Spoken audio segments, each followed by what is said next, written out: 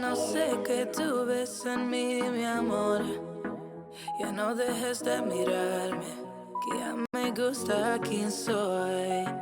Contigo me siento en control. Eres el balance en este mundo, poco humor. Se volvió ese chico que habló en mis canciones. Esas madrugadas y hermosas conversaciones. Se volvió ese chico que quería ver otra vez. Y me enamoré a volverlo a ver. Tú me ves como nadie más, bebé. Me diste alas para que vuele, pero motivos para quedarme. Tú me ves como nadie más, bebé. Tú me curas cuando más me duele. Sé que siempre has sabido amarme. Eso eres tortolito, no queda bien, bebé. Mejor de tus amigas diciendo que no ven. Esto sea duradero, que sea algo sincero. Que un perro no cambia y eso es lo que es él. Pero tú lo viste, mi amor. Tú viste mi mejor versión. Tú hiciste lo que nadie quería. Serispo para mis poesías. Siento que tú solo sabes. Chico con par de maldades, pero sincero, por verdadero, baby. Secreto que tú solo sabes. Momentos que siento reales. Yo lo prefiero que en un largo tiempo sea tu caballero. Tú me ves como nadie más, bebé. Me diste alas para que vuele, pero motivos para quedarme. Tú me ves como nadie más, bebé. Tú me curas cuando más me duele. Sé que siempre has sabido amarme. Se volvió ese chico que habló en mis canciones. Esas madrugadas y hermosas conversaciones. Se volvió ese chico que quería ver otra vez. Y me enamoré a volverlo a ver. Tú me ves como nadie más, bebé. Me diste alas para que vuele, pero motivos para quedarme. Tú me ves como nadie más, bebé. Me diste alas para que vuele, pero motivos para quedarme. Tú me ves como nadie más, bebé. Tú me curas cuando más me duele. Sé que siempre has sabido amarme.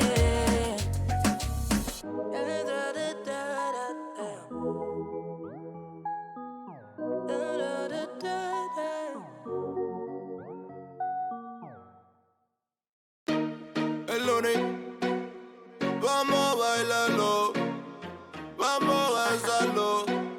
It's Ricky Baker on the beat, ey. Es difícil disimular lo que pasa por mi mente cuando te tengo de frente, yeah. Esas ganas de tocar ese cuerpo lentamente, divertirnos malamente con tu piel. Baila hasta que la noche se acabe, bailamos salsa y reggaetón. Eres hermosa y a tu cuerpo lo sabe, que bailas con esa pasión. Si lo haces como eso lo mueves, yo me imagino eso en acción. Chica, sé que tú tienes la clave, baila conmigo esta canción. Baila conmigo, tú no bailas con cualquiera. Hagamos de la fiesta nuestra cita en primavera. No estamos para acordarnos de tantos malos momentos. Estamos para disfrutar y vivir una nueva era. La más loca, la que más se atreve. La envidia de todas las mujeres. Está soltera y también como lo mueve. Esa cosa sí que tiene poderes. Mami, tiene lo que ninguna chica tiene. Tanto flow que no se compara en niveles. Mi modelo de ti tengo 10.000 carteles. Eres icy, espero que no me congeles. Paso a paso demuestro lo que ella tiene. Sin reposo te baila trapeza y reggae. Por si acaso le muestro lo que tiene el nene. Lo que quiero, mami, solo que lo ordene. Baila hasta que la noche se acabe. Bailamos salsa y reggaetón. Eres hermosa y a tu cuerpo lo sabe, que bailas con esa pasión. Si lo haces como eso lo mueves, yo me imagino eso en acción. Chica, sé que tú tienes la clave, baila conmigo esta canción.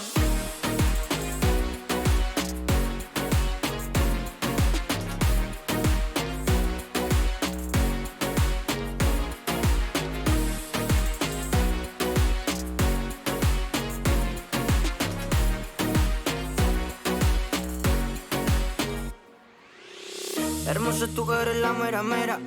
Me encanta el look de la nueva era.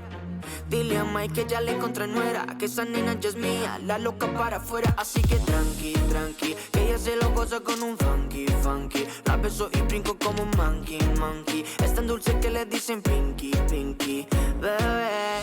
Eres mi miel, mi Anabel, tu favorito y tu perro fiel. Ese nivel en que te cargas, se te ve tan bonita en esa tanga. Dale, muévelo, muévelo, muévelo. Cuando cuente tres me invita on the floor. Dale, muévelo, muévelo, muévelo. Tú naciste pa' esto, pa' el reggaetón. Baila hasta que la noche se acabe. Bailamos salsa y reggaetón. Eres hermosa y a tu cuerpo lo sabe. Que bailas con esa pasión. Si lo haces como eso lo mueves, yo me imagino eso en acción. Chica, sé que tú tienes la clave. Baila conmigo esta canción. El lunes. Baila conmigo, baila conmigo. Vamos a darle para adelante. Y muévelo, muévelo, muévelo, muévelo. Lunes, los más lunáticos.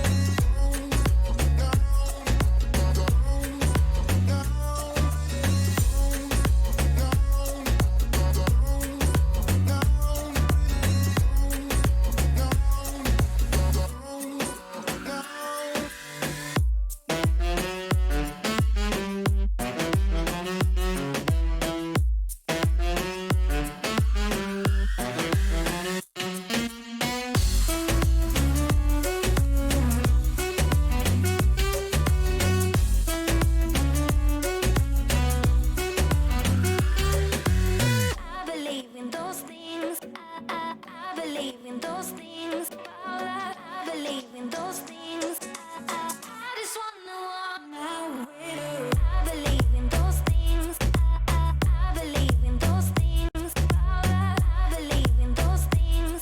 I just wanna walk my way. I believe in those things. I believe in those things. I believe in those things. I just wanna walk my way.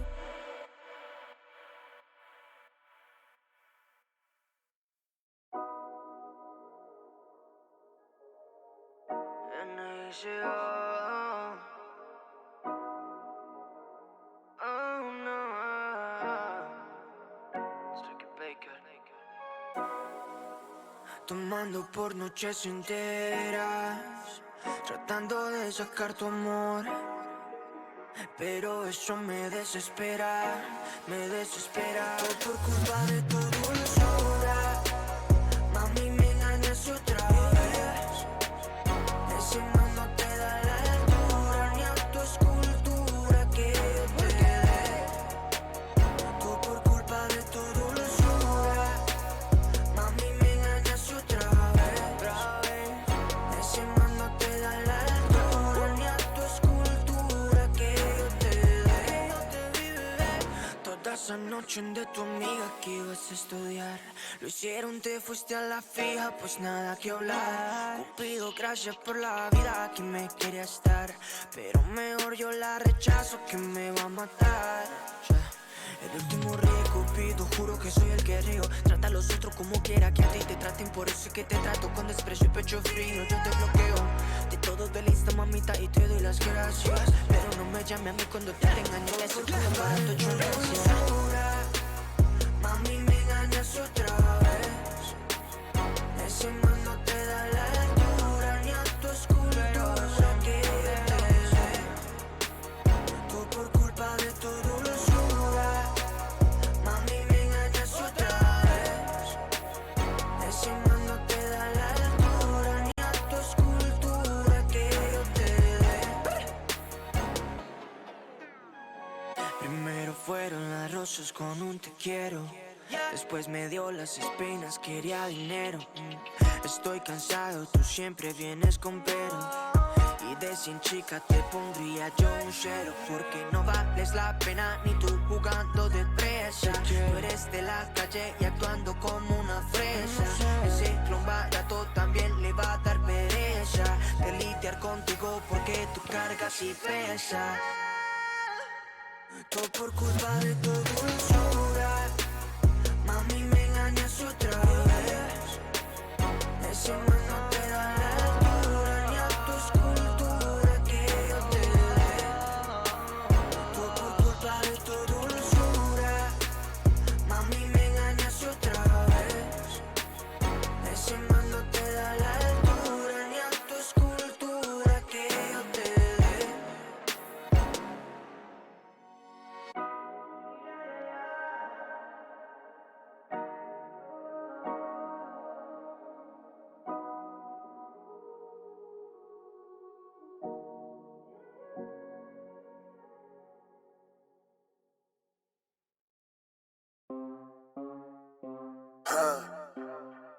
Ella lo sabe, Luné.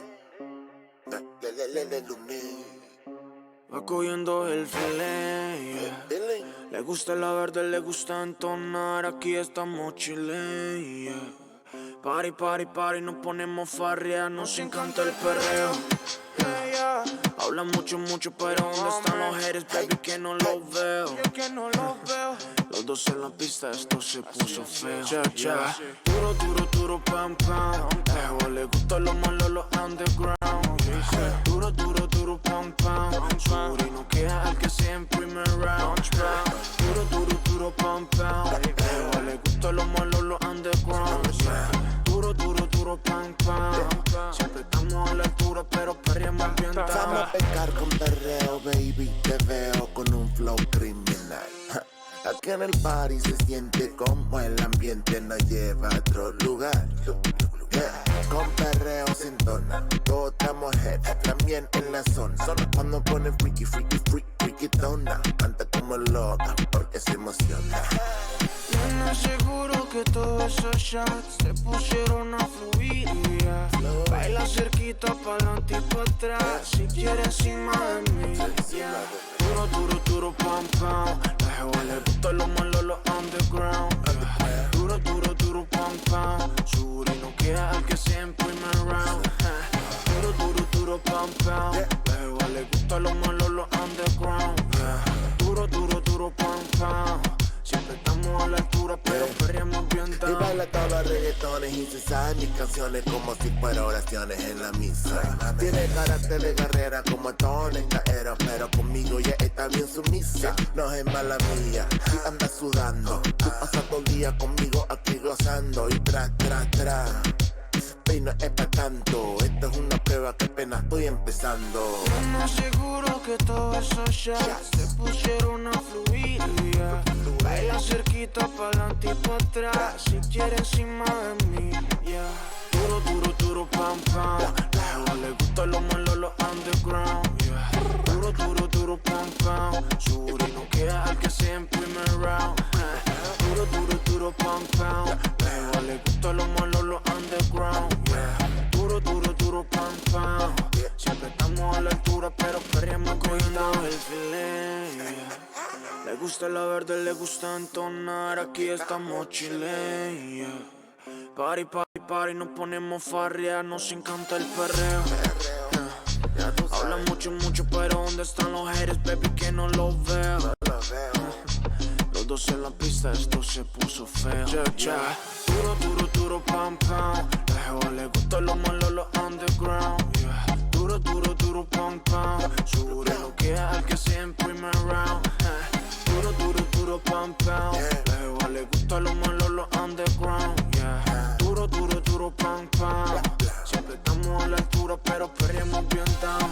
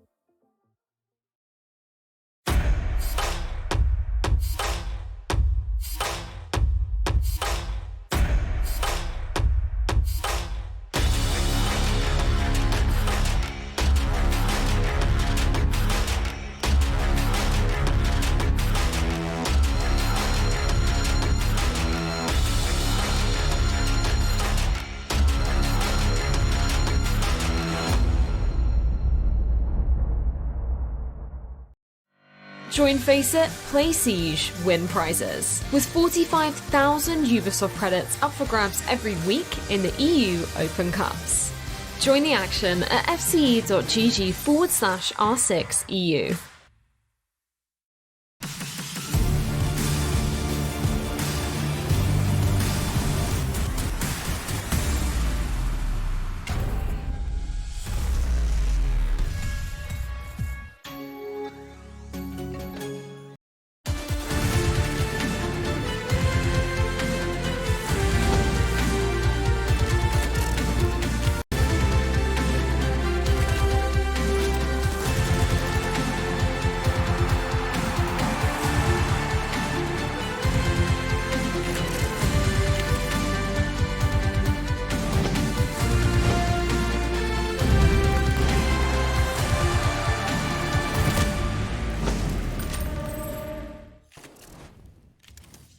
welcome back, you lovely looking bunch of gamers. I hope you're excited for another day of crazy Latam plays, where we'll be deciphering the best of Brazil. And tonight, we really do have the best of Brazil. Our opening two games are looking luscious. The whole day is going to be voluptuous, and a man that encompasses all of those describing words is, of course, Ace of Pyrite. Bring on Tim. Where is my man?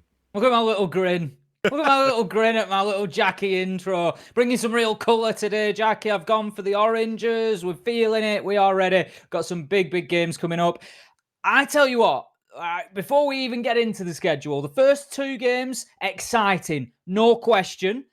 Third game, I think it could be a real sleeper. Throwing it out now. Just throwing it out there now.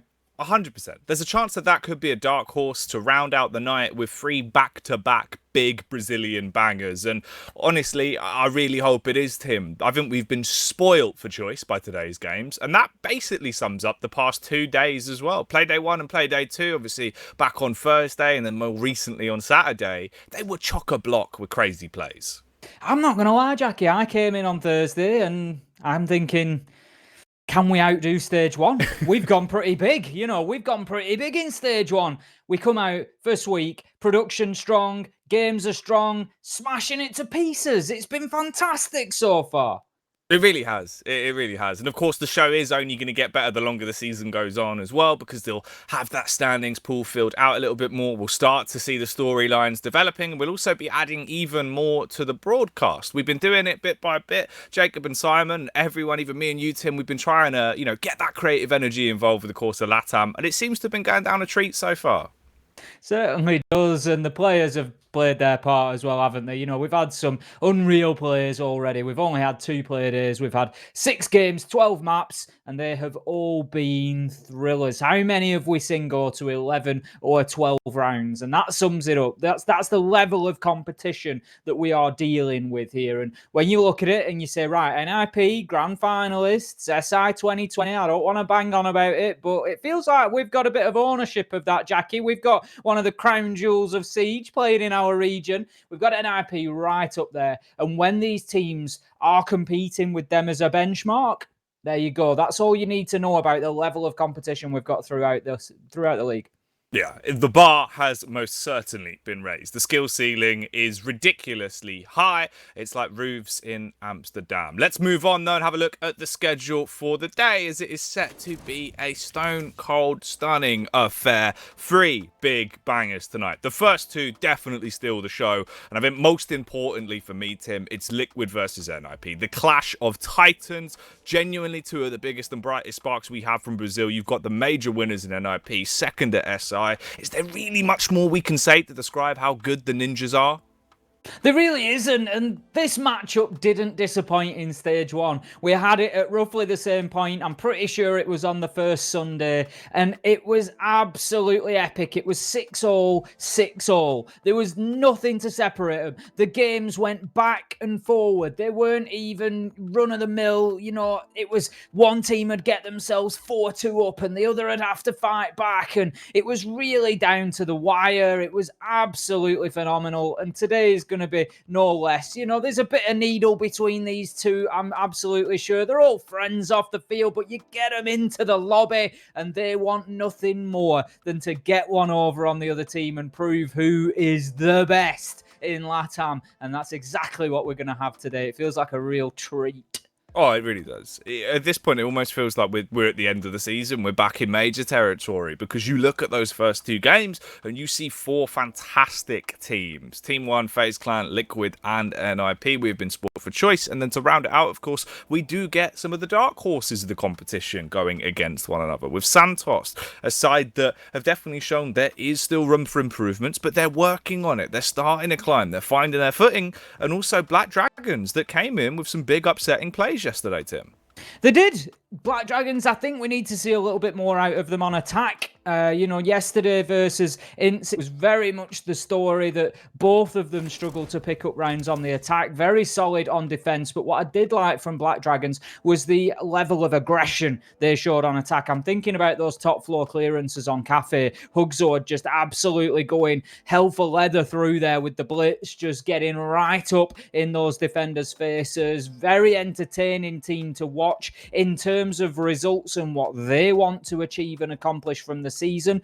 Yes, there is a little bit of work there for them to just be a little bit more consistent with those rounds, but the mentality is certainly there, and the mentality is definitely there to make it entertaining for us to watch. Oh, yeah. And we talk about entertaining. Of course, we have to look at how the season has started to shape up. And it's been an entertaining one already. It's only had 2 play days, but we do have all of the first stage to keep in mind as well. So let's bring up those standings. We'll work our way through, see if there has been any major changes. One that might stick out to you, of course, is the fact that Liquid have been able to now take the top spot off of Team 1, moving up to the first seed, Tim. They have.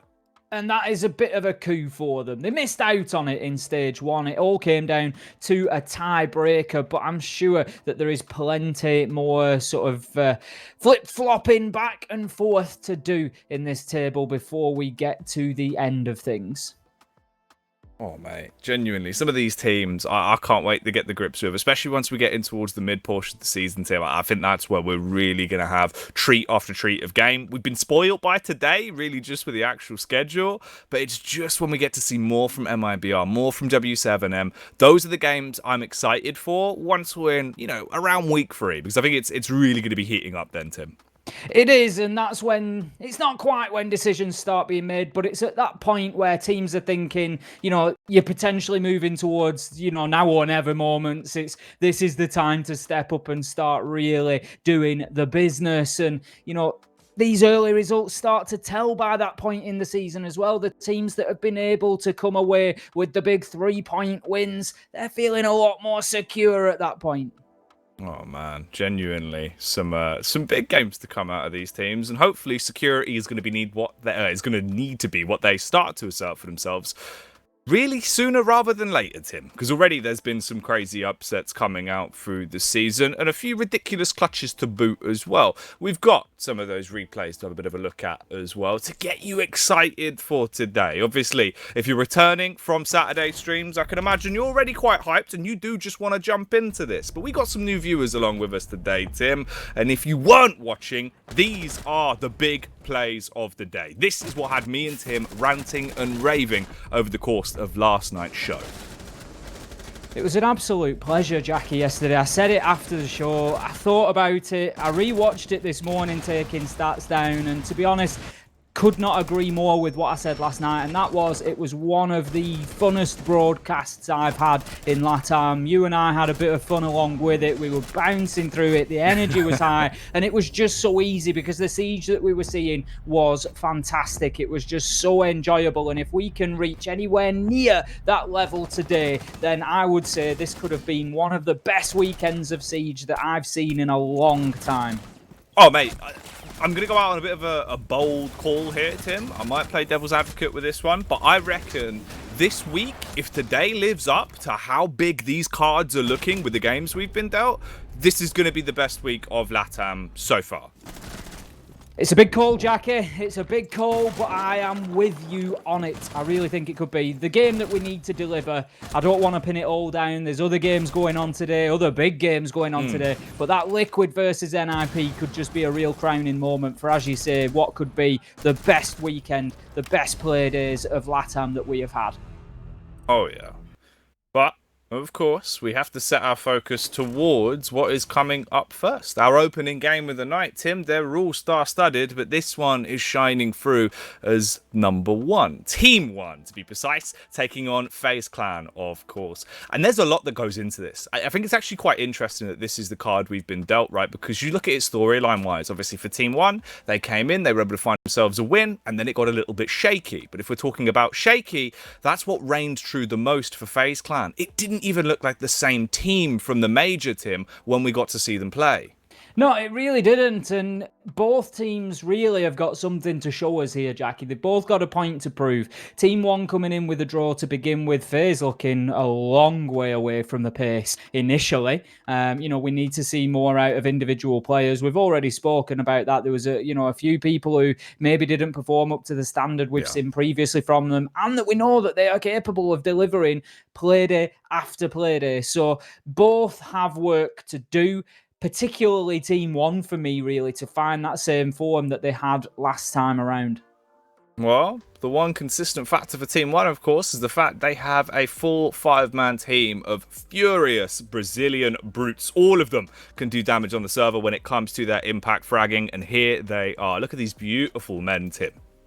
Certainly are, and they are some of the biggest names in Latam Siege as it stands at the minute. For Leapox and Falls, particularly ones to watch at the minute, playing very, very well so far. But basically, don't look away, because if you blink, you might miss something with these. But the one that I've left to last, the one that really stood out on Thursday, Jackie, has got to be Raps, coming in 23 kills to 16 deaths. 1.25 rating. He had an absolute storm of a day. What's worrying, though, is the fact that as much as we can pick out one player that can pop off, this entire team can really do damage. It's full of fraggers. They can pass the baton when they need to. Someone will step up to the mark, and you could pick out any one of them and expect them to have a great day. I feel like Lukid, maybe he was sleeping a little bit more when we got to see him come back into the server compared to what we expect to see from him. But that only goes to mean, Tim, that I'm going to be more invested in seeing if we can get more classic Lukid today. I also want to see more from Felipox as well, because he was a meme machine. He was a terror back in stage 1, but this is a terrifying roster to behold. FaZe Clan are up on screen now, Tim. Yeah, you're absolutely right there. Jackie Lukid was a bit quiet, but looking towards FaZe Clan, they had their quiet members as well. We can't say that without mentioning Live. I certainly don't want to get on his back. I'm very conscious that we've mentioned it a couple of times, but he really did have a struggle in the last play day, so we need to see a little bit more out of him. Who are the ones to watch? Who have we seen go big before? Ion and Astro, they are your two really to focus on. If you like frags, keep an eye on those two. Ion, the absolute clutch master. How many times have we seen him clutching up those late round moments, straight into it on the replays there, immediately onto an Ion big play. So yeah, keep an eye on Astro, keep an eye on Ion. Both a little bit quiet as well. The whole FaZe roster was. Maybe Mav's departure has had a bit more of an impact than we might realise, and they need to find their feet now. I think it definitely does. And I think a lot of that comes down to the fact of what Sexy Cake told us yesterday, right? Where he said, obviously, Mav's come in. He's been a huge structural force for being able to rebuild their team and add a lot more when it comes to strategy. And that is what FaZe Clan were lacking. They still had the firepower, but they did not have the strategy behind it. The techers were gone, Tim. But the techers were gone. I thought you might enjoy that one. But we do also have something that is also going away. A few maps, Tim, as we work our way down to see where our battlefield will be for this opening series. Do you reckon you can give me a couple of solid predictions today? I'll give you a map pool of 3. Could you get the 2? Well, I've not been able to limber up, Jackie. We spoke about this, and I was hoping to do some, stretches of the old brain, add a few wrinkles before we came in, because it's usually around the third matchup of the day that I start hitting that 100% success rate. So trying to bring that down, do it a little bit sooner. But seeing as it's a Sunday, we've had a little bit of a chill day. We'll see what we can do. Now, I don't think that we're going to be seeing Oregon. Let's put it that way. Given that FaZe were absolutely rolled on there, 7-1, they are not going to want to see that again in the next play day, let me tell you. So I think we've not seen any Villa yet. I keep going on about it, Jackie. We saw plenty of Villa last season. I'm itching for some Villa now. I want to see some. We've seen a surprising amount of coastline for Latam so far. That's been quite consistent, but I don't think we're going to get it here, if I'm honest. For me, throw in 3 out. Clubhouse Villa Cafe. There you go. Bang. Off the cuff. Let's do it. All right. Let's roll with it. I can see the idea behind it. I can see the thought process. Let's see if it is going to be a bit of a wrinkler. Oh, all right, not ideal. So Villa's gone. We do also lose out on Clubhouse there. Cafe is going to be removed, and it's not looking ideal. Starting off with Consulate here as a team 1 pick, and then we get another map of Coastline. Tim, I mean, what's the most surprising about this? Through hole from back on stage 1 to stage 2, right? We had Coastline very, very rarely. You could count it on one hand, essentially, how many times it popped up throughout the regular season. We had a couple of showings at the major at most, but the fact it's now been played nearly consistently in every series is mind-boggling to me. It feels like we've had a whole restructuring. I'm surprised. You know, I'm surprised at the way that we've seen it coming back. As you say, it's one that I think we saw maybe 3 times in stage 1, completely top to bottom, and we've seen it that many times already so far in stage 2, and we're not even in week 2 yet. You know, we're still on week 1. So yeah, they're certainly happier to play there. Whether the addition of Malusi and Ace are playing into that a little bit, and there's just a slight meta shift there that's meaning teams are more willing to play on coastline. I'm not 100% sure what the reasoning behind it is. Consulate on the board, though, to mention the other. I love Consulate. I never dare dream for it. That's why I never put it in my predictions, because I love watching it. But the Latam team are all so good on there that they often ban it out against each other. But Team 1 have managed to sneak it in there now. FaZe, I think Coastline could be a clever pick for them, because that's where W7M managed to beat Team 1 on Thursday. And Team 1 did have a good result against Team Liquid back in stage 1. They got that 7-4 win. It was fantastic. But if you remember, I'm pretty sure, was it Una and the Finker players that we saw on Coastline? So maybe a good call from FaZe there.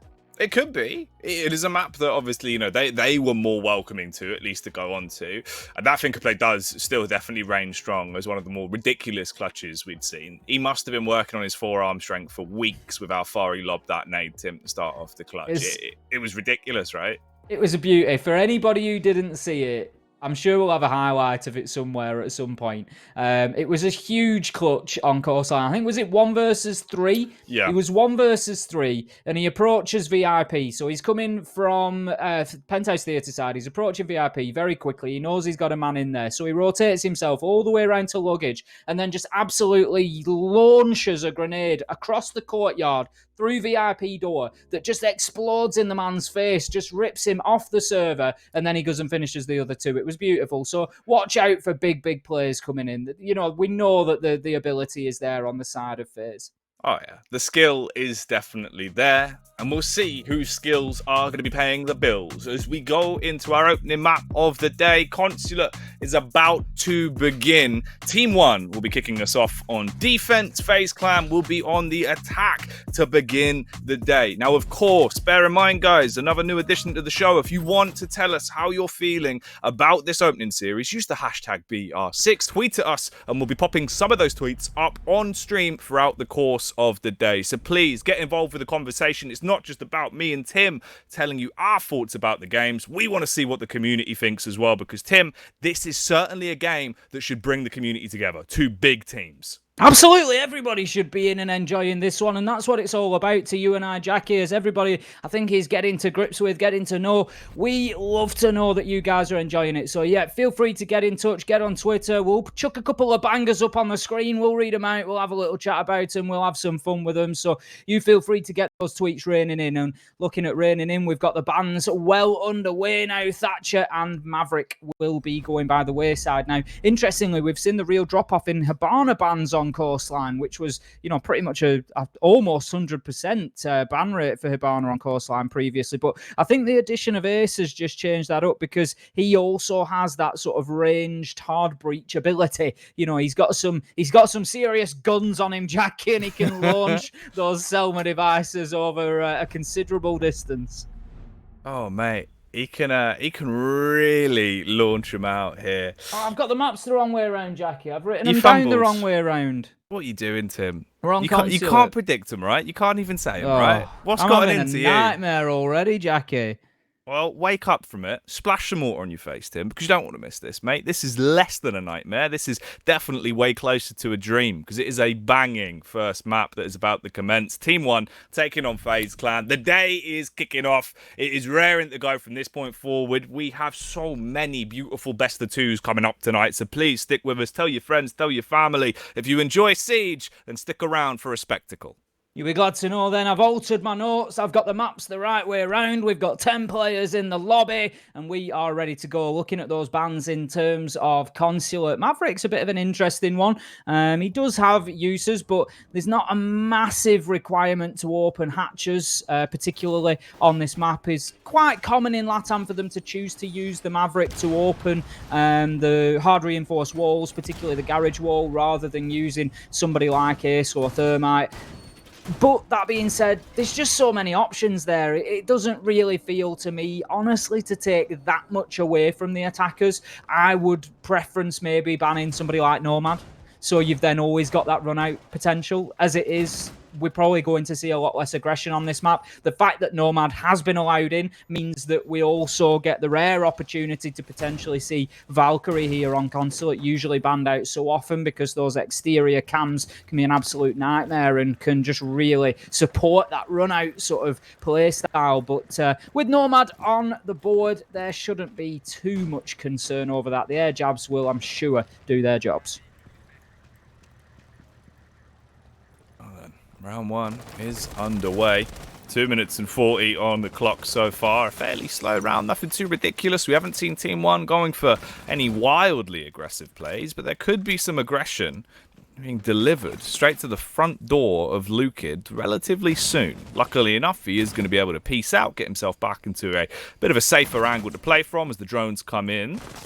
He is raring to go for this. You can see the confidence on the Melusi right now. Obviously, actually quite an effective roamer.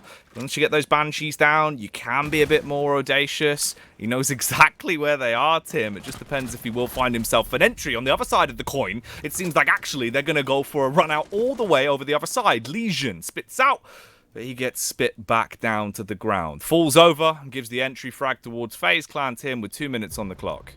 Lukid went really well last time we saw this matchup, and it was on Consulate, Jackie. Team 1 versus FaZe did play on Consulate in Stage 1. Lukid went 12 and 8. He had a very good day. In fact, most of Team 1 went positive. It was very good for them. 100% win rate on Consulate last stage. FaZe, bit more of a mixed bag. Only had 1 win on there, and I think it was a draw and 2 losses. So it's certainly not a map that I would suggest they favour. And Team 1, no surprise to see them picking it up. They are going to be feeling confident coming into this one, but they need to make sure that they get those stars sparkling and they get Lukid doing what he needs to do and getting some kills on the board. As we said, a little bit quiet in the last play day, and usually we would see a little bit more. I think we only had 8 frags from him in play day 1, and that's unusual for him across 2 maps. Oh, it really is. A man of his stature normally walks away with a fairly large impact in the server. Unfortunately, it wasn't as big as we normally expect, and that is actually going to reduce the size of the Team 1 roster by another man, as Falls will slip over and be left for dead on the ground. Finally finished off by Yuna, putting us back into a 3 versus 3. But here's the issue. Look at the sustainability. You glance over to the health bars there, you can see that both KDS and Live are ridiculously low, and the man that was on a good amount of HP has had his noggin blown clean off by Philippox, and it all drops down to a 1 versus 3. 27 seconds left to play with, no real chance now into the round for Live. The likelihood of him winning this clutch is so marginal. He can try and make the best of a bad situation, Tim, but it'll probably just be 1 or 2 consolation frags. That's the best he can hope for. Well, it's not only 1 versus 3, it's 20 HP versus 300. That's the reality of what he was facing up against there. 15 times the number of hit points that he had left on the board. And it only took 1 meeting for him to be put in the dirt, Jackie, and that is round number 1 going towards Team 1. They come out strong on the defense to begin with, locking Garage down, and they will proceed into round 2 with an advantage on the board.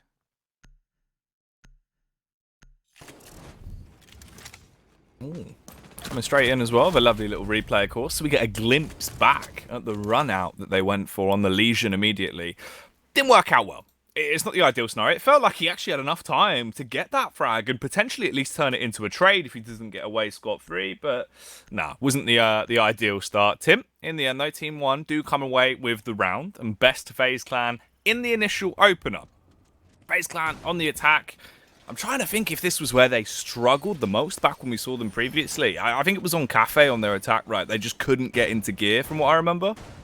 Yeah, you're absolutely right. I mean, looking back, if I take a look at FaZe in Stage 1 on Consulate, it was actually 3 losses, not 2, even worse than I thought. That's not great at all. So 60% loss rate on here over 5 games. That gives us, you know, a good bit of history to go on, really. And talking about attack, you're absolutely right, Jackie. They were weaker on attack than they were on defense. There was only 1 site where they actually had better than a 40% win rate that, and that was Archives and Tellers, which we haven't seen yet, and I'm sure Team 1 will be reasonably happy to maybe even just steer clear of that. So then you're looking at 3 sites where FaZe statistically will lose more than they win, top and bottom of it. They've got less than 50% win rates on there historically, so it's going to be a tough day for them, and it's going to be a tough half. They need to come in and they need to find any advantage they can, get some big kills on the board. Even if they're not getting rounds, they need to make sure that they're at least rocking Team 1, that they're at least pushing them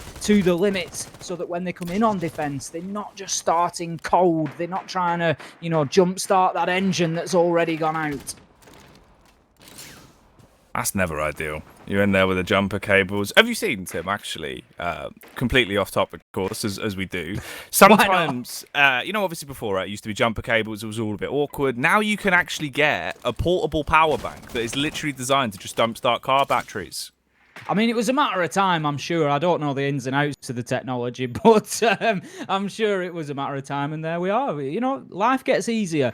We've got a little tweet coming in there as well. Do you think FaZe 2 is shifting from a strat to a frag-heavy roster? Do we think that, Jackie? So FaZe moving across. Obviously, Mav has moved away. KDS has come in. We saw KDS. He was reasonably contributing to the frags in Play Day 1, but, certainly not huge numbers. And what I would be concerned about, I wouldn't like to say 100% either way, but what I would say is that I would be concerned that they are getting caught somewhere in the middle without being either one or the other and not really knowing what their identity is. We've only seen them once with the new roster. There's a long time to go yet. Live's already having a better day than he did on Thursday with a double coming in there to open things up in Bathroom.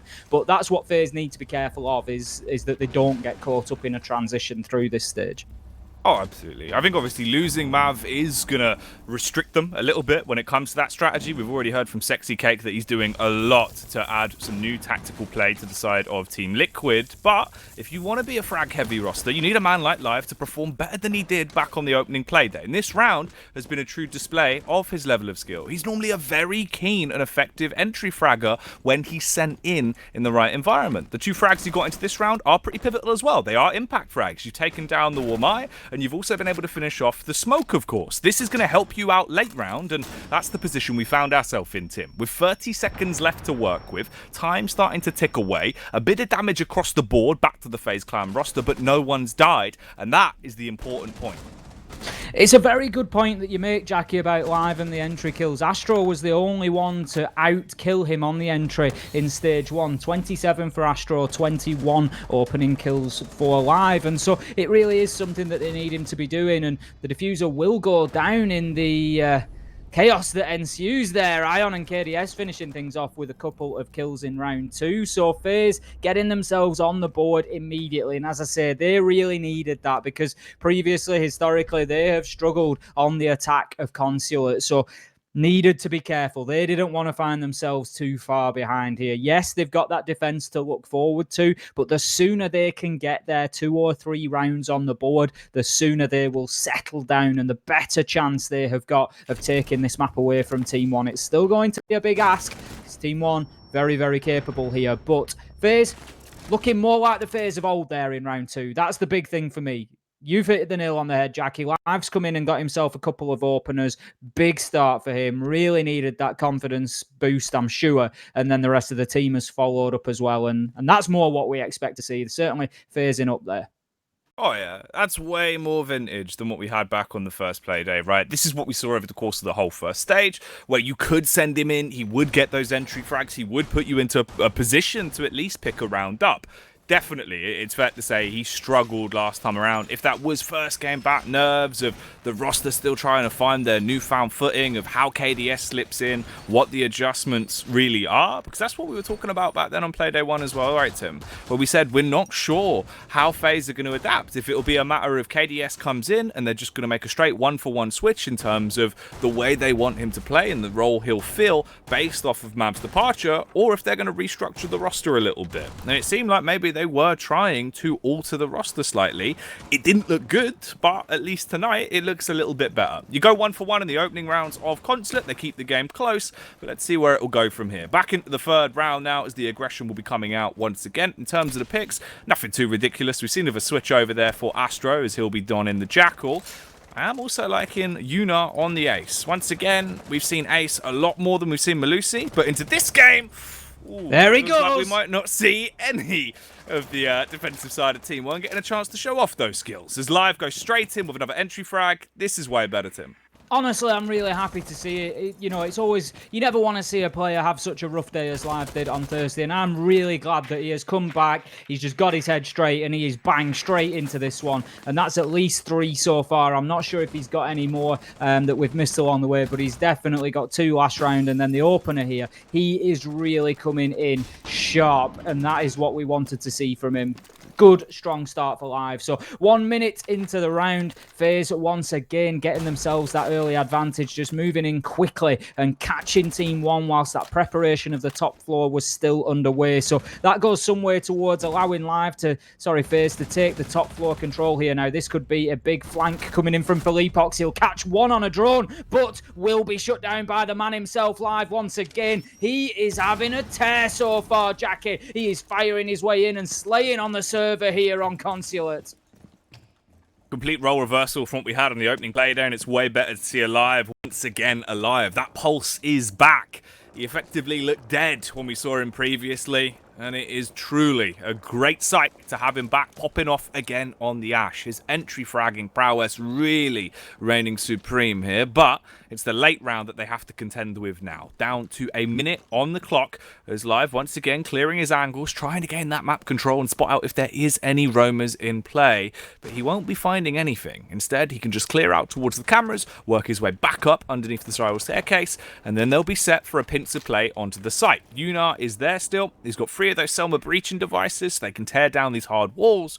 But what I'm worried about, Tim, is if they fall back into that slower style of FaZe, where they execute onto the site a little bit too late, one wrong move, and the round goes kaput.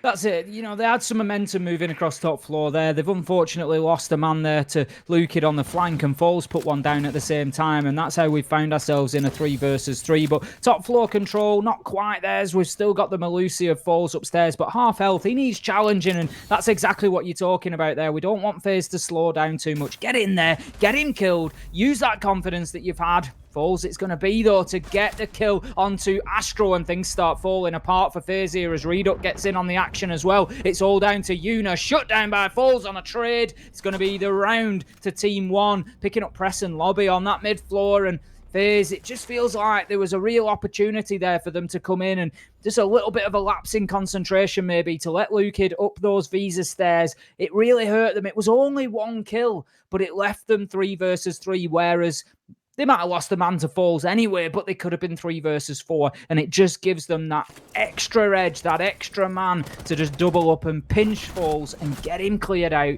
You've got your top floor control, and you can really start pressuring the 2 that are left inside, but they were just never really able to do that in round 3. It's a rough round to lose as well, right? Because how many times are you going to be able to capitalize off the back of Live just cleaning up with so many entry kills, so many opening opportunities? He was basically the cement trying to keep that round together.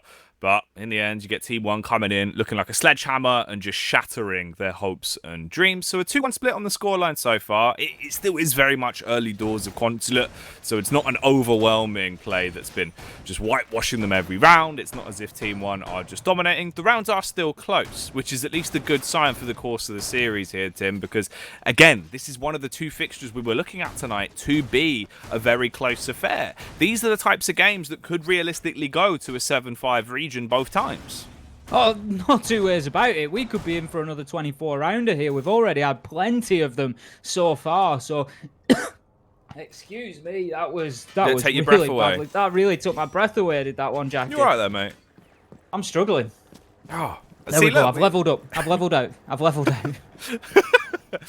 Oh gosh, took his breath away. Well, is this something that will take your breath away, Tim? The coastline rework. The map's looking a little bit different, isn't it?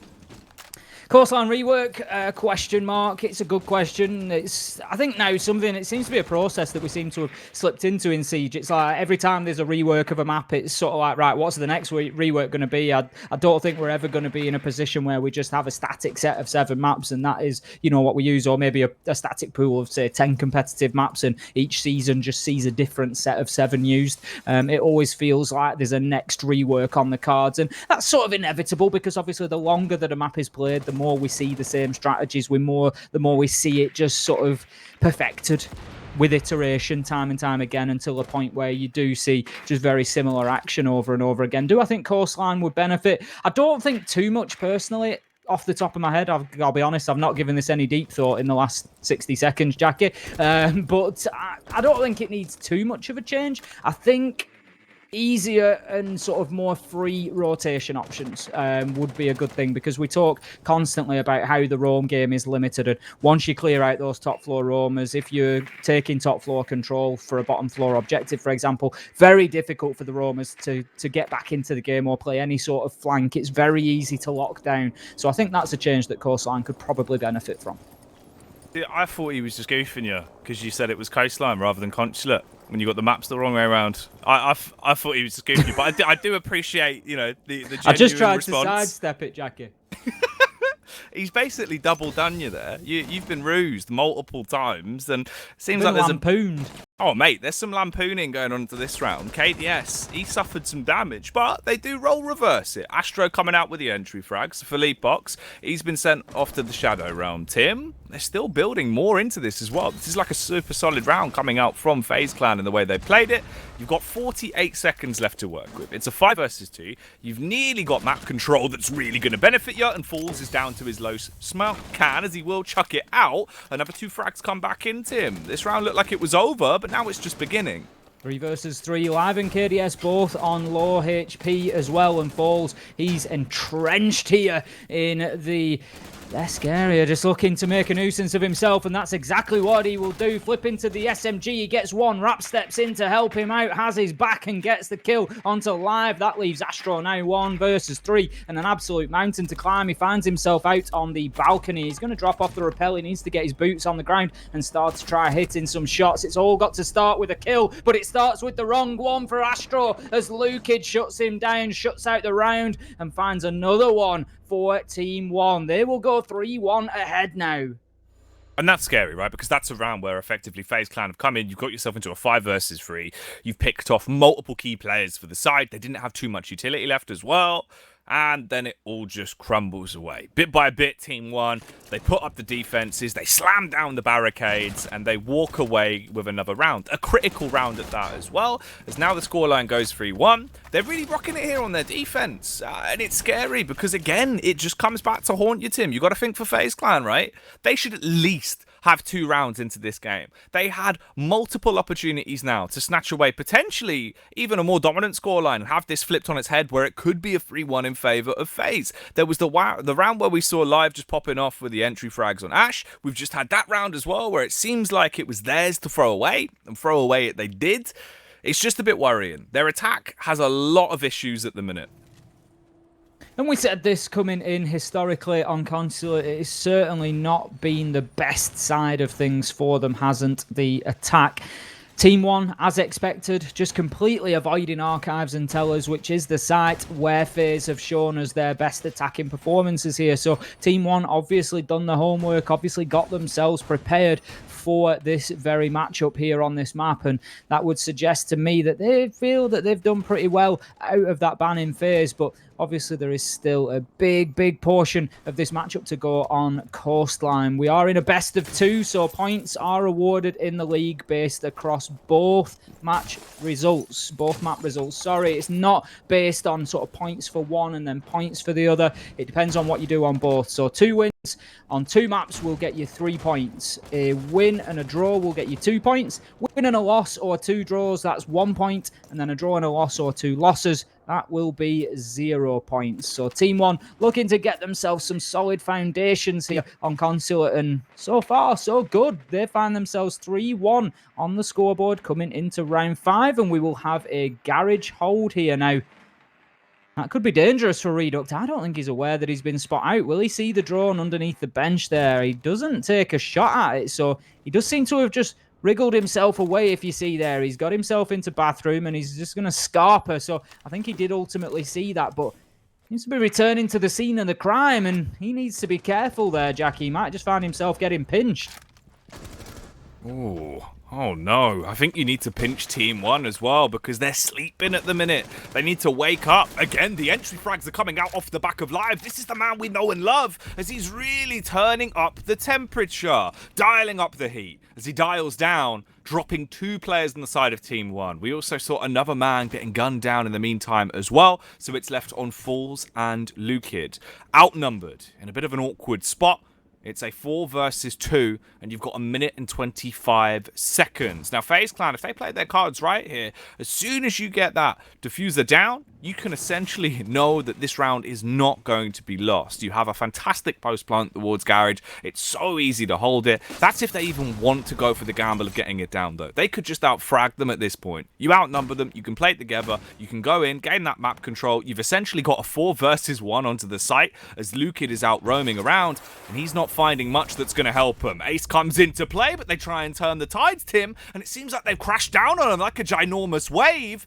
Lukid, you're left in the 1v2. Can he do it as he walks back around, paranoid about the vertical play? Here's that goo mine go off. It gives him the audio cue, but it won't cue him up to win the round. KDS turns on a dime, hits the headshot, and picks up the round. That was tough for Lukid there. I feel like, and it's absolutely not a criticism, but just I think that goes differently if he can move quicker. He can't because he's concerned about the sound, obviously, but I don't think KDS was actually aware of his location. I don't think that they knew exactly where he was pushing from, and it was just good game sense from KDS to think, you know what, we can't see him anywhere in sight. There's going to be a rotation here, and it just took that couple of seconds for FaZe to recognise that, to check everywhere in sight, and then KDS thinks, I don't like my backside on yellow stairs here, flips it round, turns it, hits him with the turn and burn, 180, kiss, bang, bang, finishes the round off. Great play from KDS, but Lukid on another day there, if he can just move a few seconds sooner or a little bit quicker,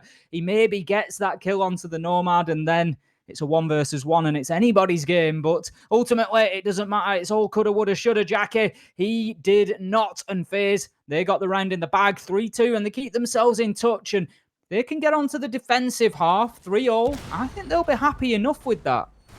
Oh yeah, if you can at least bring it back, get it rounded out into a solid position, it makes up for a couple of the rounds that it feels like they already should have won by this point. It keeps the game close, keeps it competitive, and it gives you a good building point to try and ascend once you're on your defense. Now, looking at the defense, though, 2 players that are sticking out like sore thumbs really for me at the minute. Luca as well, 6 frags. It was nice. He's been cleaning up into a couple of these rounds, and Fall's been having a bit of a game as well, 7-3. There's another operator that I want to glance at, though, Tim, that we always try and get a bit excited for, because, of course, there's an Oryx coming out for Philippox.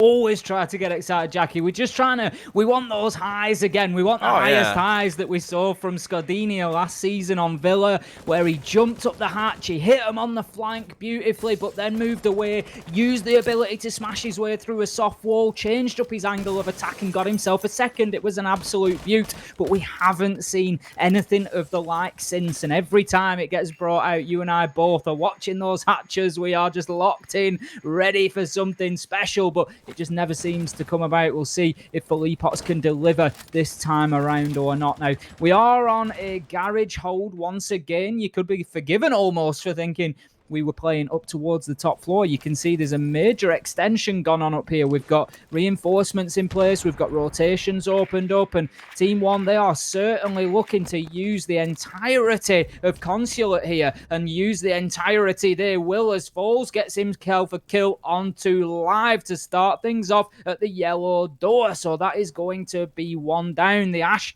is gone and the advantage sits with Team 1. A sick opener. A good weight, the repaint yellow stairs into something a little bit more red. Falls, really wanting to get himself closer towards double digits as well. Holding strong and gunning away. Bullets after bullets riddling by, but no one receiving them as a glorious gift. Instead, they are going to make a bit of a rotation around. I thought that might have been Yuna, but instead it is actually KDS that's got himself low down to the ground, trying to look through the drone hole to get a read off and potentially blow off one of his shoes. They do go for a mass migration, though, as they'll pick themselves back up. Ion, grouping with KDS, will roam around and look for another entry point in. Meanwhile, Astro has already found one of Klaus, clearing out from the top floor down. This is where it could get a little bit awkward if Lukid doesn't spot him out, as the chance of a potential backstab on the late site execute. Just looking to push slowly, Lukid. He's making an absolute menace of himself out on the roam. Very, very difficult to pin down now. He sees his man, puts shots on, and Felipox it will be. Comes in with a headshot onto Astro as well. Falls onto Yuna, and it is all falling apart right now for FaZe as we find ourselves 5 versus 1. Raps getting in on the action. The prone will not surprise KDS as he manages to get 2 on the round now. Could he do this? He's already brought the odds down to his favour, but no, he moves in to the canteen without getting into his ADS and pays the price he does as he is ultimately shut down by a reduct on the Mozzie. Look at that, through past the bomb chassis, just threads the eye of a needle and finishes the round for Team 1. Good start for them, 4-2 on the half, and FaZe, they've got a job to do here on Consulate.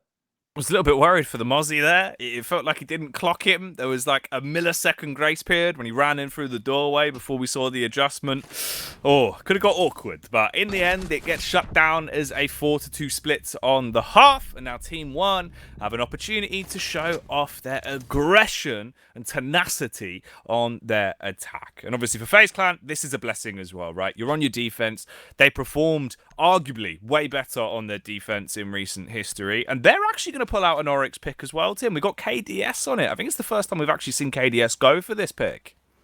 I think it is. We haven't seen the Oryx brought from him, and we're still learning a lot about KDS. Obviously, the new player to the roster. He's replaced Mav, as we talked about earlier. It might come to as a surprise to a few people if they weren't aware of it. Obviously, Mav, a long-standing member of the FaZe lineup, but he has moved across the Team Liquid primarily in a coaching position, I believe, but also as a 6th player option as well. So Mav keeping his options open over there, and I think it's a great pickup from Team Liquid, to be fair. A lot of knowledge going across with him, but KDS we will learn plenty about over the next 4 weeks, I'm sure. Now, as you say, going to bring the Oryx along, and we are going straight away to Archives and Tellers. So you haven't seen this one defended before. What are you about to see? Well, generally speaking, you'll see some attention paid to that top floor. The attackers will try and get in, get control over admin, move down with vertical pressure into Visa, and then try and get a diffuser plant down in the Tellers area, usually on top of one of the desks or the marble plinth, to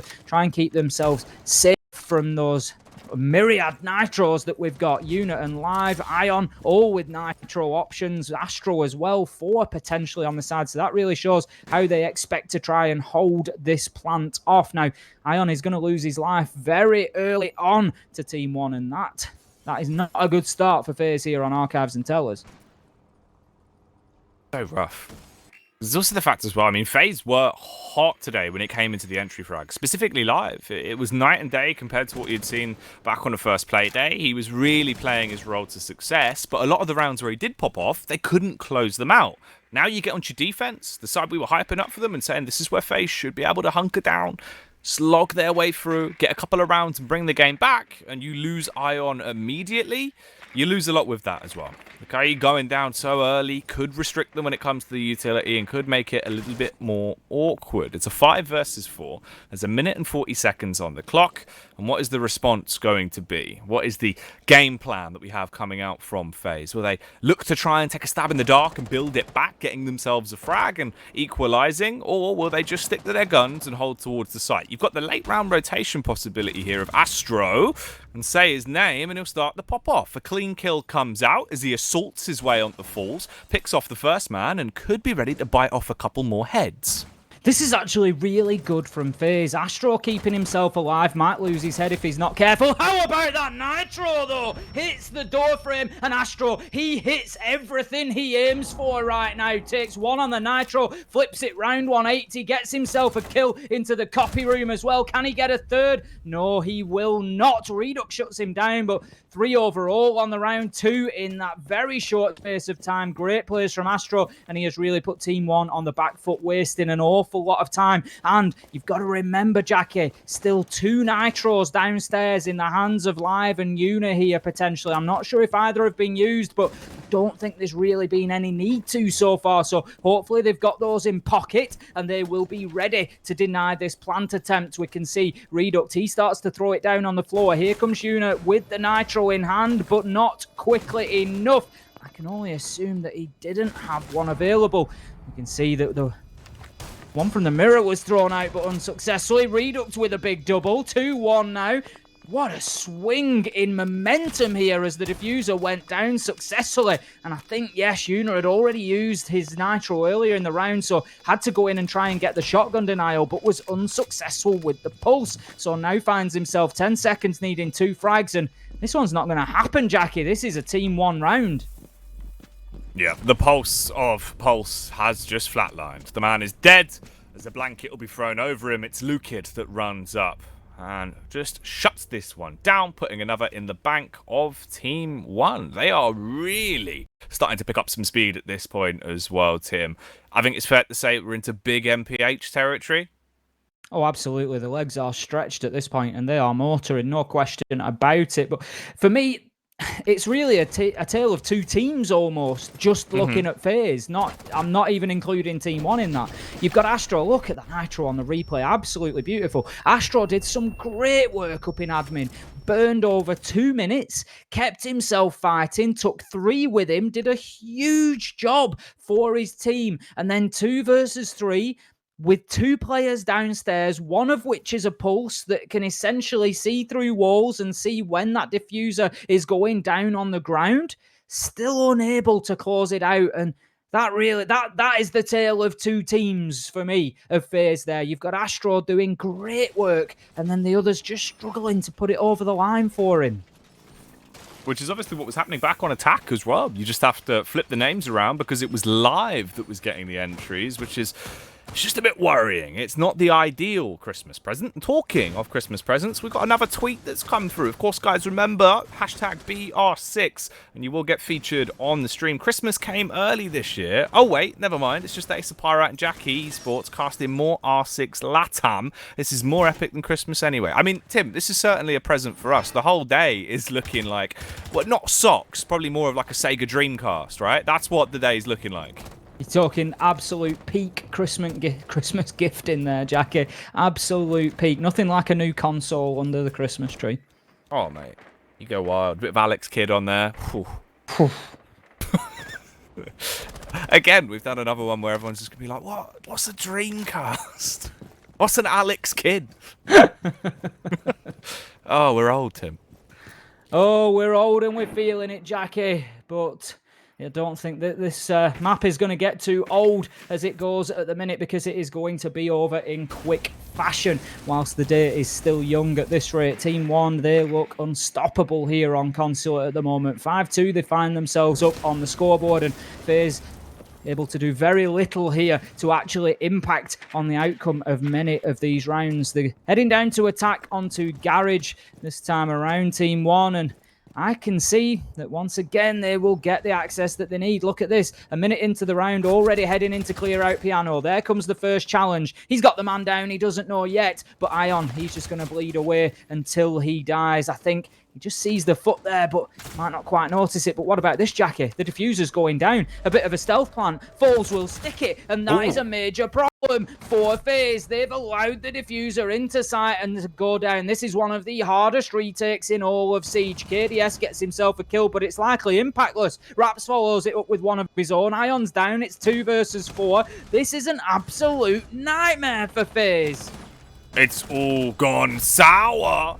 Ooh, there was a little opportunity there for Una to do some damage as he pops off with the LMG and slaps a couple of faces, but in the end, of course, falls from this position. There's no chance you can really throw it away. Once you get the diffuser down on a site like that, you've opened up those angles. You've got clear post-plant positioning. You can just sit back, wait until you hear the tap, peek out, and end the round. It's so easy to clutch it from that position. There's no reason why it ever would have been thrown away, and it doesn't. Instead, they go through here now with a 6-2 split on the scoreline. 1 round away from ending this, Tim. And for it to be over already, 7-2 straight from the get-go, which is crazy when you think about it. We were looking at these games being incredibly close tonight, especially this opening series. It had my money of this being a back-and-forth battle where FaZe Clan would want to prove that they are above Team 1. But Team 1, they are riding high at the minute. This game could be over this round. As we said coming into it, Jackie, you know, we had some concerns. We had some concerns over FaZe on Thursday, but we'd sort of written that off. It was the first game of a new stage. They came out a little bit slow, and, you know, they certainly performed better on the second map than they did the first. And you know, maybe it's just a bad day at the office. Let's hope they turn it around. But we're not really seeing that from them here today. I mean, this is the team that were runners-up in the mini-major back in August. They are certainly capable, but they really are not showing it to us right now. Now, again, Consulate is a map that they've struggled with previously, but you start totting up the maps that they're struggling with, Jackie, and you start finding yourself with a problem. They are very popular, common maps. Oregon, Consulate. How many times are you likely to play those over the season? You can only ban so many maps out, and you need to have as broad a map pool as possible. And if that is part of the problem for FaZe here, it's something they're going to need to work on quickly, because it could end up running away from them in this stage before they even know it. Terrifying prospect. It's really not an ideal start for FaZe here into stage 2 of the BR6. It's a terrifying position to be in, especially when Team 1 once again now are trying their luck early on. They've kept rocking the ace, and Falls makes quick work of those hard reinforcements, tearing the pieces, shattering them one by one with the Selma breaching devices and giving them an early opening angle. We could have a bit of combat going down towards the yellow stairs though. Philippox just spamming through the barricade early on to try and arch some backs and terrify anyone that's in close proximity. But there's no overextension. There's no risky business from FaZe. They're not going for any power plays to him and looking to capitalize early on. Instead, they are just turtling. They're waiting for the fight to come towards them. I'm just a bit concerned about FaZe's ability to pick up on drones as well. You know, we know that the players at this level, generally, they're snapping on, they're taking them straight out. They know that there's a Twitch drone in sight because it hit a Maestro cam whilst it was being operated. So they have to be aware that there was something in there interfering. And then we still see it picking up Astro on the Jaeger, out in the corridor at the bottom of Visa stairs, and just seemed to be completely unaware of it. Reduct it was, I think, that took advantage of that last time around. And, you know, they need to be very, very cautious of that. They can't be allowing themselves to get spotted out like that. You know, last time it was the Legion, and they need to be very careful because they're going to lose men too quickly. You lose men, you're going to lose the round.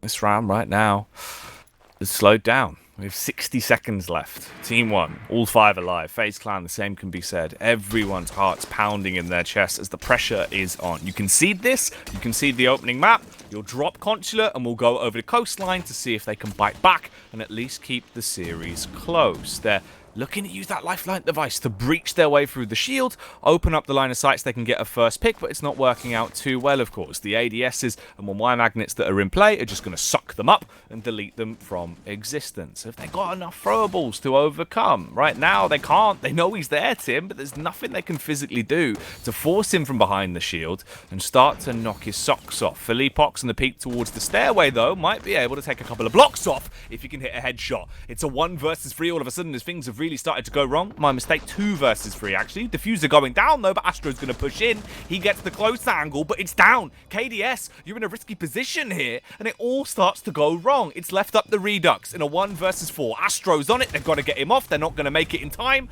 The disable comes through, and FaZe Clan get another round.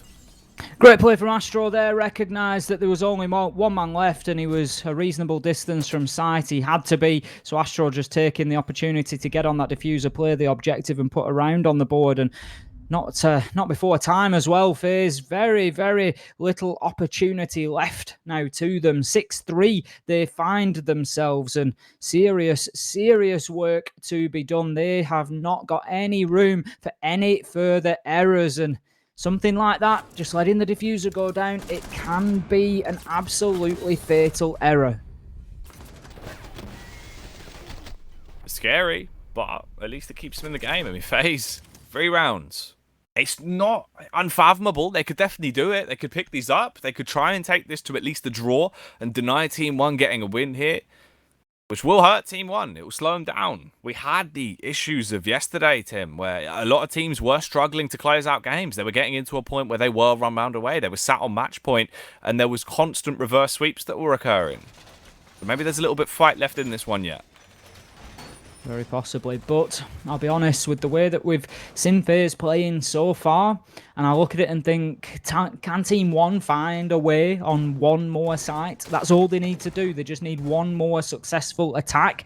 Given what we've seen so far, my money has to go with Team 1. FaZe, they're going to have to show us something that they haven't yet brought out of the locker. We're heading back to archives and tellers, and if we remember this from the last time we saw it with FaZe defending Jackie back in round 7, we had Astro do some great work up in admin, take 3 with him, leave FaZe overall in a 2 versus 3 to their advantage, but still it was lost. The diffuser was able to go down with, despite there being men alive downstairs and a pulse scanner in play to spot out where the diffuser was going to be placed. It was rough. There's no other way to describe it. And, you know, can I see Team 1 repeating that? Absolutely. Okay, 6-3. It's all to play for. The game is certainly starting to spice up, and it feels like FaZe, they're finding their footing a little bit, but has it come out too late? Do they not have enough time to get back into the game? Eyes glancing over towards Raps early on with the entry. He is on the Ash. He's got a lot of map control. He's been able to bombard his way in, and he's really taken quite a high tempo into this one, but he's not found an opening opportunity yet. Here's the scary factor as well, of course. You've got Yuna on FaZe. He can stick himself down, low to the ground, all the way towards the basement level, and make full use of that heartbeat scanner to have a good read on the situation, a good idea of the game of push and pull that is occurring. Perhaps, will he be able to get that early entry? Roaming around, seems like Falls could have shut down a man, Tim, but it's an awkward encounter and the bullets won't actually connect. He's really running the risk, though. A consistent reface into that one. Peaks multiple times, but to no avail. Just a bit of damage done to Astro.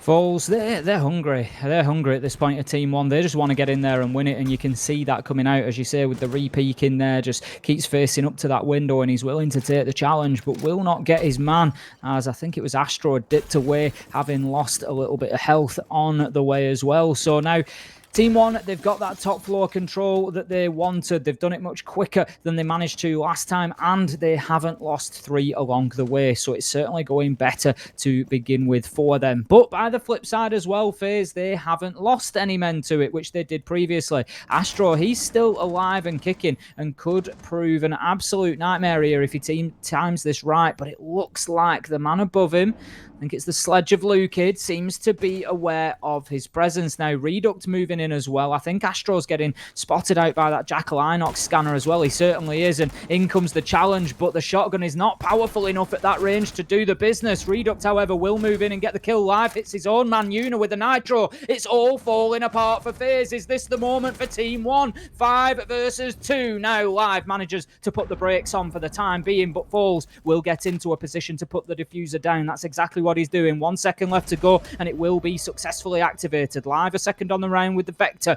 Find ourselves now 3 versus 2. Falls shuts him down though, and it is all down to Ion. He hasn't had the busiest game so far. 3 and 8. Make that 4 and 8 as he gets 1. 1 versus 2 now. Ion, he's looking for 2 more. He's got about 20 seconds left to do it, but they are grouped up together. Smart move though. One heads up the spiral stairs and looks to get a vertical hold onto this site. He has little choice but to start trying to bait a challenge out here. He needs to know where they're attacking him from, and he realises that there's one up above. He's going to turn his eye skywards, but all he'll find is bullets raining down, and that's going to be Falls shutting down the round. Ion taken out despite his best efforts, and Team 1, they take Consulate in what can only be described as convincing fashion. A big game, a beautiful display, and a lovely clean up there towards the end, securing them the win, Tim, as they will pick up the first map. It felt like there was a little bit of fight in FaZe Clan towards the end. They started to get back into it. Again, still seems like they are trying to figure out the dynamics of the new roster and the way they want to play it with KDS coming in, but it looked better than yesterday. Also, what worries me is looking at that scoreline, right? If you've just joined the stream now, you've just taken a glimpse of that, you might think, that was quite a one-sided game. It really wasn't that close. But there's at least 3 rounds, Tim, that I think could have gone to FaZe Clan, where they had a huge advantage. At least 3 versus 5s twice into that game that they just conceded. The problem for them is they need to take advantage of the situations that they create for themselves. So the perfect example we've got there, Jackie, is Astro, top floor admin, hits a 3K, and you're 2 versus 3 on archives and tellers. You can't allow that situation to become the attackers getting the diffuser down and winning the round. Those are the ones that you need to close out. And as you say, there was plenty of opportunities there. If FaZe were to grab a couple of them, it's a 7-5 maybe. It's, yet maybe you don't get something out of it. But as you say, that the scoreline doesn't necessarily tell the whole story. There were a couple of rounds that were very close there to making it a different game. But ultimately, FaZe, as I've said in the game there, it's all coulda, woulda, shoulda. At the end of the day, if you don't get those moments, if you do let them slip through your fingers, you're going to continue getting hurt. You will. Oof. And it is going to hurt if you miss the next game, because if this is anything to go by, there is potentially a bit of a banger to occur on Coastline. Stick with us. When we come back after the break, we'll be going into Coastline to see who's going to win the series, or if it will be split 1 map apiece.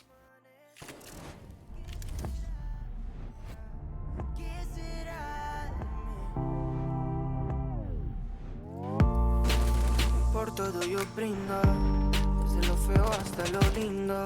Tú eres una prueba que el mundo ni nunca me brindó.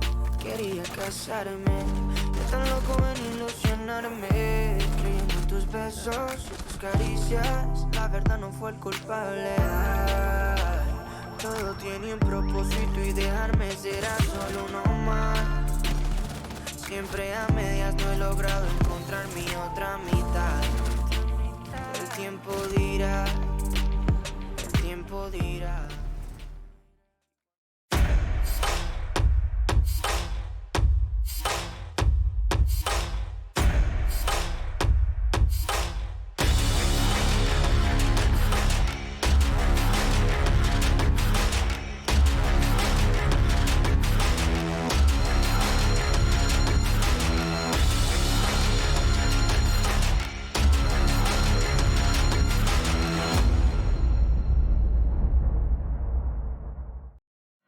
Join Face It, play Siege, win prizes. With 45,000 Ubisoft credits up for grabs every week in the EU Open Cups.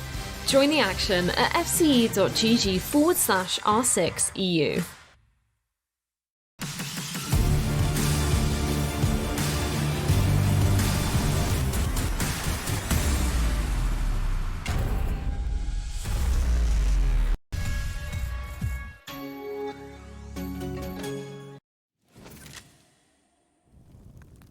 And welcome back, Siege Superstars. Thank you for joining us for the second map in this fairly exciting series, Tim. It seemed like it was going to have a bit more oomph to it, but FaZe Clan unfortunately fall out, being bested 7-3 in the end against Team 1 on the opening map of Consulate. We're moving into Coastline now, Tim. Do you feel like there's more of a chance for this to be a bit of a banger?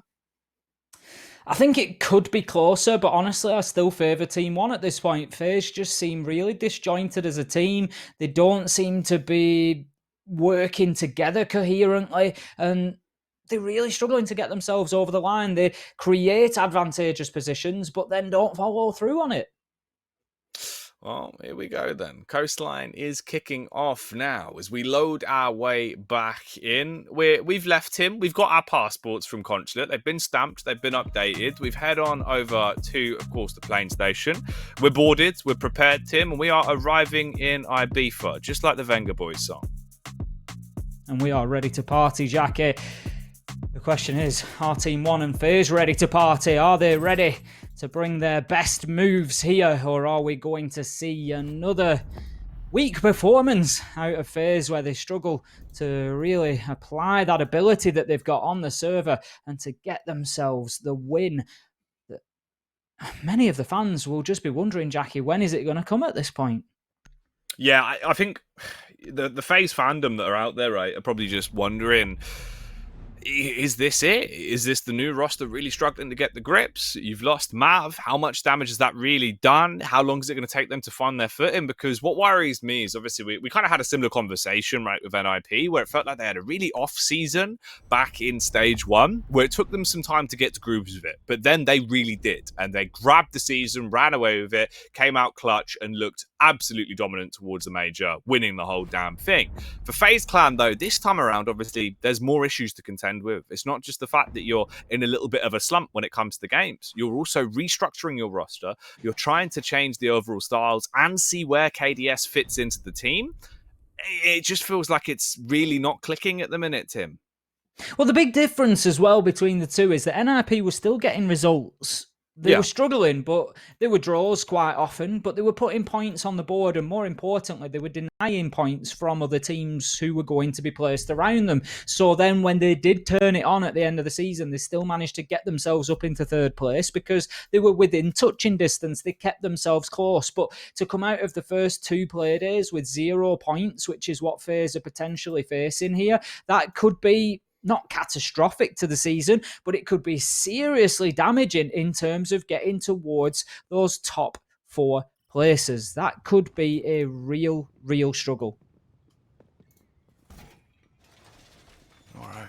Well, here we go then. The game is live. We are heading back in as we go into the second map in the series. Team 1 versus FaZe.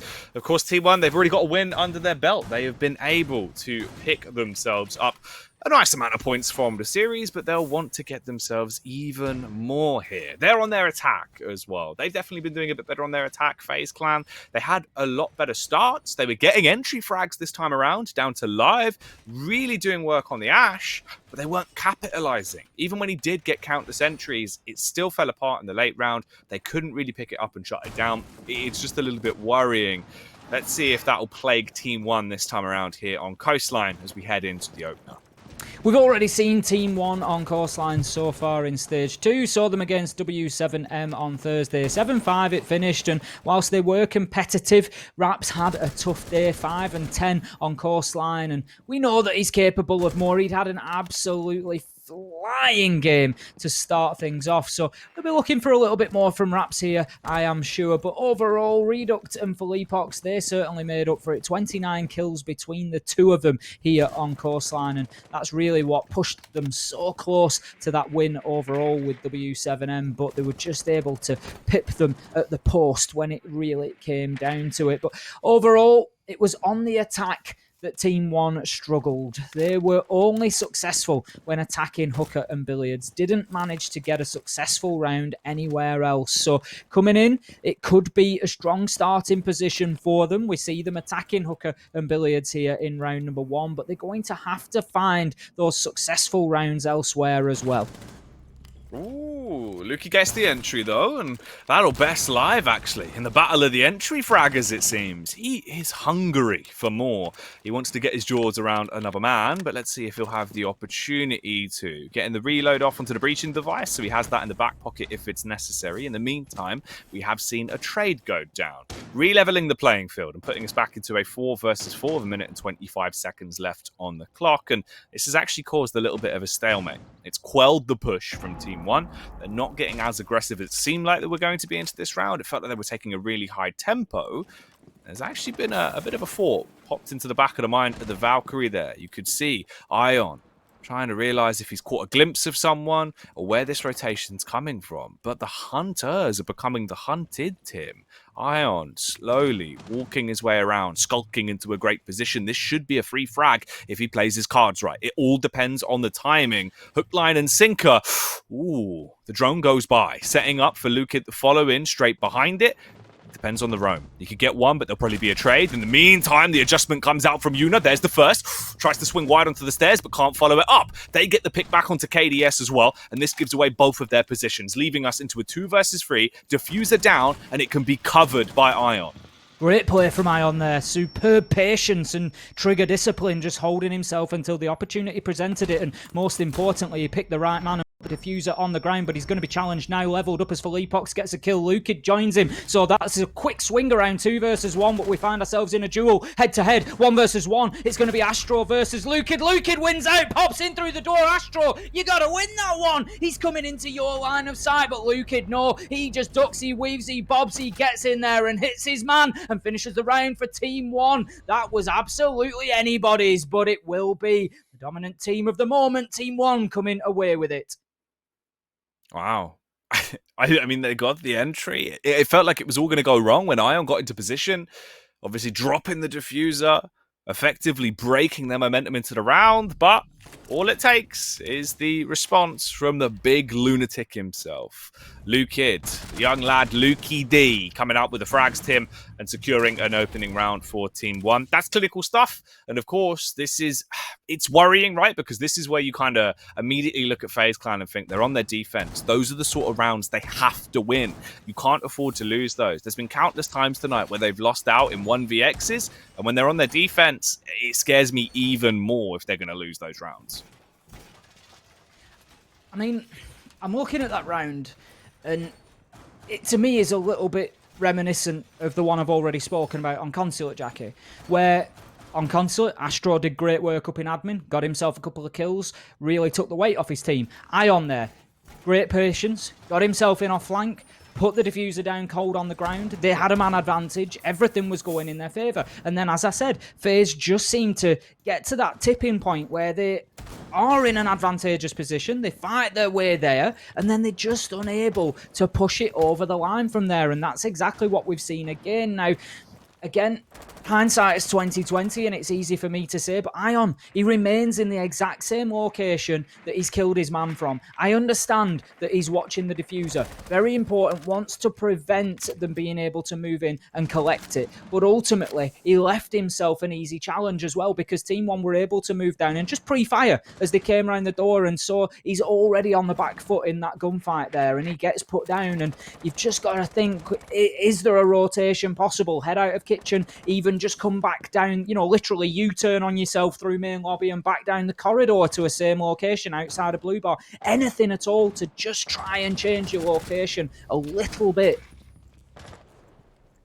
Changing the course of the round, though. Lukid, he begins to pop off, obviously finding the real alibi, and then breaking down her army of clones as well, taking out the prisoners one by one.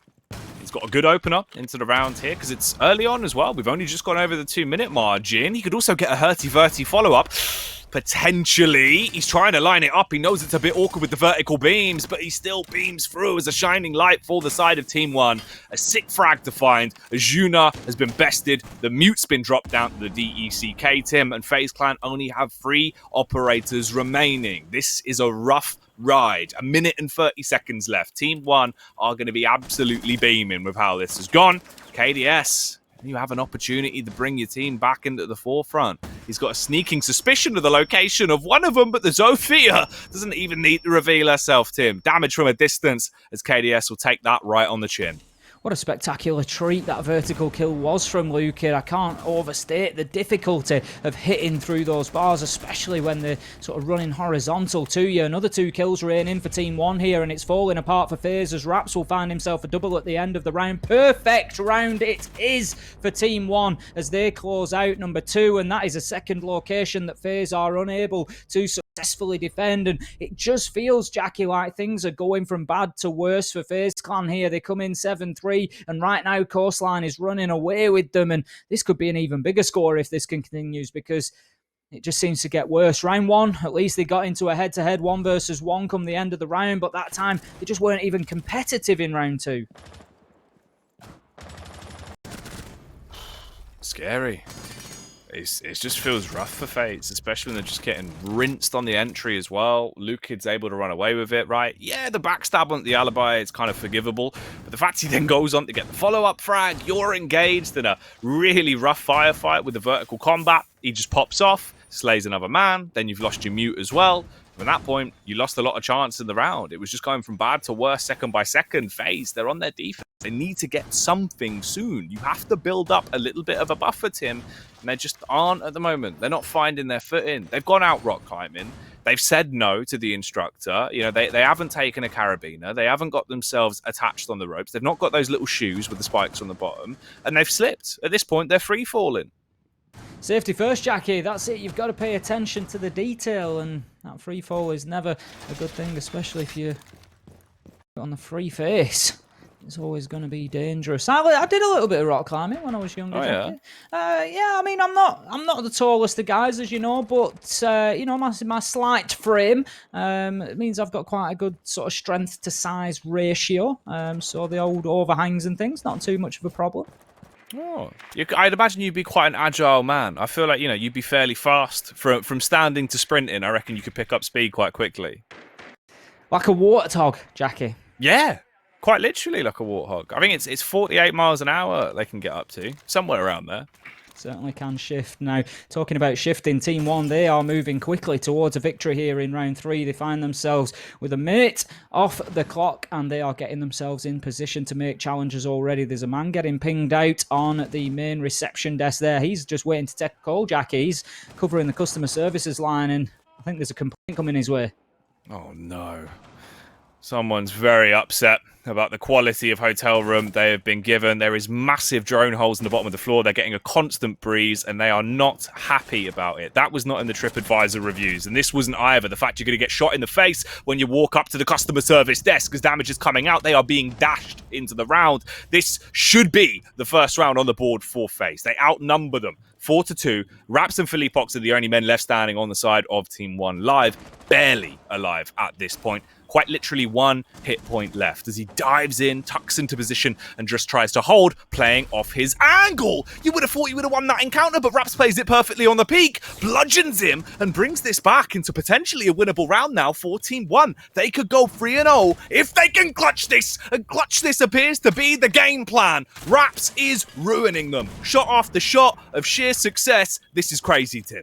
2 versus 2, brought back from a 2 versus 4, and right now this is anybody's, but the problem that FaZe has got is the momentum for the round has shifted away from them. It surely has to be in their brains right now. Not again, not this again, as Team 1, they turn the screws and they up the pressure, and with 50 seconds left to go, there is a lot of that pressure to be absorbed by Yuna and Ion. Yuna, of course, on low health. That is the one advantage Team 1 have got, but they find themselves another advantage. Philippox comes in with a huge double, and that is a big turn around for Team 1. There is nothing that FaZe can do right now to stop this juggernaut rolling over them. 2 versus 4 is not too much for Team 1 as they put another round on the board here in Coastline, and you have to ask yourself just exactly what can FaZe do right now, because nothing seems to be going their way.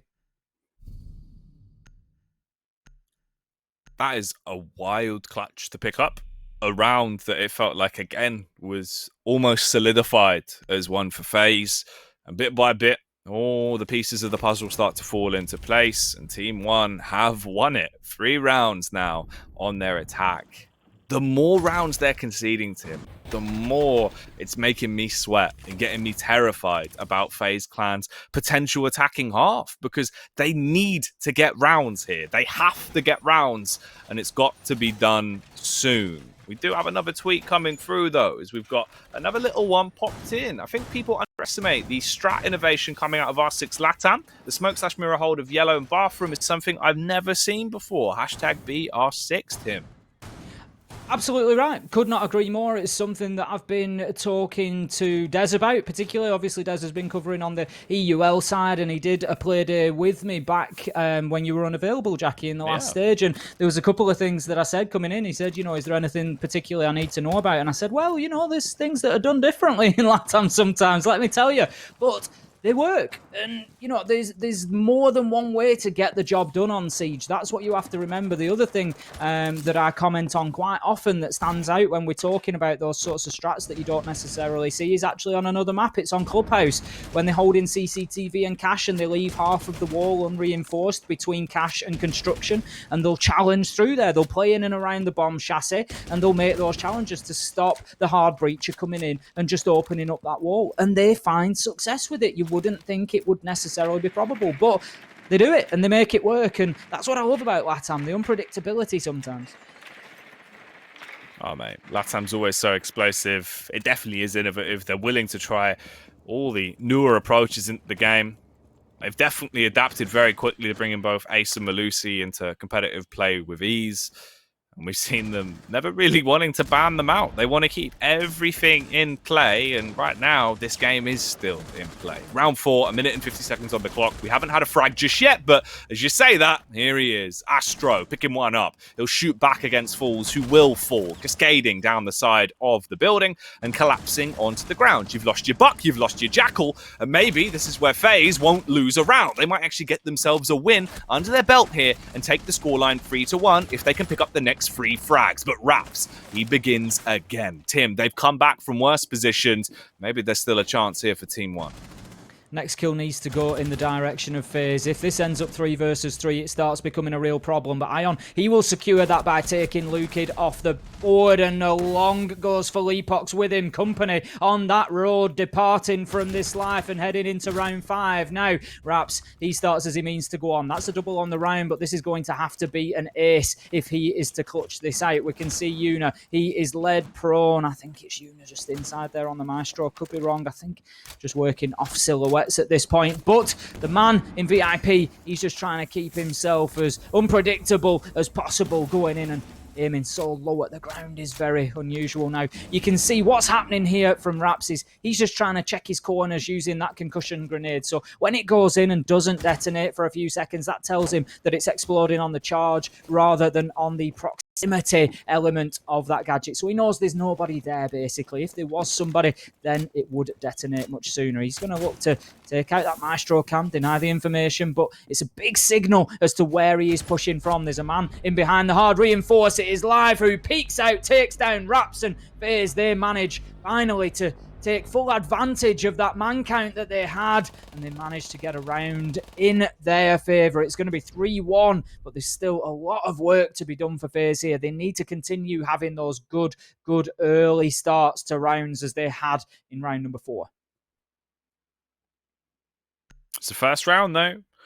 So at least come now. It was worrying as well because it felt like as soon as they started to get some kills being picked up, Team 1, they always resurge. This time, though, it was a bit too much. They've been overpowered and they do concede. It seems like they're also going to be conceding their pick onto Ace as well. Felipox coming off it and instead moving on to the Lion, going into the 5th round of the matchup.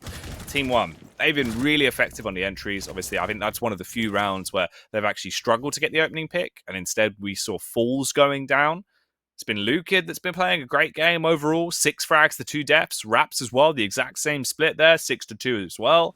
And you look across the board, everyone else having a bit of a quieter game. It's been those two as the 2 real big dogs. They've been the impact fraggers for Team 1. If you can silence them, you'll slow them down. The opening kill has been a big factor. Lukid got the opening kill in round 1 and 2, and Team 1 went on to win both of the rounds in reasonable, straightforward fashion. Round 2, of course, being a perfect round, not losing a single man. But round 3, Ion opened things up for FaZe, and it was a round they really shouldn't have lost. They got themselves to 4 versus 2 on the man count, but somehow Team 1 were just able to overthrow that. And then they've gone one step better in round 4. Astro, it was this time, opening things up. So it just goes to tell you how important that entry kill has been for FaZe. It's really sort of bolstering them in the early round, and they really need to be finding that here. So keep a close eye on which way that entry kill goes.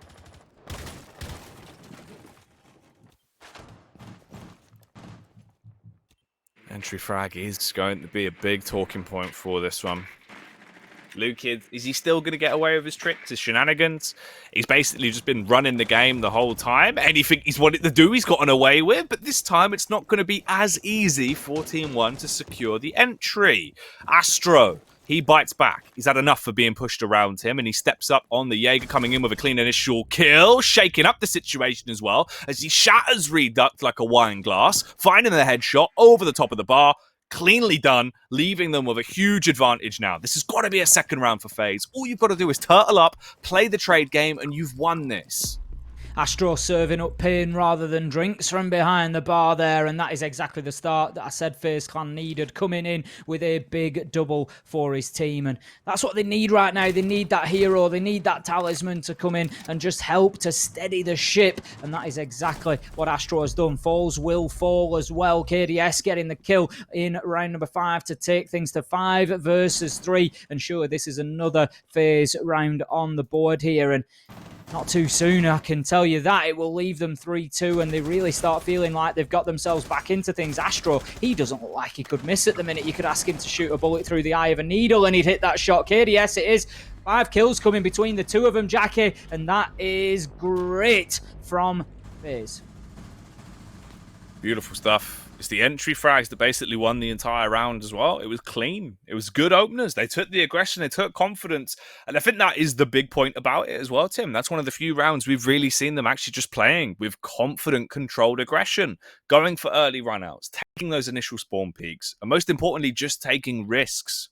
It feels like this new FaZe roster, I'd say they've struggled with getting their confidence back. So that's a good sign.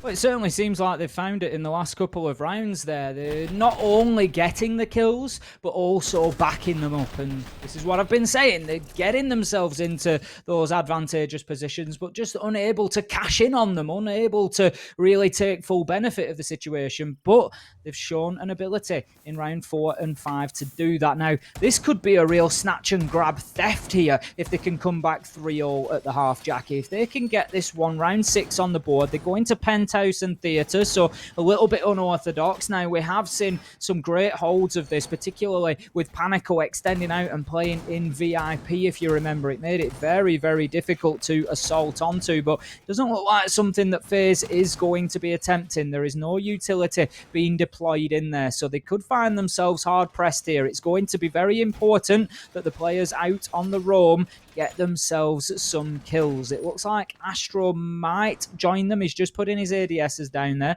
but we do have KDS downstairs. We've got Ion downstairs, so they're certainly playing for some nitro denial, if nothing else. But Team 1, they're a dangerous side, and they've certainly got the bodies that can get in there and clear out those ground floor players.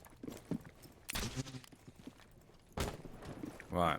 Will the Team 1 lead be grounded to a halt? Will it come back 3-3? Or is this where they're going to drop it, panic a little bit at the final hurdle?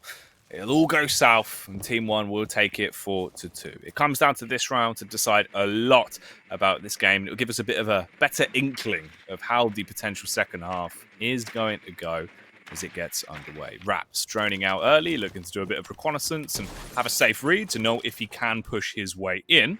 Obviously not seeing too much from the angle. There is 2 men close by, basically rocking a buddy system and holding together with a crossfire, but he hasn't had that intel just yet. Astro, though, might get more than he bargains for here. It's a nice angle to play with. You can sit on the stairs. You've got the slightly elevated peak. He knows someone's out the front. Just depends if he's going to run the risk of doing anything to combat that. Got to be challenging these lower floor players. We can see almost halfway into the round now, and we haven't had anything really putting pressure onto them as of yet. So the Kaid of KDS is down there as well now. This is going to be the first challenge moving forward. Reduct, he's going to look to push onto the Valkyrie that he knows is playing in or around Kitchen, but Lion Scan will go out. He won't push along with it. He will be challenged. Ion, of course, using that Valkyrie cam that is in the Sunrise bar. Great positioning there. Nice and hidden. It's just going to feed him all the information of exactly where Reduct is pushing. He takes 1 bullet at long range. It's not an awful lot of damage, but a lot more damage is done by that Nitro. Yuna will be... No, it was actually a nade from Raps taking Yuna out on a trade as he got falls, and we find ourselves 4 versus 4 for Leapox repelling in through the double window. I think he's looking to try and get himself the diffuser down, but it all goes pear-shaped, Jackie, as we have kills raining in, a team kill in amongst it with the Nitro, but I'm sure FaZe are not going to mind. They find themselves 3 versus 2, but where have we seen this before? Lukid gets in, kill onto Astro. He knows exactly where the mirror is. Can he win it? Yes, he can. His teammate comes in, Raps to assist. 2 versus 1 now, and yet again in a quick swing of momentum, it is Team 1 on top of this round. Ion is the last man alive, but He has 2 players ahead of him who are both low health. Put shots onto the first, making the situation even worse for Team 1. Can he find the 2 kills that his team needs? Ion pushes in, gets the first onto the sledge. Can he find the second? I think he's just seen him move into Hall of Fame. He knows exactly where he is. He needs to aggress forward and get this kill onto the Ash. Lukid, he can take less than 1 bullet. That's all it's going to take. Can he get it? No! Lukid steps out and goes massive, finishing the round for Team 1. I was scared, Tim. For a second there, I thought they might have thrown it away. The aggression from that position. They were constantly taking the peak whilst they were attempting to get the diffuser down. Once he got the first frag, get left in a 1v1, it felt like it was done and dusted. It felt like it had slipped out of their hands. But no, they pick it up, they put together the pieces, and they get a direly needed round, ending it there 4-2. And now, of course, they get to move on over to their defensive side. Scary. Definitely going to have the backs up of FaZe Clan, and Live is the man for me that we should be watching. He has to have a ginormous performance now going into the attack. He's on the Ash, so he's got all the natural tools to find those entry frags. He was getting countless multi-kills back on Consulate, but they weren't able to make them count. They weren't converting them into actual impact frags because they'd still fall apart when it came to the late round. That has to change here now going into round 7. You need to get an opening round on the board immediately, or you're giving Team 1 way too much of a buffer, Tim. They're 1 round away from 5 rounds. At that point, they need another one to have a guaranteed draw, and 1 more on top of that to take both maps in the series.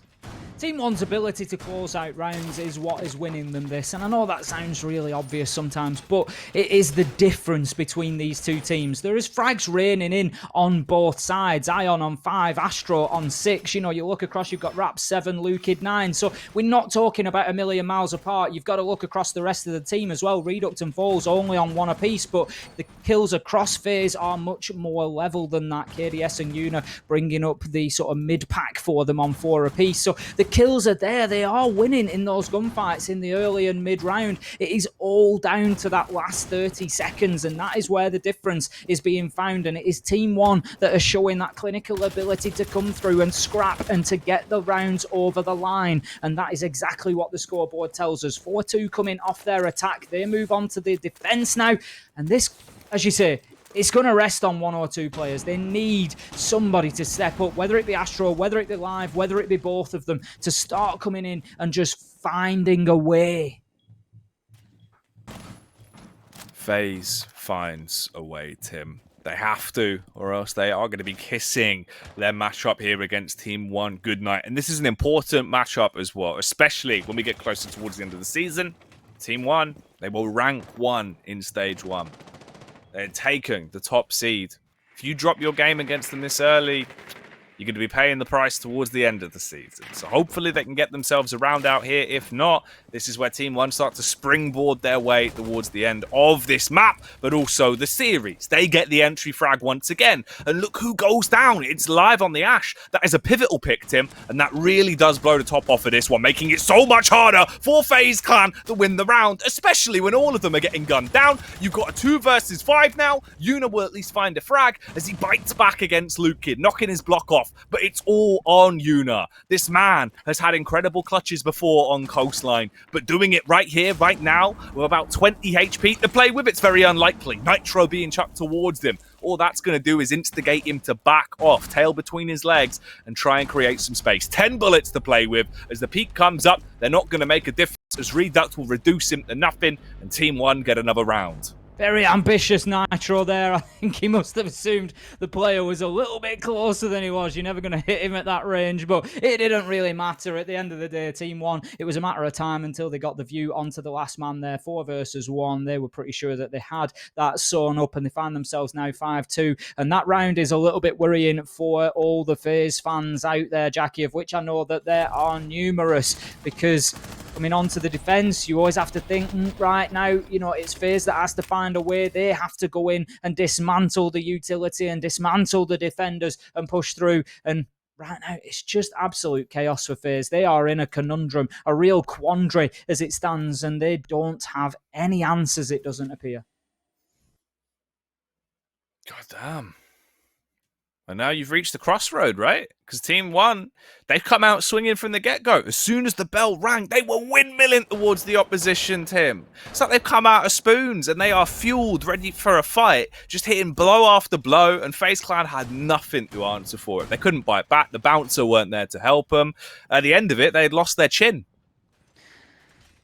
A real Sunday night showdown, Jackie. That much is for sure. There's going to be fast food all over the floor at this rate as well. It's it's going to be the full works, the whole 9 yards. It's not ideal at all. And Team 1, for them, this quite possibly is the dream scenario. They're basically living their movie, right? One more round for a guaranteed draw. One more on top of that. You've won both maps against FaZe.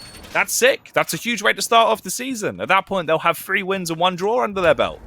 Well, that's the important thing to remember. If Team 1 can take one more round here, it's 2 points guaranteed, and yet again 0 for FaZe, and that is a really poor start. Don't forget, there are only 9 matches for each of these teams. There's 10 teams in the league, and it's a single round robin, so you're playing each of the ones. So it's only 9 matchups for each team. So to have lost 2 of them, for 2 to have gone to 0 points, that is more than 20% of your points gone. Not coming back. What isn't coming back as well. FaZe Clan's chance into this round, they're nearly all dead already. They at least find a frag, but at that point they're both in a down but not outstate. They can just toy with their food before they finish that one. Another helpful spoonful there being gifted back over to Team 1 as they claim themselves that 6th round. Draw guaranteed. This is it, Tim. Honestly, with the way the series going now, I think it is over. Team 1, you just need to pick up that final round. It's just a matter of time. FaZe just don't have an answer for it. They can't contest against this level of aggression that's coming out from Team 1. They're playing attack on defense. I just don't know what's going on with FaZe, Jackie. I don't want to paint too bleak a picture because it's a team that, I still expect to come back into this. They were the runners-up at the mini-major. They showed us some great play last season. And I can't see that one man is, such a significant difference. There must be other things going on here because Mav, yes, he has left. He has gone over to Team Liquid. But does that account for the real gulf that we are seeing between last year and this year? Of course, they are playing up against the number 1 seeded team from the last stage in Team 1. So we could make an argument that, yes, they're against one of the very good teams. And Team 1, Team Liquid, NIP, those top 3 particularly are capable of doing this to any team on a given day. So yes, there is that element, but let's not forget, it's not the first game that they've played this season, and it's not the first game that we've seen them lose in this fashion. No, it's not. That's why it's scary. That's why it is worrying, because at that point, it's like, yeah, if they're struggling, maybe at least they can put together the pieces on defense, but if the NAT doesn't work, what have you got?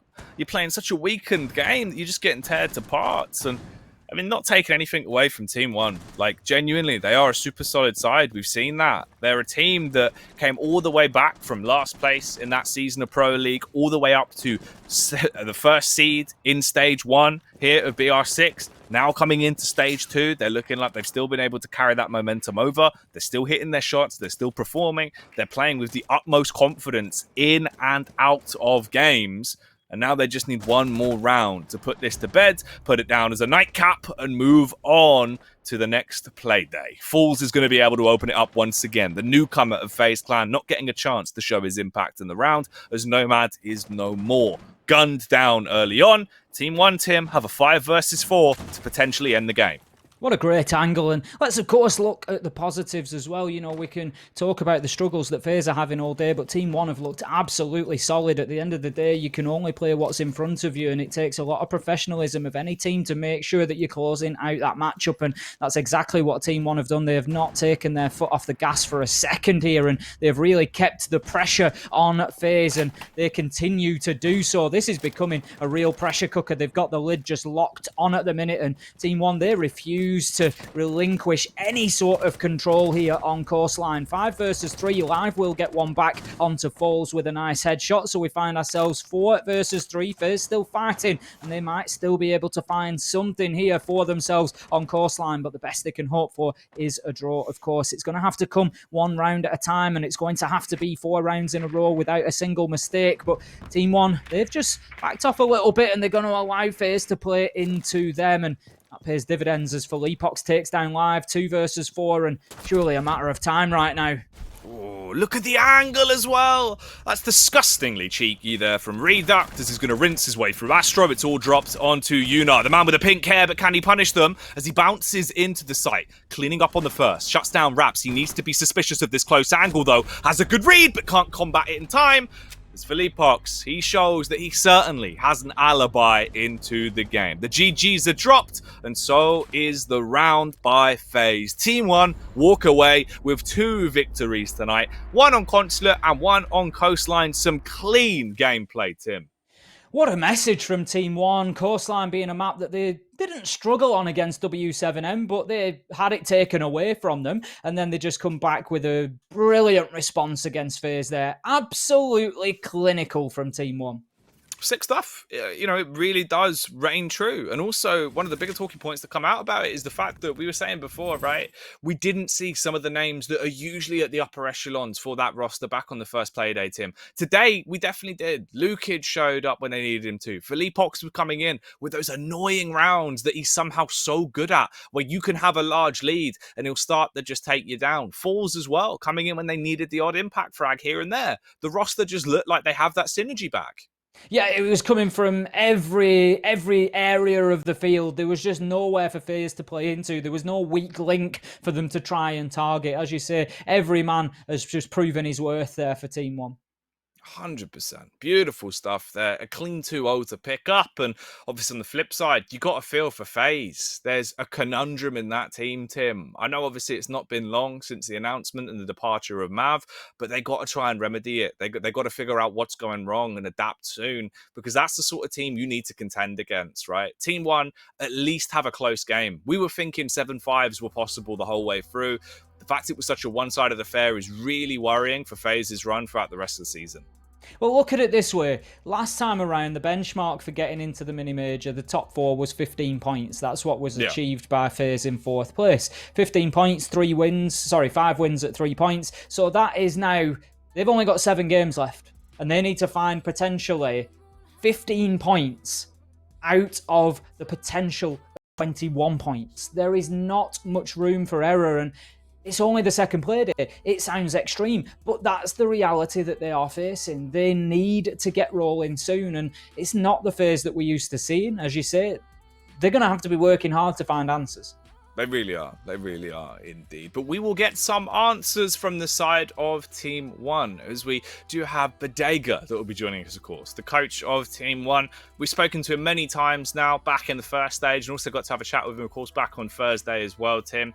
He's always a happy fellow. It's always good to get the grips with him. I'm sure he'll be even happier today on the back of that result. It was up and down, job done in quick fashion. 14-5 overall. There was 3 rounds on Consulate, wasn't there? So 14-5 overall, and that is, nothing but a resounding victory. So I'm sure that Bodega's going to be very, very happy with not only the squad, but with the professionalism that they showed just coming in there and keeping that pressure locked on. That's what you need to be showing. If you have a team that doesn't really turn up for the day, you can't give them any breathing space, because then teams will look at that and see a weakness potentially. Teams like Liquid, like NIP, where the big wins have to come, they will look at that and see a weakness. So Team 1, they need to just show that they are capable of really shutting a team out of a game completely. And, message sent, message received. Oh, one of the things I'm curious about chatting to about as well is I want to see what went into it in terms of their anti-stratting and the downtime to Thursday going this play day with FaZe, right? And if they were content with that map pool, Tim, because Coastline, I think that's probably the map we can most attribute to FaZe being comfortable on. But throughout the course of that game, it looked like they weren't given any chances. The aggression that was on display from Team 1 goes to show there must have been some research that went into that. And we know what Bodega's like. He loves getting into the demos. He loves spending his time researching and being ready for these teams. I can only imagine that's what's happened. Oh, there's definitely been some work done. There's absolutely no question. You could see that straight away from the operator banning FaZe. Finker went.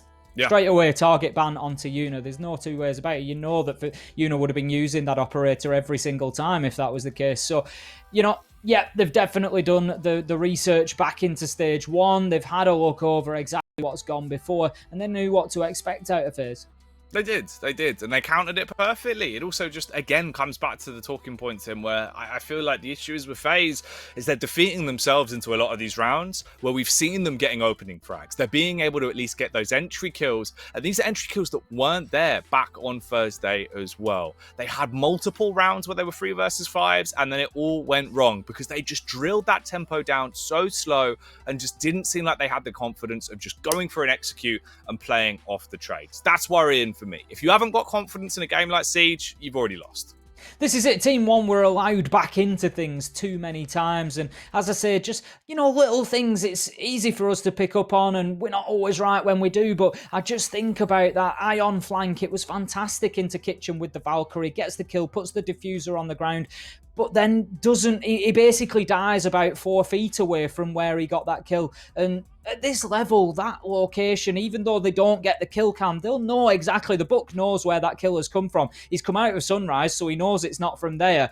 He's no doubt got peripherals out to the side towards Blue Bar, so he knows there's nobody in corridor. He knows he's been hit from Kitchen, so he gives the call out. The pre-fire comes down, and it's an easy kill. And whilst there's not necessarily an easy rotation or a quick rotation to change your location, but still watch that downed diffuser, you've got to ask, looking back at it now, would you have been better just trying to change your footing up, trying to change your location a little bit to try and give yourself some sort of advantage?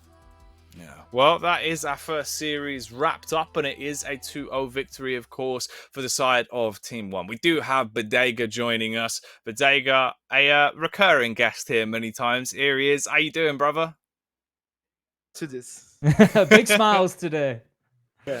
Oh, man, I hope so. Well played tonight. Definitely, you could see the improvements tenfold. I was talking to Tim about it. I wanted to ask you, obviously, in the downtime between the first play day and today, was there any research that went into FaZe Clan's play style? Because you looked so confident on Coastline. It felt like you knew how to counter him at every turn.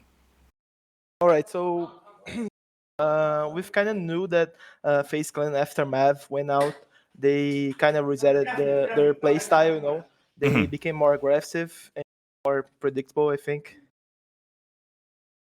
Style. So my main goal for the boys today was to punish this aggression that they had. And I kind of focused on reps and looking at the impact kills. They got all the kills. I think your mic's cutting out slightly. If you can move it a bit closer, I think we're just losing a bit of the audio there, Bodega. Oh, okay. Yeah, that's all, brother. Give that a bash. See if that's fixed it. Sorry. No, it's all good, man. Bodega, the team really applied a lot of pressure on FaZe today. Was that something particularly that you were aiming for? Yeah, so what we really focused on preparing for the game.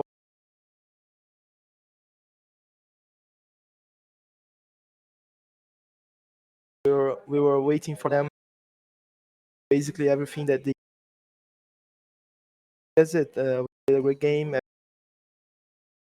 But psychologically, players were point, and it was a great game. All right, it looks like unfortunately the mic's still cutting out for some reason, Bodega. So we'll cut it short. We'll leave you there for today, mate. Hopefully we'll get another opportunity to speak to you, brother. Hey, it's all good, man. We always like to spend time with you. If there's anything you can get in just quickly before you go, do you want to just say goodbye to the fans?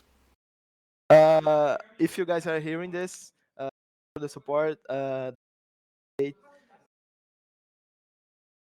to the 6 close to that, and that's our objective. We get the 6 invitation, prepared for it. That's our goal. All right, cheers, man. Thank you again, Bodega. Enjoy the rest of your evening, mate. And genuinely well played tonight. The team's looking sick. Hopefully we'll get to speak to you again soon, mate. I want to meet you guys at the 6 Invitational. Hear me out. Hopefully so. Hopefully, man. It would be a lovely, lovely day. Bodega, everybody. A true shining star. Oh, man. Unfortunate, Tim. I think that's one of the first times we've had a bit of an audio issue with the interviews. It's a shame as well, because Bodega, he's got a lot of insight. He's a good man to speak to. He certainly is, and as you say, a shame. But I think the resounding message was that they are heading to the Six Invitational. That really is their goal at this point. I think that was the one thing I picked up on in his final message a couple of times was the word invitational. So they have certainly got big goals, and if they continue playing like that, they might well just fulfil them. Hopefully so. That is the end of our first series, though. We'll be coming back in with Liquid taking on NIP, the battle of the titans of the scene. Join us for that in a few moments.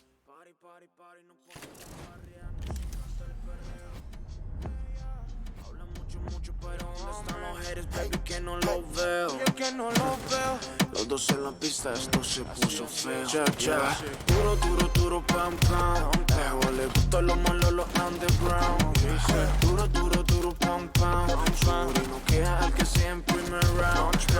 Duro, duro, duro, pam, pam. Luego le gustó lo malo, lo underground. Duro, duro, duro, pam, pam. Siempre estamos a la altura, pero perreamos bien. Vamos a pecar con perreo, baby, te veo con un flow criminal. Aquí en el party se siente como el ambiente nos lleva a otro lugar. Con perreo se entona, otra mujer también en la zona. Cuando pone freaky, freaky, freaky, freaky tona, canta como loca porque se emociona. Yo me aseguro que todos esos shots se pusieron a fluir. Baila cerquita, pa'lante y pa' atrás, si quieres encima de mí. Duro, duro, duro, pam, pam. Luego le gusta lo malo, lo underground. Duro, duro, duro, pam, pam. Suri no queda el que siempre me round. Duro, duro, duro, pam, pam. Luego le gusta lo malo, lo underground. Duro, duro, duro, pam, pam. Siempre estamos a la altura, pero perreamos bien down. Y baila todos los reggaetones y se saben mis canciones como si fueran oraciones en la misa.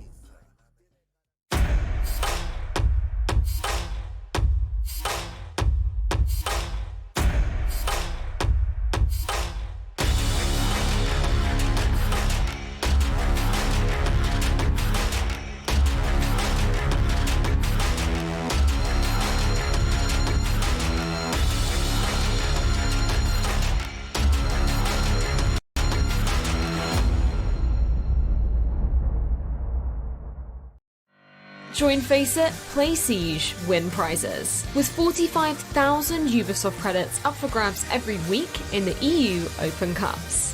Join the action at fce.gg/R6EU.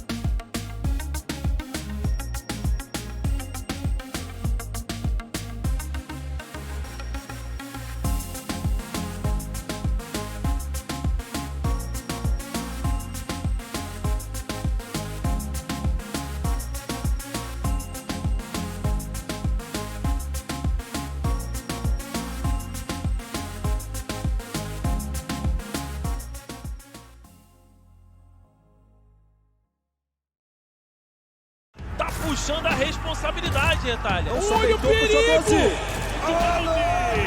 Segura esse rapaz.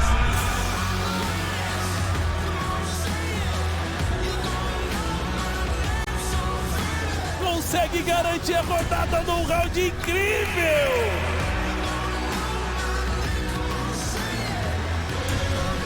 Quatro eliminações nessa rodada, é isso que a gente pode ver?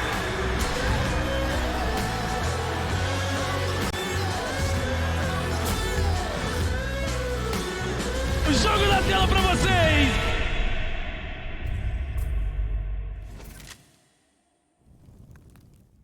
Team Liquid versus NIP, two of the biggest and brightest in Brazil, Tim. This has a lot of storylines going into it. It's like a Roald Dahl book. It certainly is, and I've been looking forward to this one all day. I've been looking forward to this one since we saw it last season, since we saw it at the Major. Cannot wait. These two teams always put on a great show for us. Let's remember, stage one, the history of this matchup is that it was 6-all, 6-all. There was nothing to separate the two of them. There was not at all. So let's not waste any time starting to separate the two sides when it comes to their rosters. We'll step into Team Liquid right off the top of the show, as we want to get into this one as soon as possible. We do not want to make you wait for what is going to be a spectacular siege. Very well-known roster in front of us there. Everybody contributing in their win yesterday. Sexy Cake, interestingly, in the interview, saying that his role had just switched up slightly. I think he's playing a little bit more support now, where he was picking up quite a lot of frags in stage one. More of a flex position. But we'll see how that one pans out. But I'll tell you what, it certainly didn't look detrimental yesterday. Oh, man. Sexy was so cheeky on the interview when we got to speak to him last time, Tim.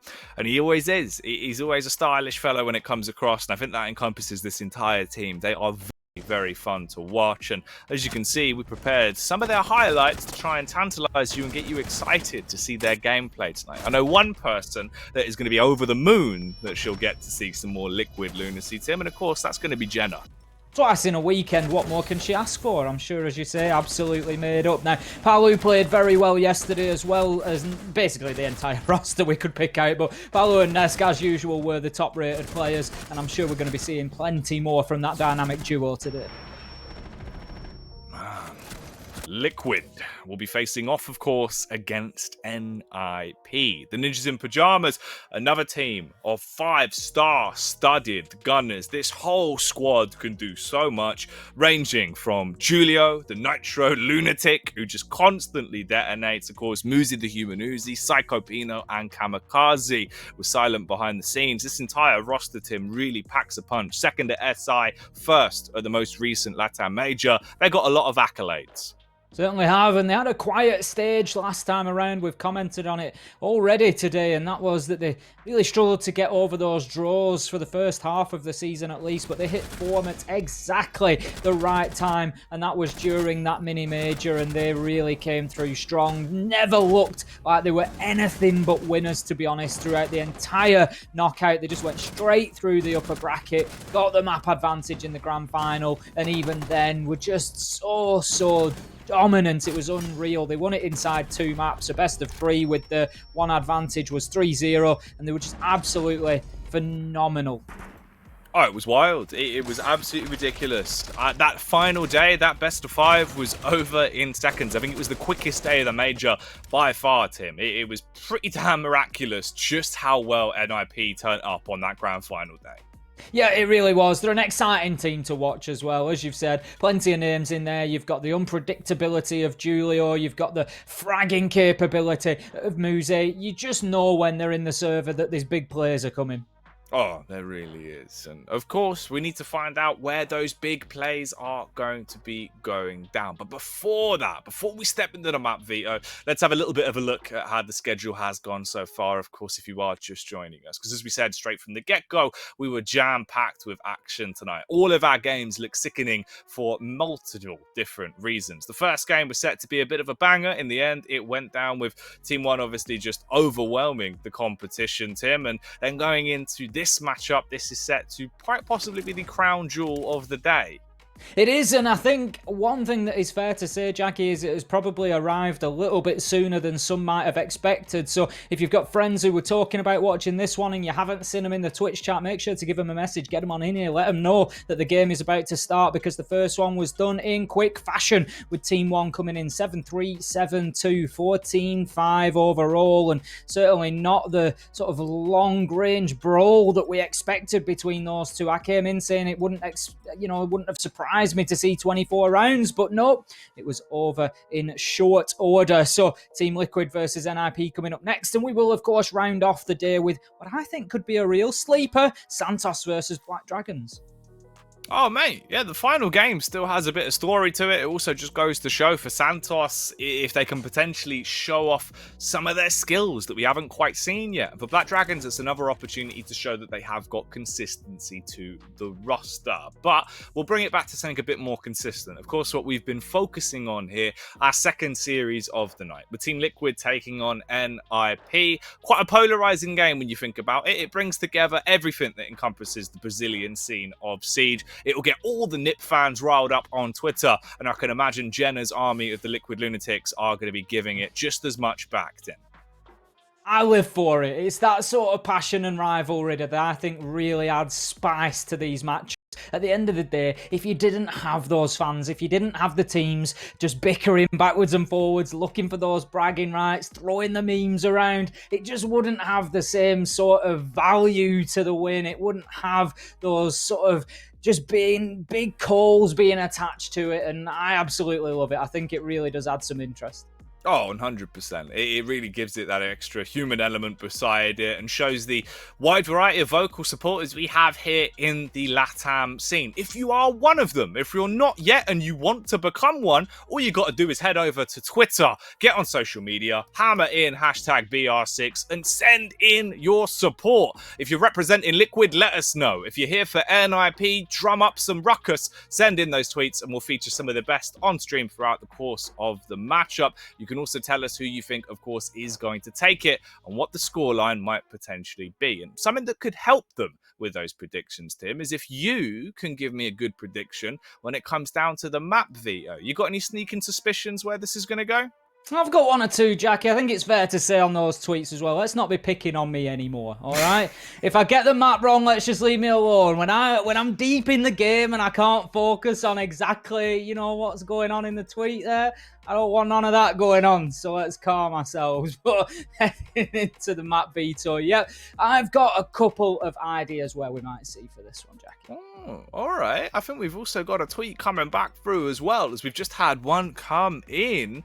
Mav leaving broke this team. Of course, in reference back to FaZe with Mav's departure. And where's Mav now, Tim? Why is it relevant? He's on Liquid. Certainly is. He's moved on to the coaching staff of Team Liquid, and I believe he is available as a sixth player as well. I don't know to what sort of degree he is going to be utilised in that fashion, whether it is going to be sort of a regular role in position to give the guys a break every now and again, or whether it is just a needs must if somebody's unwell or unable to play or something, whether it's just a backup, I don't know exactly, but I believe that he is available if needed, and we know how capable he is. But, did Mav leaving break FaZe?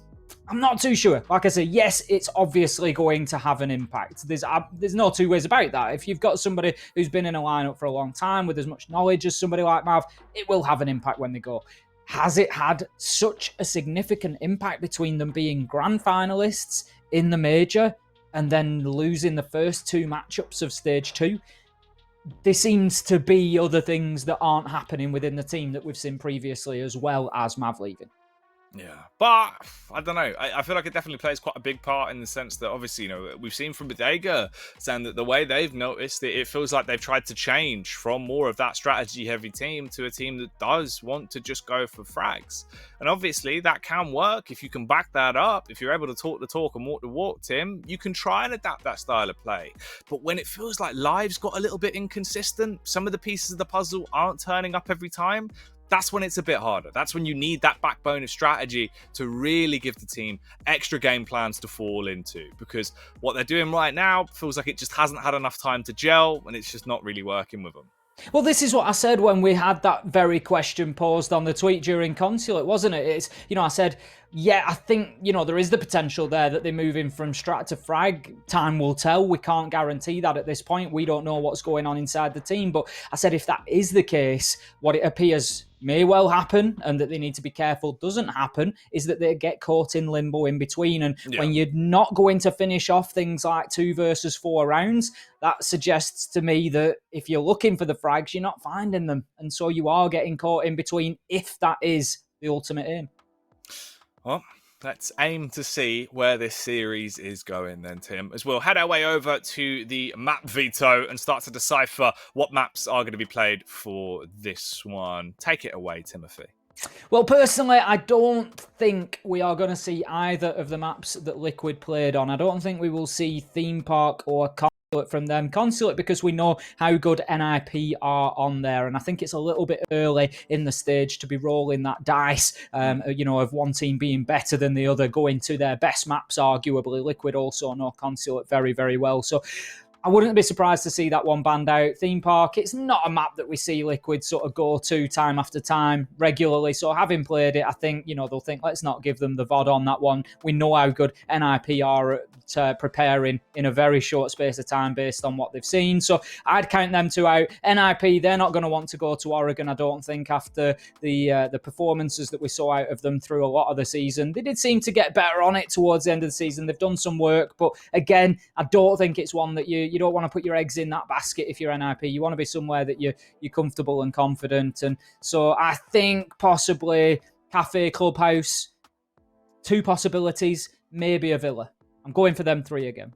All right. Cafe, Clubhouse, maybe a Villa. Let's see if that is going to be what we have coming up in the series. Simon, bring on a veto. Tim, keep your eyes closed. Oh, you might want to keep them closed for a bit longer, actually. Clubhouse and Villa have both gone. This isn't ideal. We do get Oregon and Consulate, though, mate. So in terms of probably actually getting the best of a bunch, I think we've done well. I've had a nightmare. It's so tough in the early season before you know where teams are willing to play. Oregon being allowed through, not NIP choosing it, to be fair, but the fact that Liquid have allowed Consulate in there. We know that NIP are very, very good on Consulate. We saw them do extremely well in the last stage repeatedly. Team Liquid played Consulate yesterday and were stretched on there. It certainly wasn't as convincing as the win on Theme Park. It was 7-4 against Santos, so they were taken to 11 rounds, and certainly seemed like there was, the potential there for a team to be able to get in there and take rounds away from them. So it could be a very interesting matchup. Wouldn't surprise me to see another draw here, the same as we saw last time around in Stage 1. Potentially so. I feel like that's probably the most reasonable outcome to look at, because both of these teams tend to be very close together when it comes to that skill gap, especially if you have all of Liquid popping off. And that's going to be what I'm looking towards, right? If we have Ness coming out strong, Palu looking like the big man that he normally is, where he just rocks up and absolutely decimates, and this could be a hell of a series. Both maps have the opportunity for that. I think Oregon, to start with as well, is potentially the more spicy of the two. We've seen a lot of Liquid on Oregon, Tim, and a lot of the time it does impress. Yeah, and we saw it last time around in Stage 1. Oregon was one of the maps that they played. I think it was the second map, if memory serves me right. And again, it was 6-0. Now, what we saw on that map from NIP was they struggled to get the diffuser down. If you remember, Jackie, they were playing very late in the round. They were unable to break down the Liquid defense. And so on attack, really struggled to play that objective. They were running out of time. They were just having to sort of charge into sight and take unfavorable gunfights and losing them. And it was a tough day for them. But on the flip side, they defended very well. It was, even at the end of the day, 6-0 and was a draw. So it's really anybody's at this point. Now, it's not a surprise to see Liquid pick it. As we say, we saw NIP dismantled a couple of times on Oregon. I think there was a 7-1 at one point, and then they just basically banned it out from there on out. We didn't see them play it right until the end of the season again. And when we did, they certainly came back stronger than we had seen them previously. So maybe if there's been some more work in the break, it could have been a little bit of a baiting for Team Liquid there from NIP, drawing out that Oregon pick, knowing that they've put a lot of work into it. Who knows? Potentially so. If you are joining us, of course, and are a little bit curious about what is going on, we're just waiting to get into the game. We've nearly got all the players in the lobby at this point. Once we do, of course, we will commence with the opening map in the series here between Liquid and NIP. Now, this is set to be a hell of a series. If it's one of your first times coming along for Latam, you should be familiar with these teams still because they have a legacy in their own right all across Global Siege. But when we have these sort of domestic matchups, it gives it a whole nother flavor. Tim, this has been a classic one. We've really enjoyed it every time we've got to get to grips with these two teams going head to head. I feel like this is the best game of the night. Oregon, for me, could potentially be the best map of the night. I think it's going to start with fireworks. I'd agree, two of the biggest names in World Siege, as you say, many of the biggest players in World Siege, and if we look at the organisations, it's not just Siege, esports in general, we are talking about two behemoths here with Liquid and NIP facing off against each other, and as you say, it is always a powder keg when these two meet. It's just waiting for that spark, and there are enough of those between the two teams to set this one off into what will be a chain reaction and a massive explosion, I'm sure. Oh yeah, this is going to be a firework night of a game. I can't wait to get into this. And of course, then after Oregon as well, we're still going to have Consulate. So it's a back-to-back double bill of beautiful games. Following that, of course, we do have another best of two as well. This is only the midway point of the show. There is a little bit more for the end of our first week of Latam, Tim. A first week of stage 2 that I think has been quite successful. We've possibly had some of the more ridiculous games of the entire season. There's going to be a few that will definitely go down when we're looking at the highlights of the stage. There's no question of that. And as you say, that final game coming up tonight is definitely well worth sticking around for. I'm sure we've had an influx of viewers coming in for the Liquid NIP matchup, which, as you say, we will be getting underway any second now. We're just waiting to finalise those players into the lobby, and as soon as we can do, we will be getting into Oregon, don't you worry. But, as we say, certainly worth sticking around. We've got Santos versus Black Dragons. Both showed strengths and both showed a few mistakes in their matchups yesterday, and they will both be looking towards that matchup as one that they can potentially take points away from. And I think, as I say, it could be a little bit of a sleeper fixture that you might look at it and think, it's not going to be anything too special, but I think that it will be an absolute cracker. Oh, yeah, it certainly will be. We are almost ready to get this one underway, of course, as well. Just waiting for one last player to get into the lobby, and then we should be sending things live. If you are curious, or if you are in the chat typing caster, please start game, I will, as soon as possible. I'm working on it. You know. I love the people that think that the game's being delayed for us to keep talking. It's like, not saying to the players, no, we'll go in a minute. We're just waiting for Jackie and Ace to finish up what they're saying. Well, see, that's the thing, Tim. It's a common misconception, right? That obviously there is a lot of rehosts during Latam. In reality, we just force them to happen so we can come in and do riddles. We want riddles. Sorry, guys, you're going to have to take a break. We've got a riddle that needs doing here. Oh, mate. It is... It's definitely what we like to do. We like to keep it a little bit fun, a little bit of enjoyment across the board. So we take those artificial breaks to just sprinkle in lots of riddles. But caster, start game. We are indeed full throttle on this one as the lobby has just gone live and we will be heading into our opening map of Oregon, Tim. So let's get ready to ramble. Cannot wait for this one. As I say, I got out of bed this morning. First thing on my mind, absolutely raring to go for this one. We are heading into Oregon. We have got Team Liquid versus those ninjas in pajamas. NIP, the SI 2020 Grand Finalists, the August Mini Major Champions, will face off against one of the biggest names and two, at least, of the most talented players ever to be seen in this game. This is going to be a roller coaster ride, so hold on to your hats. We've got some bands raining in thick and fast, and it's going to be Thatcher and Montagna going by the wayside to begin with.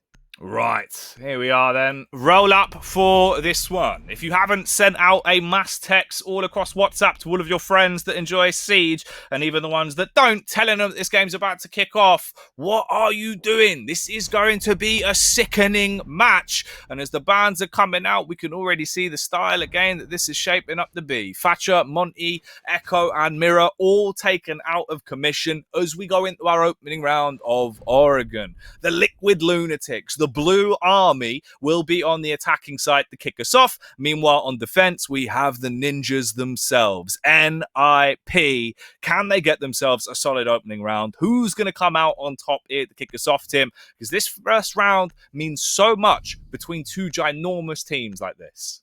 I've just flipped a coin 3 times, Jackie. I thought we'll do it as a best of 3. We'll see who's going to win. It's the only way that we can make a prediction here. It's the only way we can realistically decide who's got any sort of advantage between these two giants of Siege. And you're not going to believe this, Jackie. I'm going to give you the results. It landed on its head, Joel, 3 times. It makes sense. That's how tight this is. Even the coin knows. I'm sure that coin was probably shivering, terrified at the idea of how much energy there is in this game. And I tell you what, the chat seems quite energetic as well, as we've had a poll go down. And it seems like there is 64% in favor of Team Liquid winning here on Oregon. It is their map pick. It does make sense, but there's 33% of people that also are backing NIP, Tim. I'm having to wonder, Jackie, at this stage, and I'm not making any accusations, but I'm wondering how much influence Jen has had over that poll, because I can't find 65% of confidence for either of these two teams. So I think there's a lot of Liquid diehard fans voting in that one, because this is certainly closer than any 33% chance for NIP. Oh, yeah. I mean, to be fair, we all know that Jenna is a massive NIP stan. It's all she talks about on Twitter. She's always wearing NIP jerseys, so I don't see why she would be voting for Liquid, Tim. That wouldn't make any sense.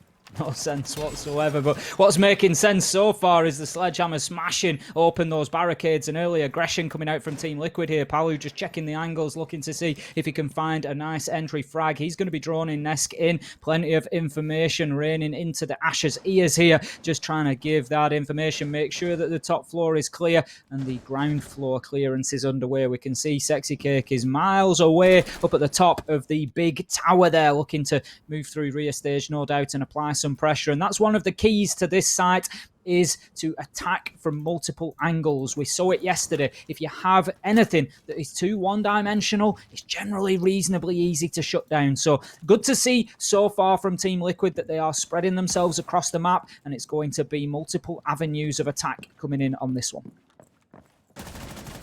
Sexy.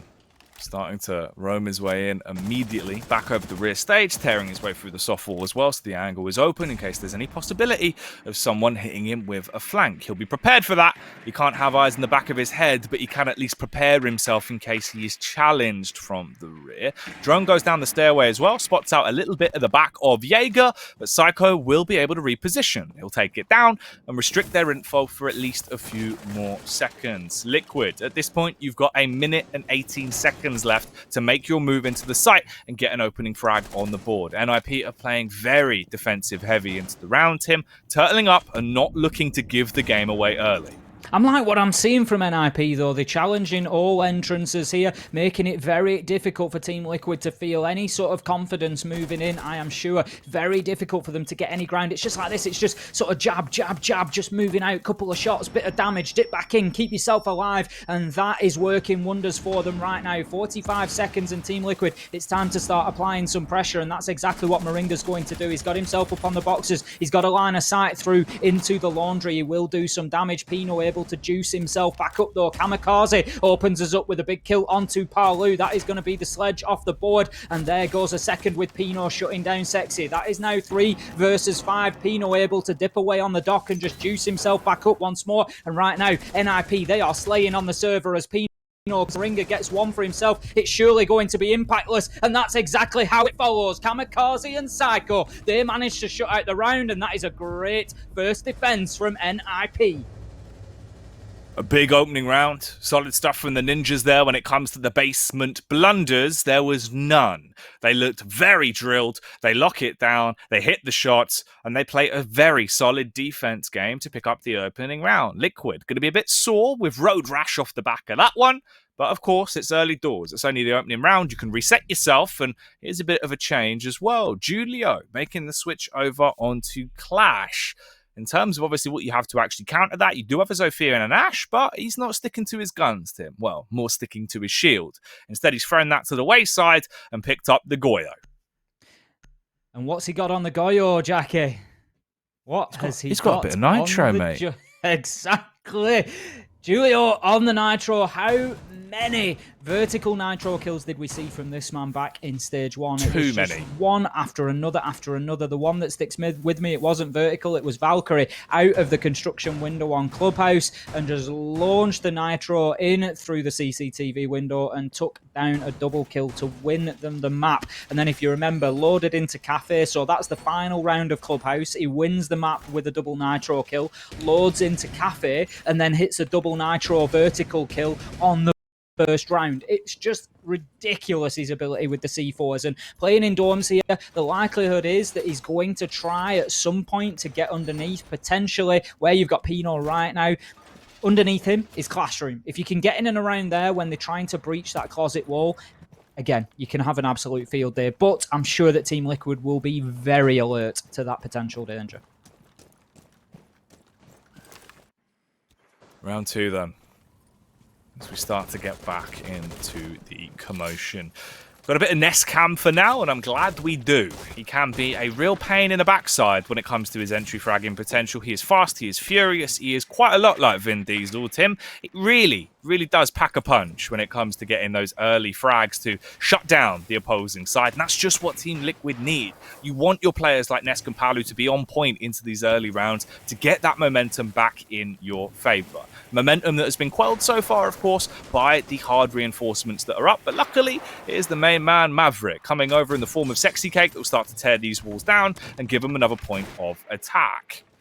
Nice and clinical there from Team Liquid. Less than a minute into the round and they have full access to Attic. They can start looking to push in there and apply some pressure to the defenders who will be on the other side of that area, I am certain, with a deployable shield no doubt set up in front of them. Although I'm not sure if that is actually the case or not. Sometimes it is just a little higher up on that little raised platform just in front of the single window. So I'm sure we will see that whether it's in place or not as the round progresses. But NIP, they will look to hold on to the Attic for as long as possible, while Team Liquid, they will rotate around, try to take control over the armory and trophy room area now, and then they can look to push in and get a plant down, generally speaking, in and around the games room area. Timing-wise, we're looking at 1:15 on the clock. No casualties yet. But a good amount of map control that has been asserted here by Team Liquid. They're really turning this one into a fairly sticky predicament when it comes down to the late round. And Moringa, he could make the floor a bit sticky if he can spill some blood here. They have retreated back, though, realising the risk they run of staying true to their guns close by that hard reinforcement that's got a massive hole burnt into it, because they could end up with a couple of holes in them if they dilly-dally. And dilly-dallying is not what Liquid can afford to do going forward, Tim. We're down to 45 seconds on the clock. There still hasn't been an entry frag yet. This could be an all-out 5 versus 5 brawl when push comes to shove on the site. The issue for Team Liquid here is whilst they've made good progress, they've got good control over the map, they haven't got any access to site yet. 30 seconds left to go and still a lot of work to be done. Sexy Cake is still opening up the reinforcements into the game room. They're going to have no choice. Once this wall is dropped and access is gained, they're just going to have to go straight in and start trying to get a diffuser down. And with 5 NIP players still on the board, that's not going to be easy. Things will get a little bit simpler as Sexy Cake manages to take down Kamikaze for the opener. Nades go out, and that's going to allow access now into the plant spot. Sexy Cake moves in. 4 seconds left to go. He has absolutely no choice, but look underneath him. Pino is there with the nitro. Surely that's a denial, and that will close the round. Well played, NIP. Team Liquid, as much map control as they had, they were not in control of the ground floor, and it cost them. I called it earlier coming into the round, Jackie. I said that was one of the danger areas, particularly Classroom and the area surrounding it downstairs. Team Liquid have to have a hold in that. They cannot allow Pino underneath, as they did there. Great shutdown from NIP. That's sick. That is really beautiful stuff, and it goes to show, be wary of the nitro, because these men are very well versed in how to use it effectively. It's not just Julio that eats TNT for breakfast. Clearly, we have seen Pino have a spoonful of it, and he has unleashed some punishment onto him there. Second round in the bank for Nip on the defense. Solid start. This is the slightly stronger side of Oregon as well. This is where you want to make the majority of your rounds if you can, and capitalize on the fluidity of the defense. They have done so far. They picked up the first 2 on the spin. for Team Liquid. Obviously, that is going to frustrate you a little bit. That's an annoying round to lose in that manner. That can be a bit of a tilter, Tim, if you have your legs blown off whilst you've got site control. Oh, absolutely. No question about it. I mean, looking at the defense and the way things usually go on Oregon, we wouldn't be too surprised that NIP coming out with good wins on Dorms and on Laundry. That's generally par for the course, but this is now a pivotal site. Moving into round 3, taking on Meeting, it is not an easy defense. Generally speaking, the attackers, they are going to look to move in and get rear stage control. They'll open up that double wall, and then the default plant spot is just in front of it. So all they need to do is lock down that kitchen corridor and kill anybody who's playing directly in Meeting. And at that point, they've got access to their plant spot.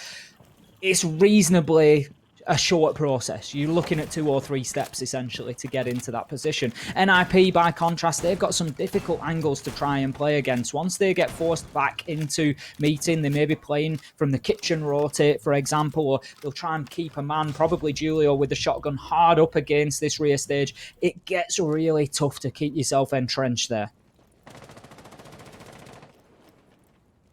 Third round. Obviously, already suffering that early casualty could come back to bite NIP. This could be one of the rounds that does start to show Liquid are very effective at getting the early entries and building off the back of it.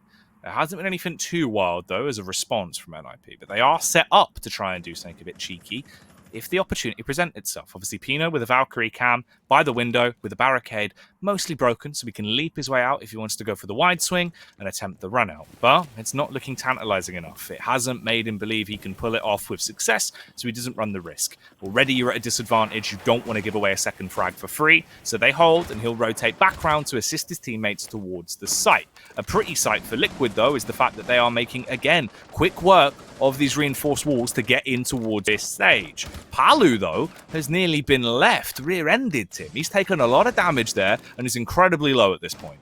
Oh, he's certainly been in a little fender bender there. There is absolutely no doubt, and he has come off worse for wear. Under 25 health now, and from the wrong gun. I know there's been a shotgun knocking about in the hands of Julio. He will find himself losing his life rapido if he tries to push in on the wrong angle. 5 versus 4, but the clock is once again becoming a factor for Team Liquid. This is what we saw last time around, leaving that execute quite late. Now, if they get moving in the next 15, 20 seconds, that is not the end of the world. They will put shots onto Muze, and we've got 2 players right up in the faces of Team Liquid to try and prevent that diffuser going down. Now, Julio's likely got a nitro in hand as well, so that is another factor to keep a close eye on for. It certainly is throwable from that range, and you can see the manpower that's being assigned to try to keep them out of the plant spot here. Pino will put a shot onto Palu. The headshot hardly necessary with his low HP, but nonetheless, he will take it off his shoulders. Nesta's damage as well. Sexy Kate gets into a position to get the diffuser down, and the cover is there, taking Julio out. 3 kills coming, quick succession. Team Liquid finish it off with the 4th from Moringa, and that is going to be round 3 on the tertiary site, going over to Team Liquid. An essential win for them in my books. The last thing they wanted was a clean sweep of defensive sites from NIP. Big round to pick up. One that was needed at this point. You want to try and keep this game as close as physically possible. The last time these 2 teams obviously went up against each other in the BR6, it was literally neck and neck. It was draw and draw. So for this to at least get the game a bit closer goes to show that there is still a lot more fight left into Liquid in the early game. Now a 2-1 scoreline then. It felt like it could have been awkward, Tim. Pino from that position after we got the opening frag, I was worried they weren't going to leave themselves with enough time. Potentially, if we would have seen the denial on the diffuser, at that point, you really do run the risk of just getting timed out. But Liquid, they play with confidence, they push in, they clear their angles, they hit their shots, and they hit the mark right on the head, getting their first opening round into the game. The cover for Sexy Cake planting there was absolutely phenomenal. As you saw, Julio had a tight angle onto that plant spot. You could clearly see the back of Sexy Cake. The denial was there to be made, but somebody had an even tighter angle onto him. I'm not sure who it was who picked Julio up, but they really had their teammates back, and that is not an easy angle to hold into that corner. And I don't know if Julio had his nitro left or not. Maybe that could have been an option rather than exposing himself. He could have thrown it up over the top of the bomb potentially. But honestly, I think it gets shot out of the air, Jackie. I think that is the level of cover that was on Sexy Cake at that point. I think they know that was an option. And again, I just don't think there was anything that Julio could do. No, yeah, it would have been hard. Like, best possible opportunity.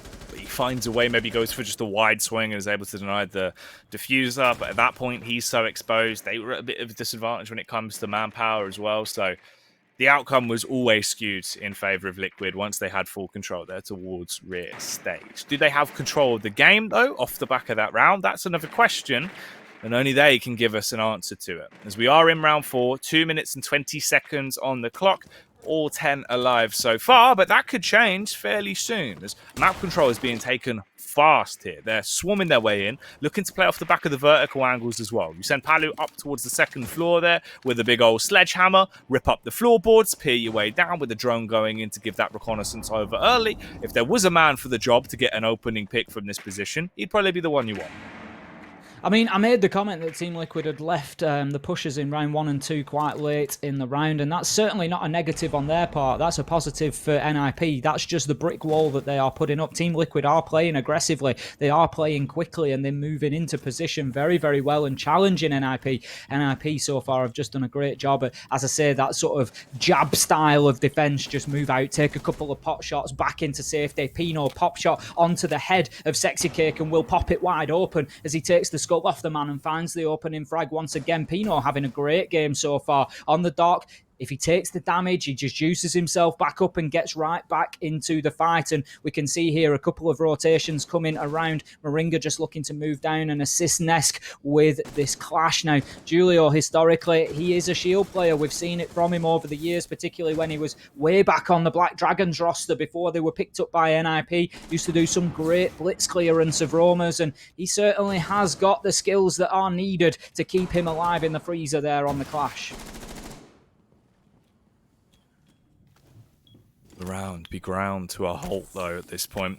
Pino trying to get the overheal off so he can take a little bit more damage. Basically trying to hold on to his fill-ins as it's all going to kick off Tim, but his teeth have been shattered. The dentistry of NIP comes out, and it leaves us back into this point now. A 3 versus 4 into the round. It's looking a little bit awkward here for Liquid, especially as they're still losing more men. I say that, and there is only one left. It's Nesk on the Ash. Burnt up there, dropped out by Julio as it will zap him down. He's been tased. That's a shocking kill, Tim. And a shocking pun to go along with it, Jackie. I'm going to hand you that one. But Liquid, no problem at all, Jackie. But Liquid, they handed the round over to NIP. They're just unable to find any crack in that defense whatsoever. NIP extremely solid there. And what a late round from Muze. He really did lock it down with a couple of big kills there. I thought that the tide was turning when PSK made that drop. It was a really nice kill onto Pino on the dock. Just dropped his way in, and Death from above absolutely shut the man down. But nope. Muzi just stepped into the breach, got the 2 in laundry, and left Nesk all alone. And NIP found themselves 3-1 on the scoreboard. This is a grandiose start for them, right? Like, if NIP wanted to come out and really show they mean business on their defense, this has been the way to do it. So far, they've had a lot of finesse when it comes into the late round site executes. That's where they're playing their best. That's where they're being able to hit their shots. Very effective at holding angles. The crossfires are clean. The teamwork's looking great.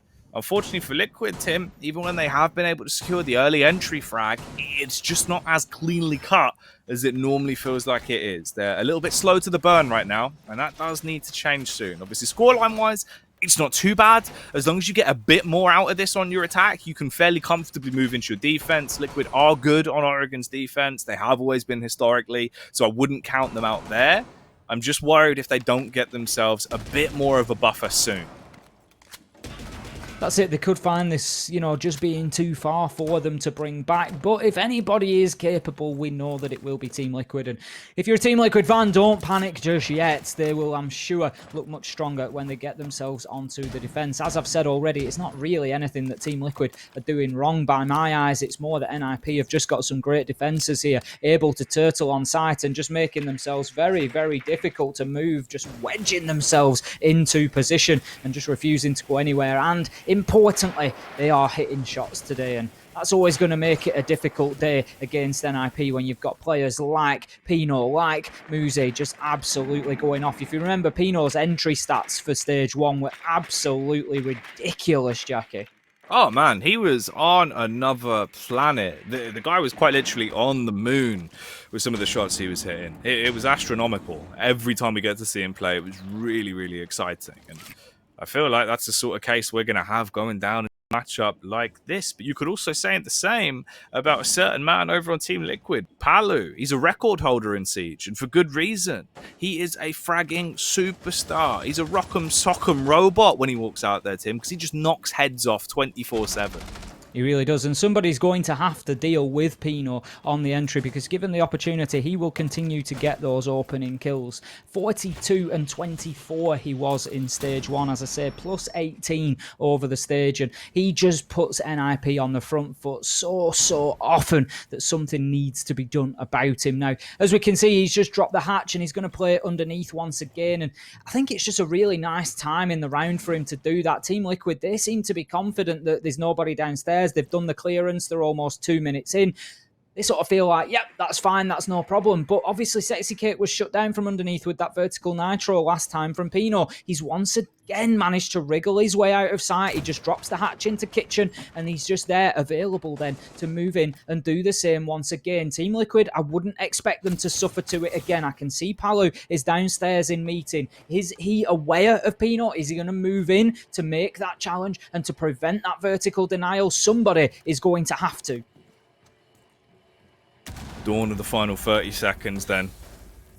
This is where the impact needs to come out. It's a full 5-on-5. They run the risk of their execute being stopped by the fact that NIP, not only do they have manpower, they have the utility to really go for some ridiculous plays. Palu, though, starts to give them a bit of an edge when it comes to the firefights. PSK rocks up as well, but there's Julio doing what he does best, decimating them with a detonation as the nitro goes over and denies the diffuser going down. Nesk scrambles to attempt to replant it in the crossfire. PSK wide swings, backhands not one but two men, killing Kamikaze and Julio in one foul sweep as the Nomad has left them no chance in the round. Great plays from Palu on the underneath there, really essential. I know Julio still managed to hit the nitro, and that's the problem of playing against NIP. You shut one down and there's another flying through a window to come at you, and Julio managed to find the spot. But Nesk looking alive, straight in there, diffuser in hand, and started planting it right in his teammate's position. But the play from Palu that I'm talking about was that recognition of Pino on the lower floor, and for me that's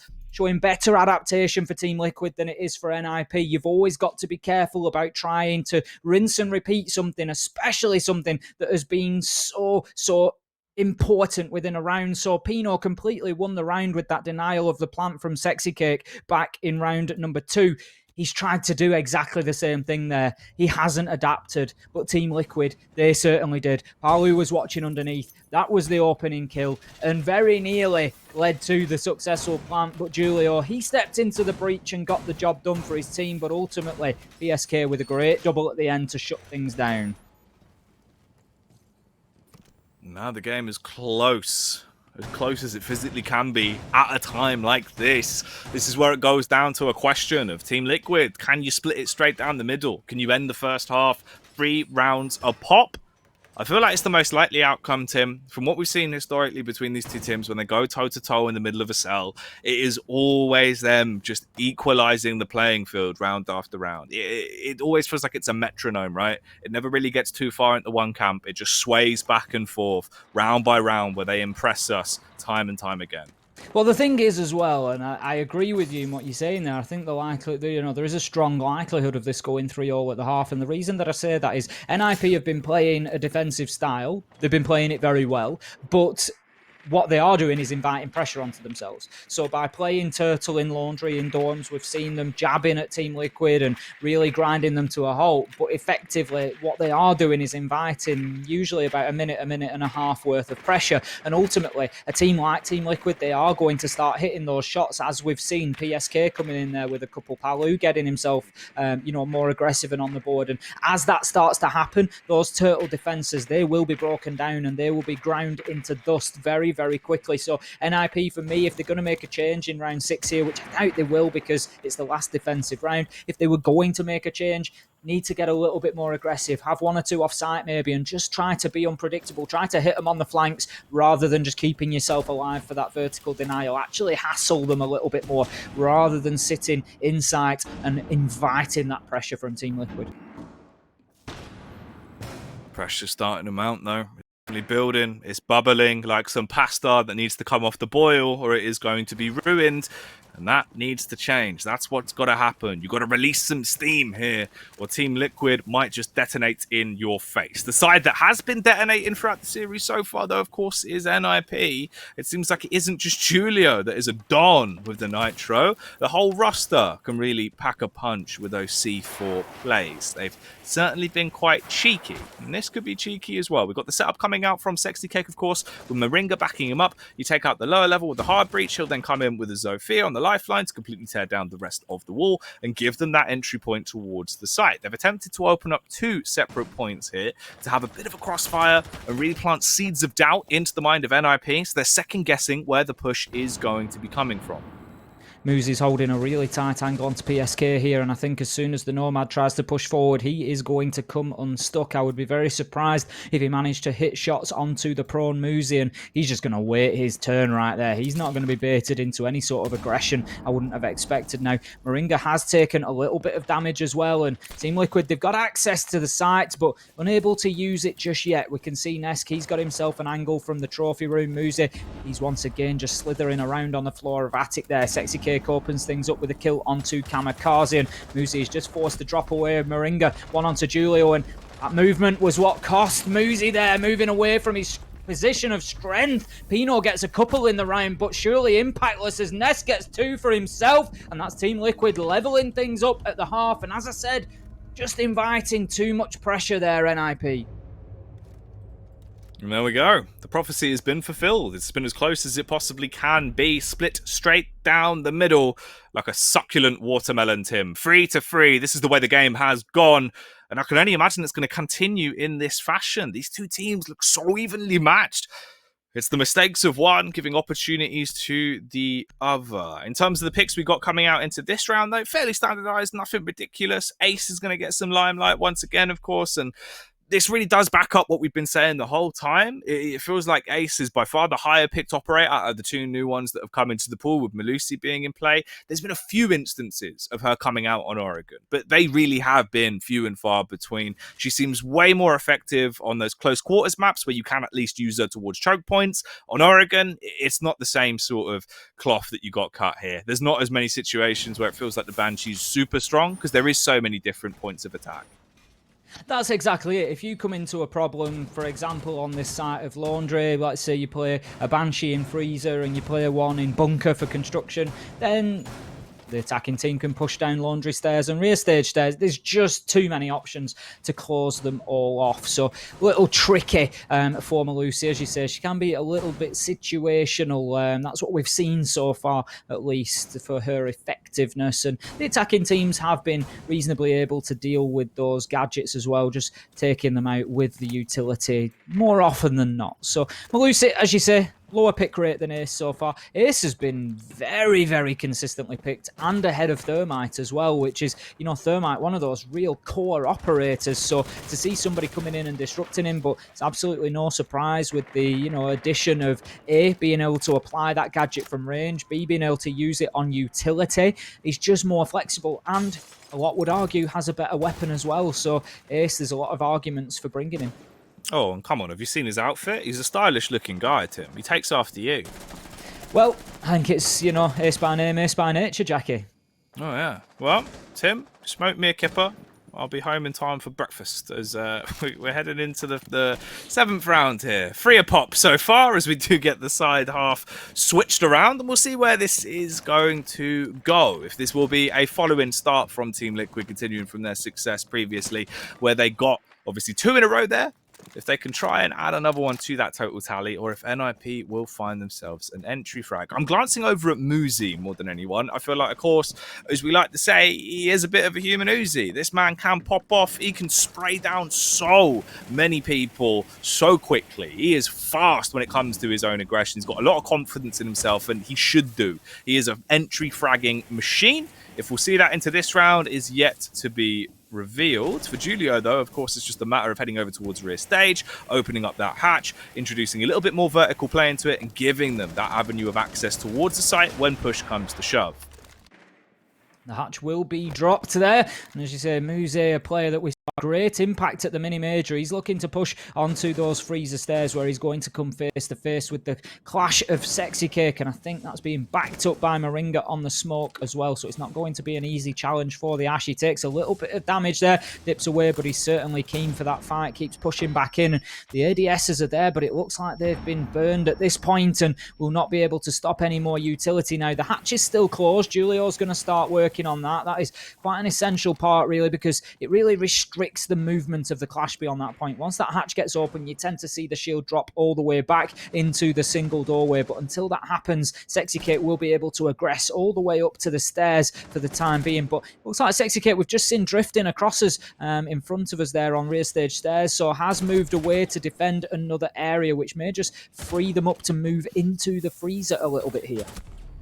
Ooh, someone's saying freeze, and it's going to be PSK, as he has stopped Psycho dead in his tracks, but NIP start to pipe back up. The ninjas are launching out their throw-in stars, and they are connecting into the jugular of a few players on Liquid. Time slowing down as well. They've got 10 seconds to make this execute count on NIP, Tim. They need to get that diffuser cracked open on the site. Muzi, he's looking to make a mockery out of them, but he can't locate the diffuser. He cannot get over there in time, and this one is as good as done. Blocked by the clash. A perfect display of how effective you can be at just wasting time. And before they realized the time had ticked too far gone, it was already over. Liquid for the first time then finding themselves with an advantage on the scoreboard, and that could be quite telling for them now that they're on the defense. They're heading up to dorms, and it would be another round that we would expect to go in their direction. So, you know, if we continue that logic on, they've then got to go to the difficult third site. NIP could find themselves 5-4, but it then gives Liquid a run at Laundry and dorms again to finish this one off for a potential 7-4. There is still a lot of siege to be played before that point, but this round could be pivotal. If they can get this one on the board, then there is a clear path there in front of them for them to run it all the way home. I want to grab onto this one, run home as fast as Charlie when he found that golden ticket in the gutter. Was it in the gutter? No, he gets it out of a chocolate bar. Did he? Oh yeah, no, that's it. He finds a $5 in the gutter, doesn't he? And then he goes into the shop and gets the chocolate bar that has the you ticket. must be talking new school. I can't remember. They've all blurred into one. I'm pure old school when it comes to that film. Definitely the older one for me. But then again, I'm the older one. So that makes sense. If we had a dynamic, who would be Grandpa Joe and who would be Charlie? Would you be Grandpa? Between the two of us? Yeah. I don't know, because I can be very excitable. Yeah, that is true. I feel like I'd be the bad influence going, come on, Charlie, drink the floating bubble pop. Definitely. That is the dynamic. That does make sense. You leading me down a road to destruction, Jackie. Jackie, no, we can't go off on a tangent about bubble pop. Come on, Tim, have a sip. Here we go. We've taken off. Look, see? I told you it all before. We've been kicked out. Oh, it's all gone wrong. You get nothing. Good day, sir. But let's see who's going to get something out of the opening moments of this round. As for Team Liquid, they've already got a very tasty gobstopper in their mouths as it's brought them up to a 4th round, but they have been stopped dead in their tracks, Tim. Pino with the entry frag as he slaughters Moringa, cleaning house there, and that is a devastating opening pick. Look at the operator that's gone down. Smoke out of commission in seconds. That is going to hurt them late round. It certainly is, as you say, one of those operators that gets more and more powerful as the round goes by. Saving those toxic babe canisters can burn the last 30 seconds. If you know where that push is coming from, you can completely shut down the lane with them. So big loss there with Pino coming in and starting things off right for NIP. 1 minute 45 left on the clock, so still plenty of time for those ninjas to start mounting the pressure here. They could just do, it feels like, with another frag in the next sort of 20 seconds to really cement that lead and start pushing, because this is a difficult site. Make no mistake about it, to get in and have a real impact. Now, that was very close from Kamikaze, just catching Nesk out on a rotate there, but Nesk, look, will hold out, and he will just manage to find his way into the back of sight, but shut down by the Kali there. Psycho finishes him off with the machine pistol, and that is going to be 5 versus 3. That is the frag that I was talking about that NIP really needed. Kamikaze has the diffuser in hand on the ace, and he is now poised and looking at the potential of getting himself into a default plant spotter, but a little bit more pressure could do with being applied to Palu here, because that is exactly what he is going to do if left unchecked in Attic. He will take you down, and Kamikaze it is who feels his wrath. Man, Palu, bending bullets like his favourite movie's Wanted with the way he's playing right now. And he is most wanted in the server, as he could single-handedly cause some devastation in the nation into this round. PSK wants an opportunity to present some damage, though, and he'll come out strong, massacring Muzi and leaving NIP in a 3 versus 3. Psycho on the Kali. Can he get anything going here? Switches from the sniper to the SMG as we switch back to Pino's POV. He's the one casting out a very wide rod as he hits the connection there onto Palu. Hook, line, and sinker. Gives them an entry into the round, Tim, and they run away with it both hands here. PSK in the 1v1. Oh no, can he pick it up? He's just got to stay alive. 6 seconds as the push comes around. Julio in close contact, finds the frag, picks him off in the last possible second there on the Maverick, and seals the deal. More rounds like that, please. That is exactly what we came for. Kills raining in, back and forth. Pino having an absolute tear in that round, but then almost being shut down at the last second. Julio able to just get in and rescue the round for his team, but Palu in Attic was just allowed too much space, Jackie. There was a man back there that opened the wall, and I'm not saying you go headlong into a challenge against a player like Palu, because that is generally a death wish, but pop up, pop back down, jab, jab, jab, as we've seen NIP doing so far. Take a few pot shots at him. Keep his attention on you. Stop him being able to look in, especially when the team comms are Kamikaze saying, I'm heading into game room for a plant. They know that that's happening at that point, so just be careful. Grab everybody's attention that you can. Try and take it away from your planter. Palu just allowed a little bit too much space and took full advantage of it, so great full credit to Palu for knowing that he wasn't being pushed from Attic at that point and managed to shut the man down, and it came down to the wire. NIP able to limp over the line. 4 rounds to 4 rounds. The game is close. The game is spicy. And boy, is it hot, Tim. This one is really starting to show that it is a bit of a barn burner. Now, for anyone that is watching this, if you haven't already removed your socks, I recommend you do so soon, or you run the risk of having them blown off with the quality of siege that we are witnessing tonight. This is a banging game, Tim. We were hyping up the opening one. We said this could be the gem of the evening, and Oregon is truly living up to that. Oh, it's becoming a serious safety hazard at this point, Jackie. As you say, there could be, burns to the legs and ankles quite easily as those socks go flying. Oh, mate, genuinely, it is not worth it. Do not run the risk. Take them off now. Prepare yourself so you don't lose them. Just put them in the laundry basket and continue watching. Give the toes a wiggle, get some fresh air going, and sit back and enjoy as you put your feet up and watch Team Liquid versus NIP as they duel it out. 8 rounds in, and we are absolutely none the wiser about which way this is going. Both teams coming in and taking at times surprising rounds away from each other. Team Liquid unable to hold on to their first defensive domes, where we thought they really might be able to lock it down and propel themselves towards the win, but NIP absolutely not. They're having none of it, and they live to fight another day. 4 apiece now on the scoreboard, and this one could be rattling very quickly like the old shaky train towards a 12th round finish. We've just got over the 2-minute mark. Liquid on their defense, taking a bit of damage. Nesk backstabbed there.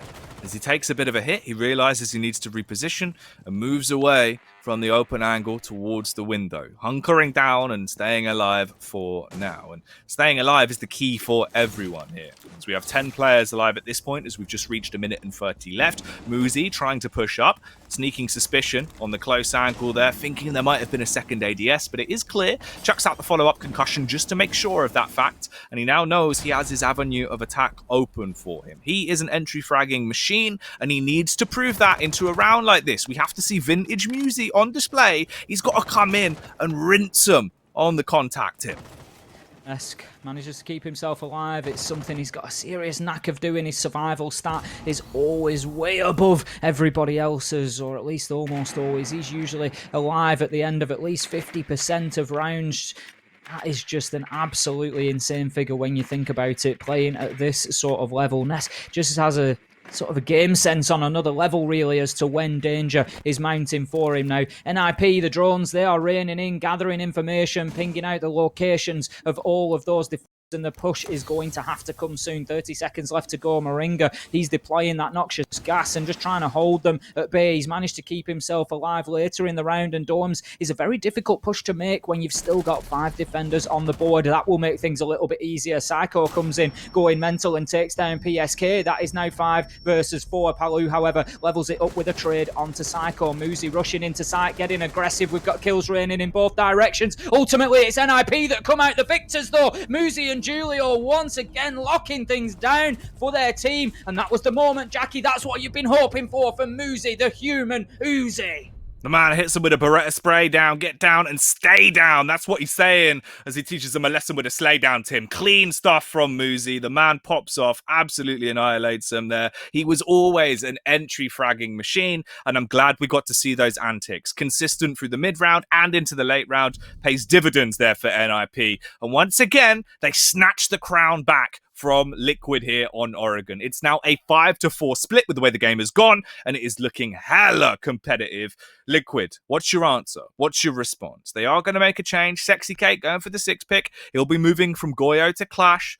Not too surprising. You think about Sexy's playstyle, he loves a good shield user. Very effective with it. He can be such a pain in the backside. It is incredible how effective he can be at wasting time on those operators. So I respect it. I feel like it could be a good move because they need to slow down NIP. If you can starve them out, leave them in uncomfortable territory when push comes to shove in the late round, that's where you're going to find success here, Tim. And that's what they need to do. Don't give away those early frags. Don't give them that initial lead. And whatever PSK's doing, whatever he's been eating for breakfast, keep on feeding it. Because the man is just crushing them. 11 frags to his name. The next closest on the scoreboard over the course of the server, of course, is Pino with 10. I think the answer is, Jackie, that he's not had anything for breakfast, he's not had anything for lunch, and they're just starving him up, keeping him hungry, and telling him that he gets to eat once he's put 15 to 20 kills down. So he's coming through trying to make sure that his dinner's on the table when this one is done. And right now, if he continues like that and Liquid could get a win on the board, it will be steak all day long for him. All right, well, here we go. Ready to rumble once again. The gloves are off, and they are back in the ringer for another round as the bell will chime. Let's see who's going to get that early entry frag. Sexy Cake holding for the initial drone as he'll hear it coming. Shatters that one like an old iPod, leaving it broken on the ground. Sets himself up, prepped with a shield to see if they will try and push in off the back of it. Rest of the unit effectively grouped up, rocking a buddy system, turtling towards the site. Doesn't look like Liquid are going for an early confidence peak. We're not seeing anything crazy from Nesk or Palu. Those would have probably been the two I'd have been looking at here based off the operator picks to try and make some early round noise, but they are playing quite quietly into this one. Just standard stuff, clearing out any drones that could have got into any crevices and setting up towards the stairway. You love to see this as well. Palu on support with Moringa, of course. A smoke on that angle, Tim, you can effectively deny any kind of push down the stairs. Very difficult to move into, as you say. Out comes Big Papa Pump, that shotgun, and will just put people down one after another into early graves. But it looks like NIP largely forgoing Freezer, and it is an area that I was going to pick up on and say that last time I feel like they just got stalled out a little bit. They had the shield in there of Sexy Cake, and they just weren't able to really make any progress. Now, it looks like Pino as a token, he's playing out over that way, but other than that, they don't seem to be aggressing towards it in any great fashion, and the pressure is seriously mounting from the rear stage area rather than Freezer, and potentially over to the laundry side as well. And right now, if they can leave the one man there and bait a couple of the defenders into freezer, it might just give them the room that they need. But this is going to be a tough sight to take away from Liquid. There is absolutely no two ways about that. Round 7, they came away successful here, and they're obviously confident at being able to do that again and to square things away on the scoreboard and guarantee us all 12 rounds. Nesk. Look at this man, licking his lips, ready for an entry frag if they want to offer one to him. The drones go whizzing by, but there is one on the close angle. Try to spot him out if he overextends slightly further past the shield. He won't. He will still hold. They group up, now looking to go in together. All of this comes down to timing and execution. There's the ADS on the wall to stop, obviously, the Ashe being able to get too much extra out of it. Just the concussions go in, but he realizes he runs the risk of being forced out of position here as she can now switch to a breaching tool, so he backs off, and they are breaching the defense of NIP though, shattering their skulls quite literally, Tim, and Pino, he's getting slapped up by electricity. All the volts going through his veins, and it's not looking good. It hasn't sparked some sort of comeback for NIP, as they have 10 seconds to get onto site, get the diffuser down, and make a mockery out of Liquid, and they've made out of them. The clash holding the angle effectively denies the round in my eyes. I don't feel like anything good is going to come out of this. Kamikaze's being sapped up. You can try and plant it. All you've got to do is switch over to the SMG, shut him down, Palu with the final kill onto Pino, and that's the way it's going to go. No way that was happening with Sexy Cake stood in the corner with that big piece of perspex in front of him, just holding down the angle, unable to get in and get a diffuser down, because as soon as you do, you know that the challenge is coming in. Palu picks up the one man, and then Sexy Cake just drops the shield, switches to the pistol, and hits the planter, finishing the round off 5-all. And you wanted it, Jackie. I wanted it, and everybody at home wanted it. And we are being graced with 12 rounds in the first map here between Team Liquid and NIP on Oregon. This is going the distance guaranteed, and only one of these teams is now going to get an opportunity to win this matchup, and they will only get one bite at that cherry. Whoever wins the round here, they will get the opportunity at map point. So this is just as important as the 12th round itself. Oh, they played themselves as well, Tim. They've been baited in. We've seen the 6-pick come out from Sexy, going off of Clash onto a Melusi. Obviously, they've read that. They panicked a little bit about what this could be, thinking that maybe he's just gone back onto Clash. And we see Julio donning Cali, coming out with a sniper with a hell of a scope, but that's not going to help you too much. Yeah, you might be able to find those entry frags. You can poke the bear a little bit with it if you can do some damage with a bolt action, but you're not going to be knocking any shields up, Tim, as there is none in play. I think you're absolutely right. I think that is a bit of a bait there. They know that the clash has been a problem previously, so let's bring along the Kali. We've spoken about the Kali before and how you can just unlimitedly essentially take on that shield and just knock it away. There is, absolutely no holds barred essentially, where the Zephyr is limited in terms of being able to do so. The Kali can just remove it one after another after another. Ooh, unfortunately, it does look like we have had a bit of a disconnect with the server. So we are going to be cutting back to camera for this one. Hopefully, I don't know, either the server's gone down, Tim, and this will be a rehost, or it might have been the feed that's crashed. We'll find out as soon as possible.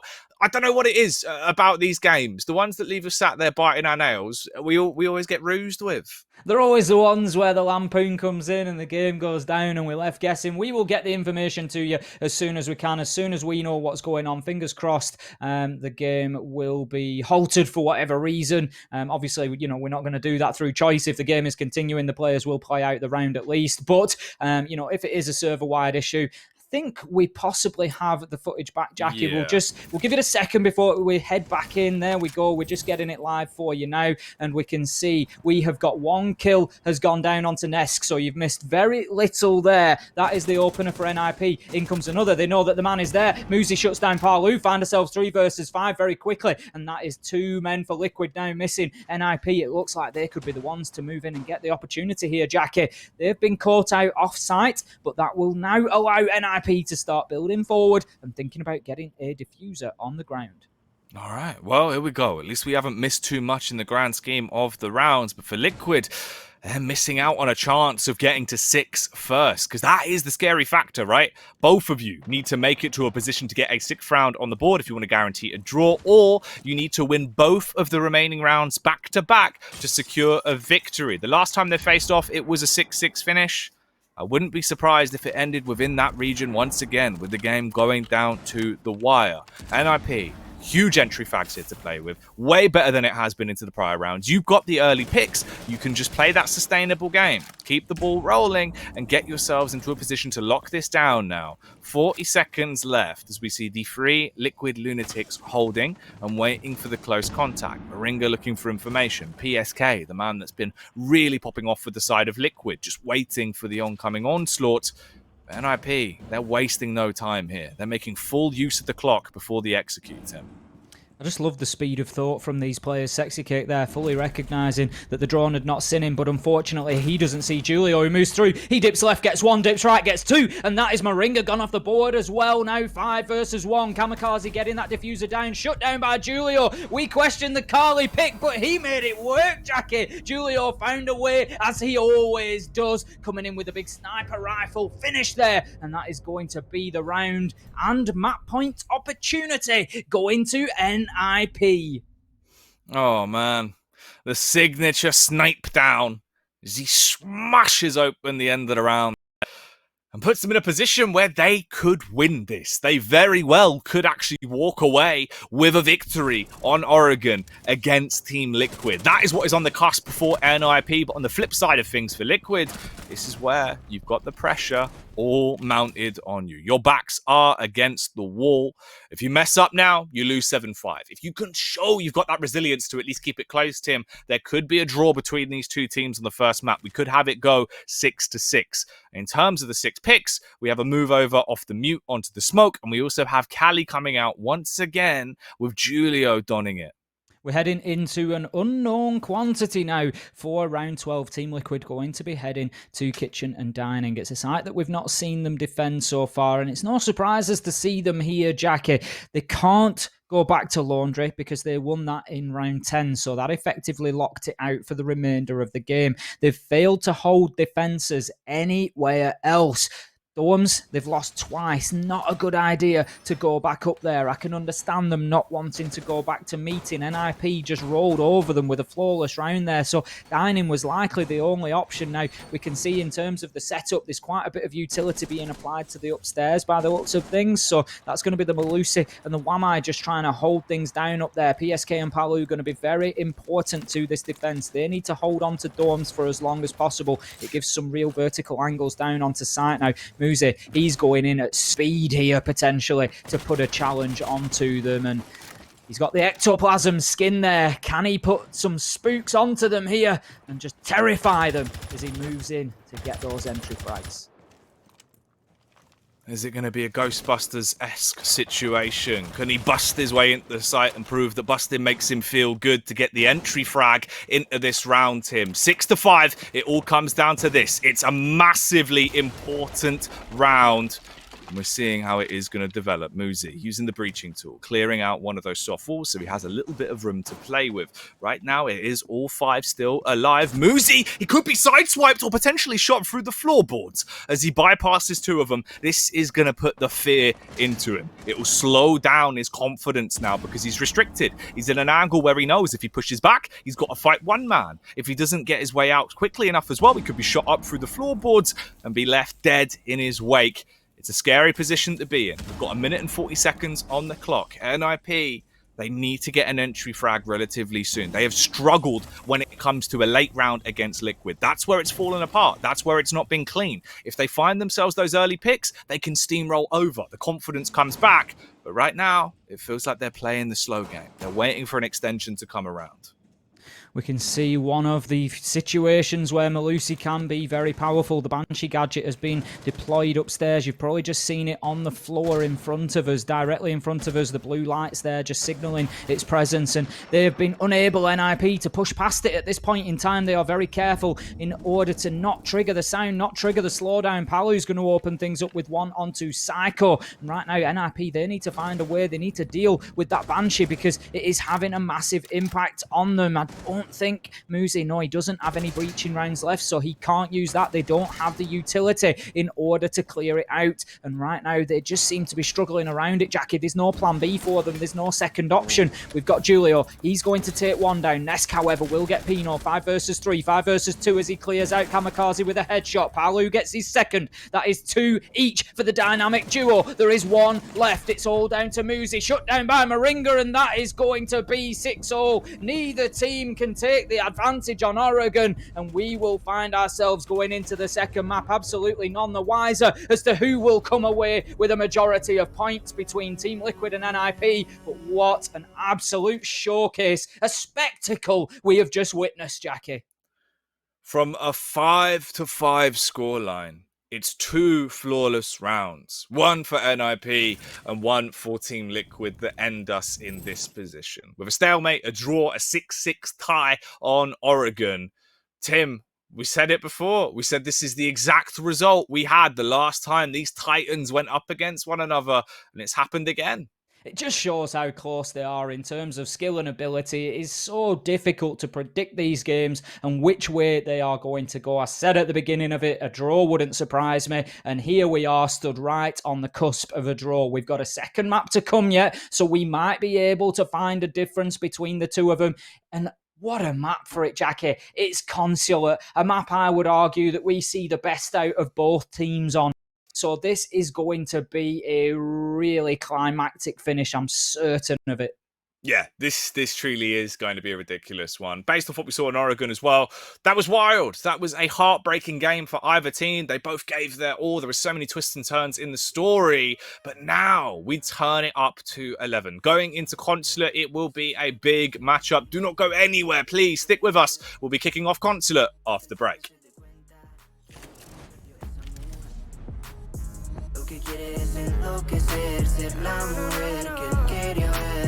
Esa chica quiere selfie, selfie, que yo parezca como que ella quiere disfruta la noche, lo anormal. Es que el novio teme que su relación va a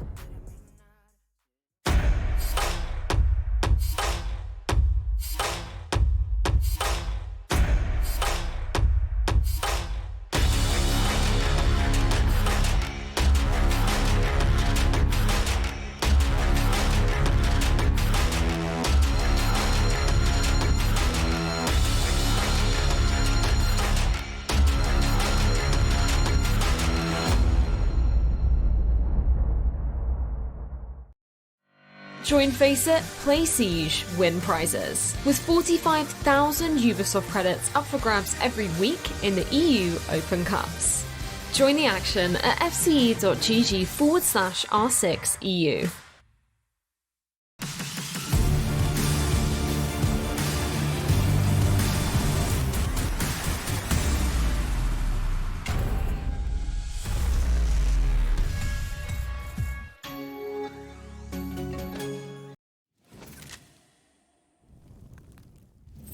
And welcome back, everybody, as we are moving into the second map in what has already proven to be a spectacular cinematic series here between Team Liquid and NIP. Tim, the end of that one in Oregon, obviously finishing there in a draw, 6 rounds a pop.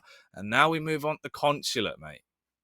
It's got everything, Jackie. It's got everything that you would find in a Hollywood blockbuster. It deserves to be on the big screen, does this matchup? There is no two ways about it. And I hope plenty of you at home have taken that opportunity, got it on your big TVs, and you're watching it nice and comfortably, because there's plenty more to come. We are just in the mid-stage, and there is a twist in the tale to come yet, and an explosive finish, just as we would expect from one of those big blockbusters.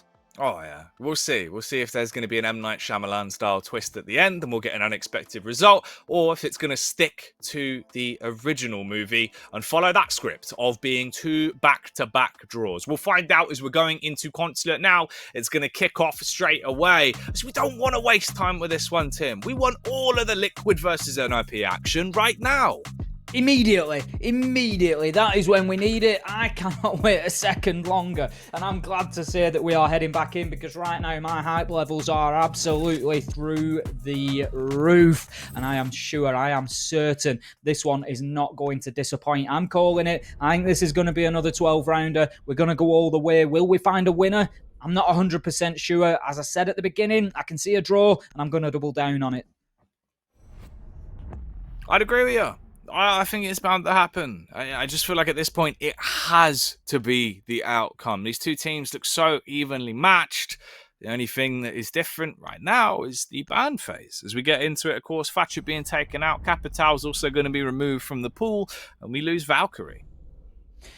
No Valkyrie and Nomad still on the board, so that is going to limit the external aggression a little bit. I wouldn't expect to see too many runouts, if any at all, at this point, because obviously there is going to be limited information, and they know that the likelihood is there will be air jabs marking off those doors and windows as well, so it will be a big risk in order to take one of those on. Echo will join us, not too much of a surprise. We've seen a really high ban rate for Echo so far this season. Super powerful with those two Yokai drones, able to deny that plant, just gets more and more powerful as the round goes on as well, getting into those last 15-20 seconds, able to completely shut a round down if he can keep himself hidden, away and safe. So heading into round number one, is that what these teams are going to try and do? Are they going to try to keep themselves hidden, away and safe? That is exactly what we saw from NIP when they were defending on Oregon, but it didn't work out that way for Team Liquid when they got onto the attack, because NIP were able to just get in and tear that defense to pieces, and ultimately it was so close,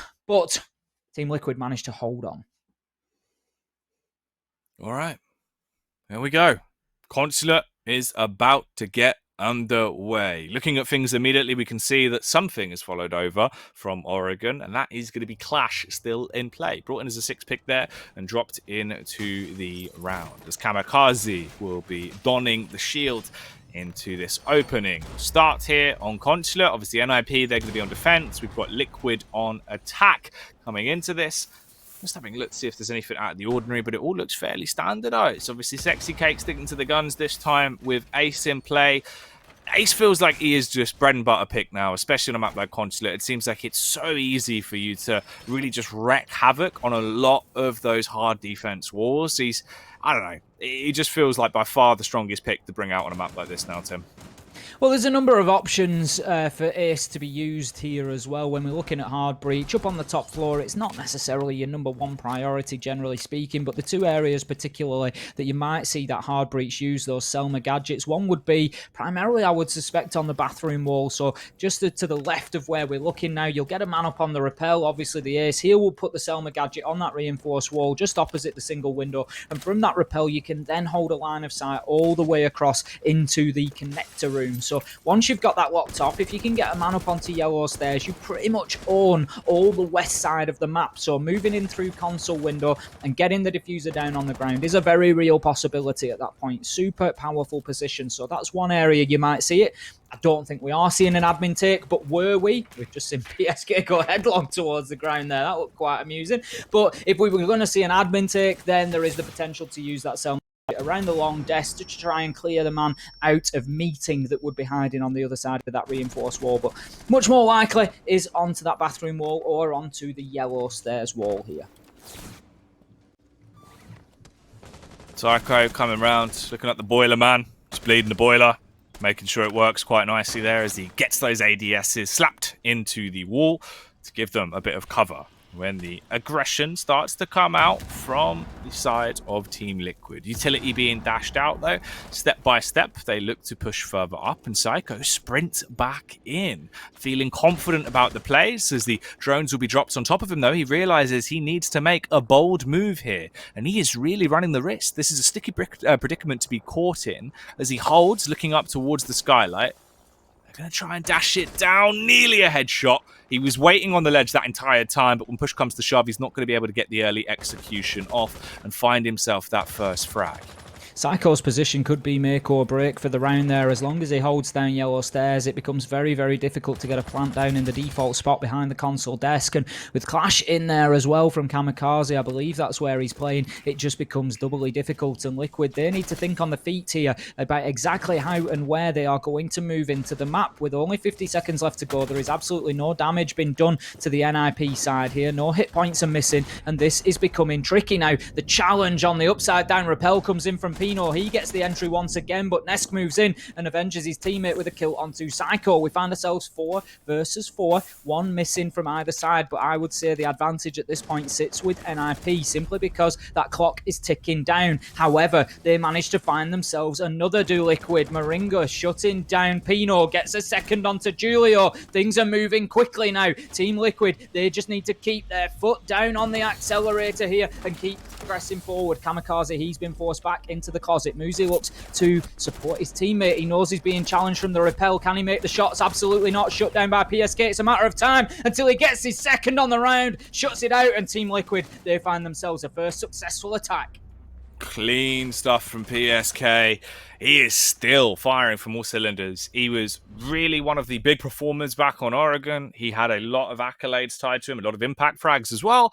And it's good to see those impact frags are coming into the second map in the series. They were not a one-off. But let's see if the players that voted for Team Liquid to win it back in the first map were one-offs, Tim, as we do have another poll coming out, of course, that looks like we have 52% of the public of our viewers here in Twitch chat voting for NIP to take it this time around on Consulate, with 30% repping Team Liquid.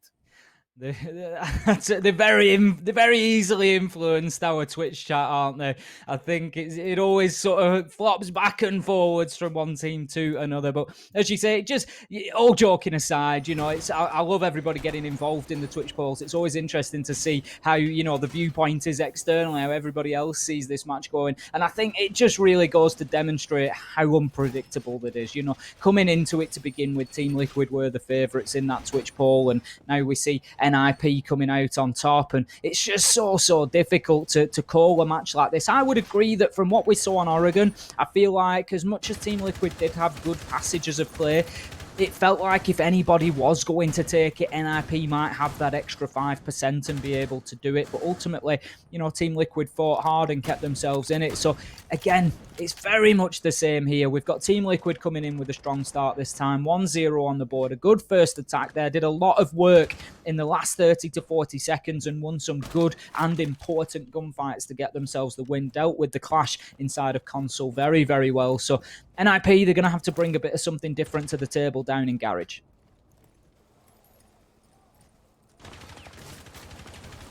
Two minutes and 30 on the clock. Slow and steady so far. Nothing too rambunctious from NIP. They've not tried to go for a crazy run out or early aggressive spawn peek.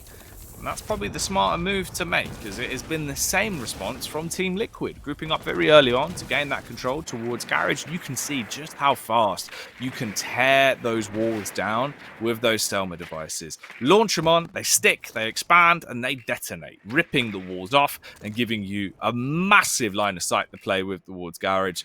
And of course, if they get into Garage, it can be very hard to get them out. Great early progress from Team Liquid.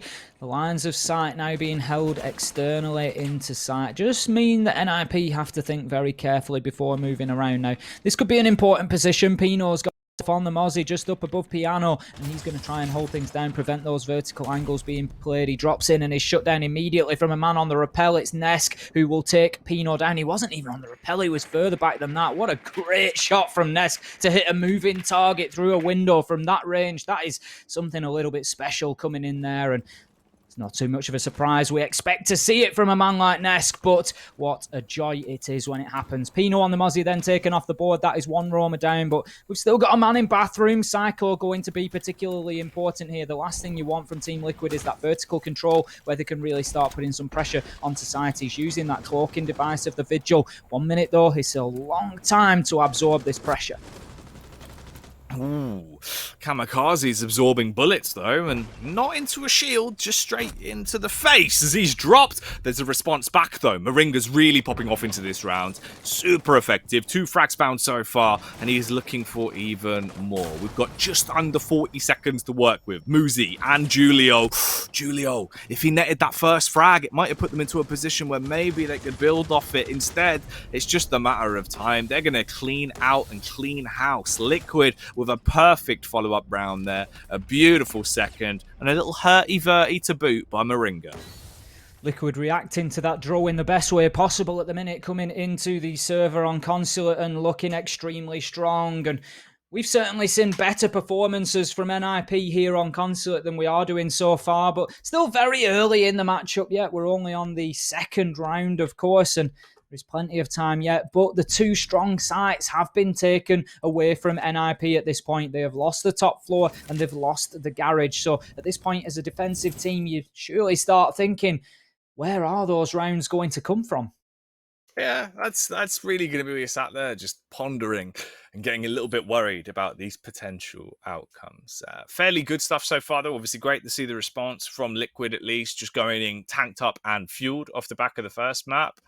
That is what makes it a bit worrying, though, because I'm looking at things here and I'm just thinking if Liquid come in all guns blazing, they're going to have these supersonic rounds where they're playing with tempo. You've got players like Moringa that are now starting to pop off as well, where it's the whole team that's playing solid Siege Team. That scares me a bit because we saw NIP was struggling into some of those late round executes on their attack. So for me, they need to get a great start off on their defense. Yeah, I think they need at least the 3-all here. I don't think they want to be coming into the second half any worse than that against Team Liquid, but don't be surprised if there is a twist in this tale. I can't see Liquid coming in here and just running away with this 7-1-7-2. It's very unlikely. No. I think it is still going to be close. Maybe there's a chance that it's not going to be another draw, but that's probably the most likely outcome, and that's worrying when that's what we have to predict because it's been backed up multiple times when we've seen these teams face off. You know that there's going to be fireworks in the matchup at least. You certainly do, and like I said, there's plenty of stories to be told. I expect at least 11 rounds, if not 12, and when you get into that 11th and 12th round, we're all going to be on the edges of our seat, just wondering what's going to happen, just holding our breath at every shot, every nitro that gets thrown, every piece of utility going in, just waiting to see whether we will have an ultimate victor or not. But it could be a really big result for both of these teams. If either one can come in and pick up 2 points here, it will be a massive, massive result for them in terms of the season. Tim, in terms of results, though, right now, where are we in rehost riddles? I think you were 2 for 2, or were you 3 for 2? I think it was 2.5 for 2.5. It was 2.5. We'll go 2 for 2. I think that's the easiest. Yeah, let's get rid of the off. half. So we'll go back. You're 2 for 2 so far. Do you want another opportunity? Do you fancy a rehost riddle? Always, it's what gets me up in the morning, Jackie. All right, I feel like it's about that time of the show, of course. It is fitting. It is a rehost. Now, Tim, if you drop me, I'm sure to crack. Give me a smile and I'll give one back. What am I? Drop me, I'm sure to crack. Give me a smile and I'll give one back. You see, my thought process immediately went to egg, but I feel like I'm being sort of led up the garden path a little bit there. That was straight away on the crack issue. I was straight away there, but that seems a bit too literal for me. There's no smiling involved at that point. Not unless you've drawn on an egg and then just gone, oh, he's smiling. Well, we used to do that in junior school. Did you not used to have those competitions where you had to paint an egg and decorate it for round about Easter time usually? Yeah, I remember that. You used to have to you have to drain the egg with a small hole and you put flour and stuff in, and then you paint him, and it'd be like a little egg. It'd rock back and forth. But that's not what we're looking at. That's not the answer. That's not the answer. That is not the answer. If you drop me, I'm sure to crack. Give me a smile, and I'll always smile back. I've got it. Go on. He's got it, Jackie. Go on. Mirror. It is mirror. Well done, Tim. There we go. See, the logical side of the cortex, the frontal lobe, he's working. The crowd goes wild. He picks up another 1-3. See, we've just got to have rehosts later in the day. That's what it is. I started off a little slow and sluggish today, and I've really built up my pace along with this game, and here we are, ready to rock. Oh man, you've done well. I'm proud of you. You're really coming in there. You're 3 for 2 now on the riddles this season. That's a pretty good statistic so far. I mean, we maybe need to get an addition to the graphics. Producer Simon's going to be cursing me. We need to get like a little score tally, maybe up this side near Jackie. Just get it to pop out. I'm sure we can. Well, there you go. Another lovely little rehost riddle. Apparently, producer Simon said he'd be on that immediately. He said he'll have it done by the end of the day. Honestly, the work rate on the lad is unbelievable. Oh, mate. He's crazy. His work ethic, I don't know how he does it. He just loves the game. Certainly does. He loves the game. There's only one thing he loves more than the game, Jackie, and that's rehost riddles. Oh, yeah. Oh, I bet. I bet he just loves listening to all the ridiculous stuff we talk about. So that's the unfortunate bit for Simon, right? Is obviously people can tune out, whereas Simon's got to listen to it. Yep, he is absolutely zoned in. He has laser focus on us. Absolutely no option The man deserves an award. He listens to me and Jackie for 6 to 7 hours, 3 times a week. It's a tough gig for him. Oh, man. I don't know how he does it. And what I also don't know is what the outcome is going to be of this matchup. If you're joining us, if you're here for the riddles, I don't blame you. If you're here for the siege, then you've come back just at the right time. We're just getting the lobby prepared again to jump back into the game. We did have a dropout, of course, a little bit of a rehost, so we thought we'd fill the downtime with something entertaining before we return to what is going to be a very entertaining second match. Team Liquid coming fresh out the gate, Tim. They're looking good. It seems like they've been able to bounce back into shape immediately after Oregon. Obviously being a draw, it's clearly fueled them, but does that continue? Do we think this is going to be a bit more of a lockdown from Liquid, or is it still going to be a draw towards the end, Tim? It's difficult to say because you look at the situation and Team Liquid have had 2 very good attacks there. So you think, yeah, they've got themselves some good momentum now. We do tend to see the attacking side having success on Consulate compared to, maybe other maps. So that's not necessarily the end of the world for NIP. And as I say, I am certain that there is a riposte coming from them anytime soon. But I do fancy Liquid for this. If you were going to force me to choose something other than a draw, which I would still go with at this point in time, if I had to fall on a side of one of the teams at this moment in time, given what we've seen in those first couple of rounds on console, I'd be feeling pretty confident for Liquid on that side of things. But what is for sure, and the real beauty here, Jackie, is of what we've seen so far today, Team 1, Team Liquid, NIP, they are all super strong. 3 of our big teams that we are really hoping come out and perform stage after stage. We're hoping to see these on the big stage at the Invitational SI 2021. Fingers crossed, they can get there to compete against those other world teams and see exactly how they stack up. If that's a situation we can get to, then what a treat that's going to be with these 3 playing as the way they are at the minute. Oh, it'd be sick. It really would be sick. And you got to think as well, just getting back into that environment as well, especially once we finally get another LAN event, it's going to be crazy hype. So if we get to see those teams there, Tim, it would just be wild, mate. I'd love to be there alongside you, having a bit of karaoke in the downtime between days. I think we'd be living it. I told you my karaoke song the other day, Jackie. We'll keep it between us, but who knows? There might be an outing of that one day. But yeah, you're absolutely right. As you say, obviously safety first at the minute, and the situation is what it is in terms of the lands. But when we do get to a point of getting those back together, it is going to absolutely go off at that point. It's going to be a real celebration of... The thing is, the longer that it goes on as well, the bigger the gulf is going to seem between the last and this one. We had great quality siege at the 6th Invitational at SI 2020. It was off the charts, some of the best siege we've ever seen at a LAN tournament. Now think about those teams maybe 12 months on with that extra building time, the new rosters we've seen, the new talent coming through. It's going to be even bigger and better, and that gulf is going to be very, very noticeable about the progress that has been made and just how far that bar has been raised.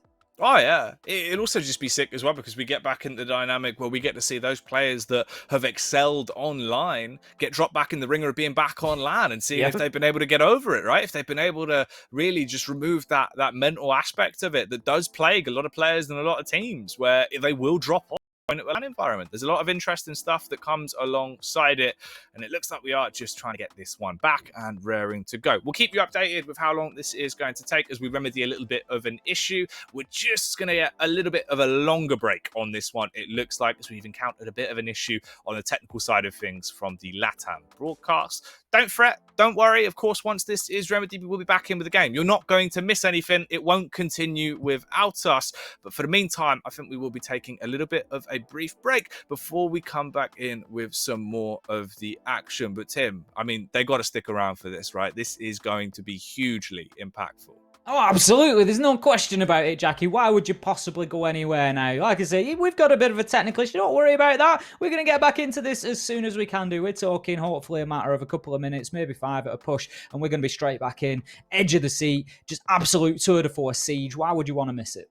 You would not. So what I'd recommend is go and get a drink now whilst we know we've got some guaranteed downtime, because this one is going to leave you parched. It really will be a tasty affair. Grab some popcorn, grab some water, and join us back in a couple of moments when this series will return once we've remedied the small technical issues. Thank you for sticking with us so far, and we will see you when we come back after the break.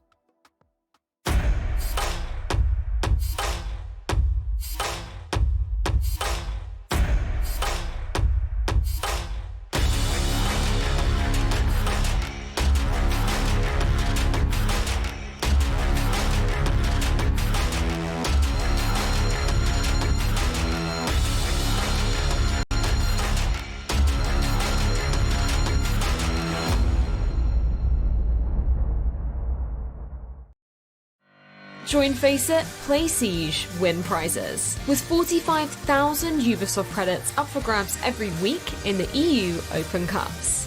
Join the action at fce.gg/R6EU.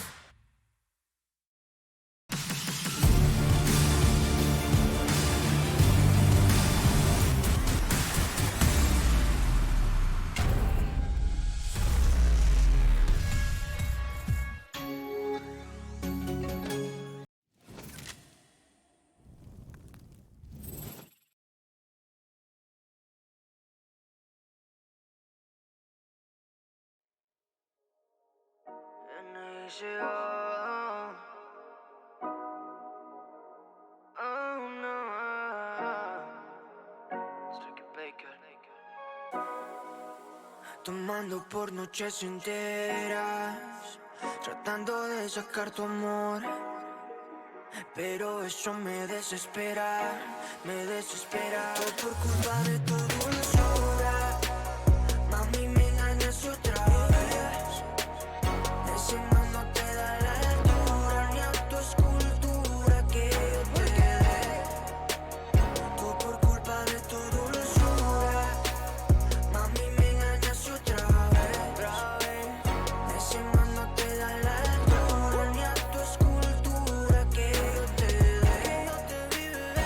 Toda esa noche de tu amiga que ibas a estudiar, lo hicieron, te fuiste a la fija, pues nada que hablar. Cupido, gracias por la vida que me quería estar, pero mejor yo la rechazo que me va a matar. El último rey Cupido, juro que soy el que río. Trata a los otros como quiera que a ti te traten, por eso es que te trato con desprecio y pecho frío. Yo te bloqueo de todo de lista, mamita, y te doy las gracias, pero no me llame a mí cuando te engaño. Eso es lo barato, yo no sé. Mami, me engañas otra vez, ese man no te da la altura ni a tu escultura que yo te dé. Todo por culpa de tu dulzura. Mami, me engañas otra vez, ese man no te da la altura ni a tu escultura que yo te dé. Primero fueron las rosas con un te quiero, después me dio las espinas, quería dinero. Estoy cansado, tú siempre vienes con pero, y de 100 chicas te pondría yo un 0, porque no vales la pena ni tú jugando de presa. Tú eres de la calle y actuando como una fresa. Ese clon barato también le va a dar pereza de lidiar contigo porque tú cargas y pesa. Todo por culpa de tu dulzura. Mami, me engañas otra vez, ese man no te da la altura ni a tu escultura que yo te dé. Todo por culpa de tu dulzura. Mami, me engañas otra vez, ese man no te da la altura ni a tu escultura que yo te dé.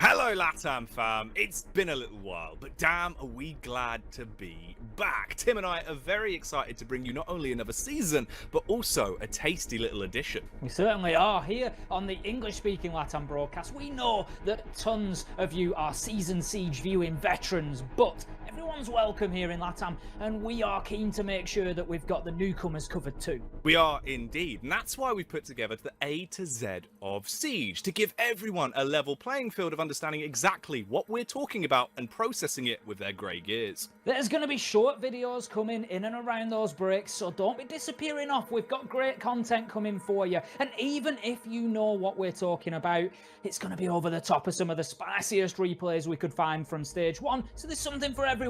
Win-win. So if you're a little bit confused about what we're talking about, let me give you an example. P would be for post plant. Get it? Got it. And we love bringing something for everyone. You know that. It's just what we do. There's plenty more new stuff coming along in Stage 2 as well. So, as if you needed any more reason to stick around. I really hope you're going to enjoy the A to Z of Siege and overall just enjoy this blazing season. U is for utility. And it's quite a broad term inside of Siege. We use it to refer to the many tools and pieces of equipment that the attackers and defenders can use to support them in achieving their objective. This can include many things such as frag grenades, flashbangs, smoke canisters. It can be the special, unique gadgets that we talk about, such as Thermite's exothermic chargers or Hibana's X-Kairos pellets. Quite often, we will try to monitor the operators and see just how much of that utility they have used and how efficient they have been with it. How successful has it been? What advantage have they managed to squeeze out of it?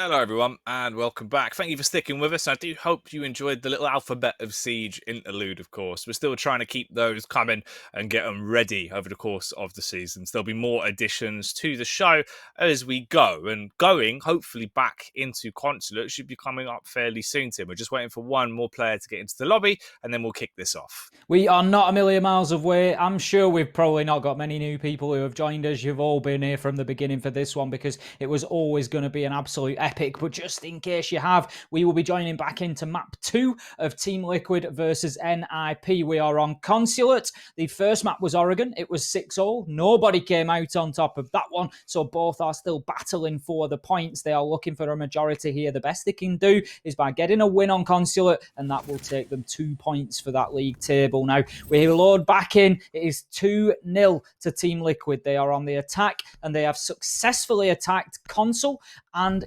Garage so far. They are the two sites that we have seen. The bans that came in for the operators, we have got Thatcher, Capito, Valkyrie, and Echo taken off the board. Thatcher and Echo were the choices of NIP. Capito and Valkyrie coming in from Team Liquid. All right, well, here we go.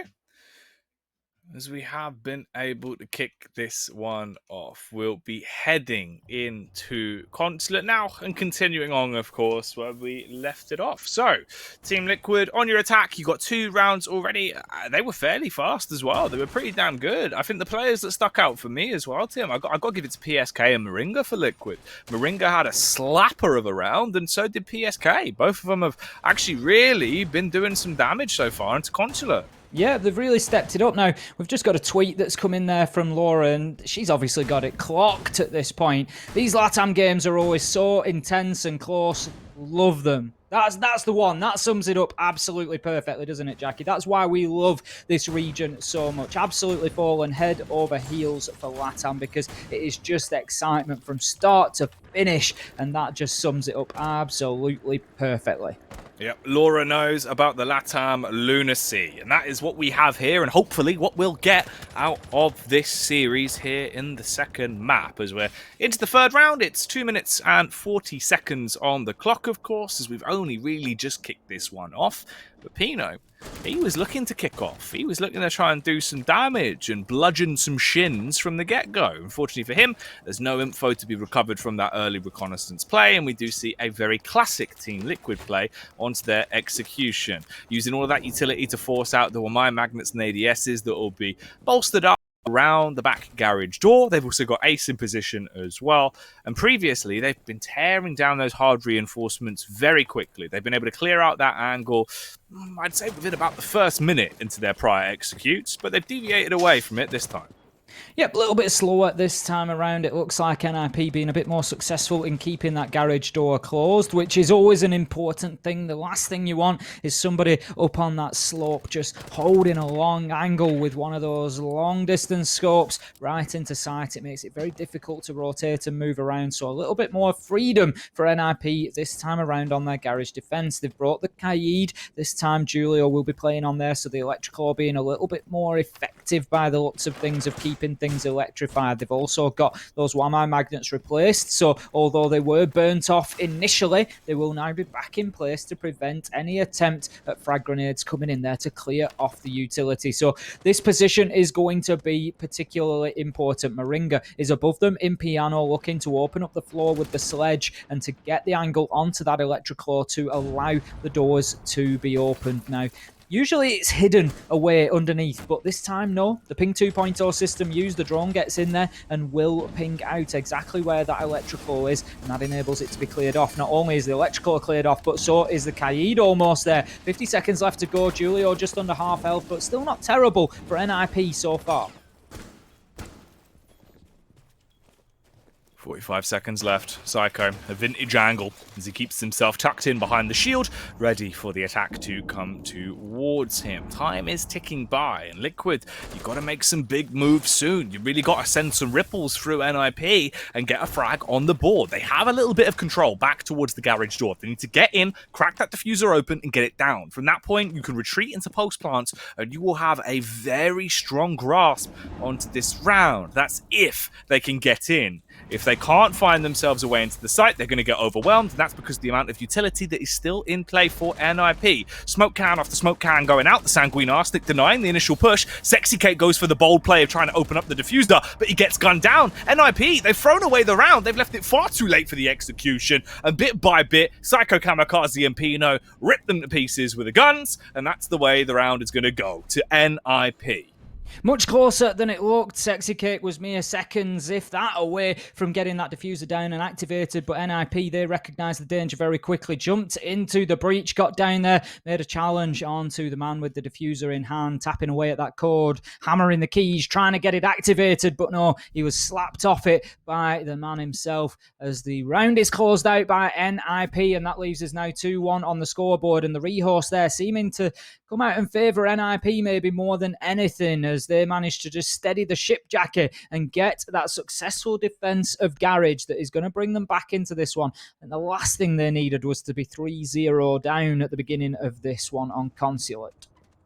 Oh yeah, at least they've been able to get themselves into a better position. Now, keeping it close, and you do wonder if that rehost potentially knocked the momentum. It was a bit of a lengthy one. It was about, a good 7 minutes there. So it's a lot of time, especially when you had Moringa playing his heart out, PSK doing a lot of damage as well. They've come back in. It was a complete change of pace for them. It wasn't as aggressive. It wasn't as bombastic. Instead, they were slowed down, held back, kept at arm's length by NIP. You've gone for the classic late round execution onto the site, but you haven't forced out any utility, and they paid the price because of it. It forced them into awkward angles. It meant they couldn't really play in the manner they wanted to, and just second by second, they left themselves with a less and less chance to pick up the victory in the round. And it goes over to NIP. They get themselves a first, and we do have the split going 2-1. Pino, again, trying to run amok here and see if he can do something a little bit risky with the early peak, but to no avail this time.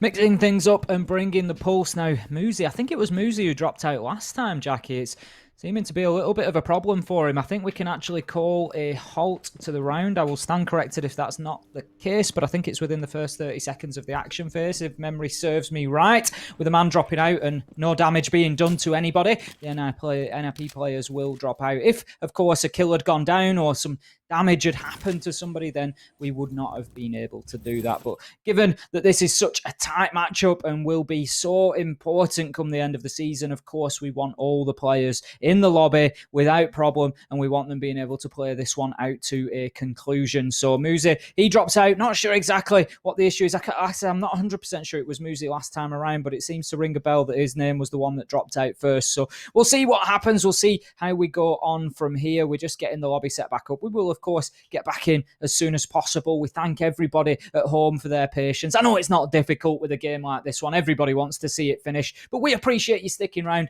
and listening to us ramble in between as well. Yeah, rough though, definitely in the sense of obviously just the momentum as well, because now this plagues NIP a little bit. Liquid previously, they were the ones that were really feeling the hype. They were going in quite aggressive. They were getting a lot off the back of those fast, speedy rounds, just hitting them where it hurts over and over again.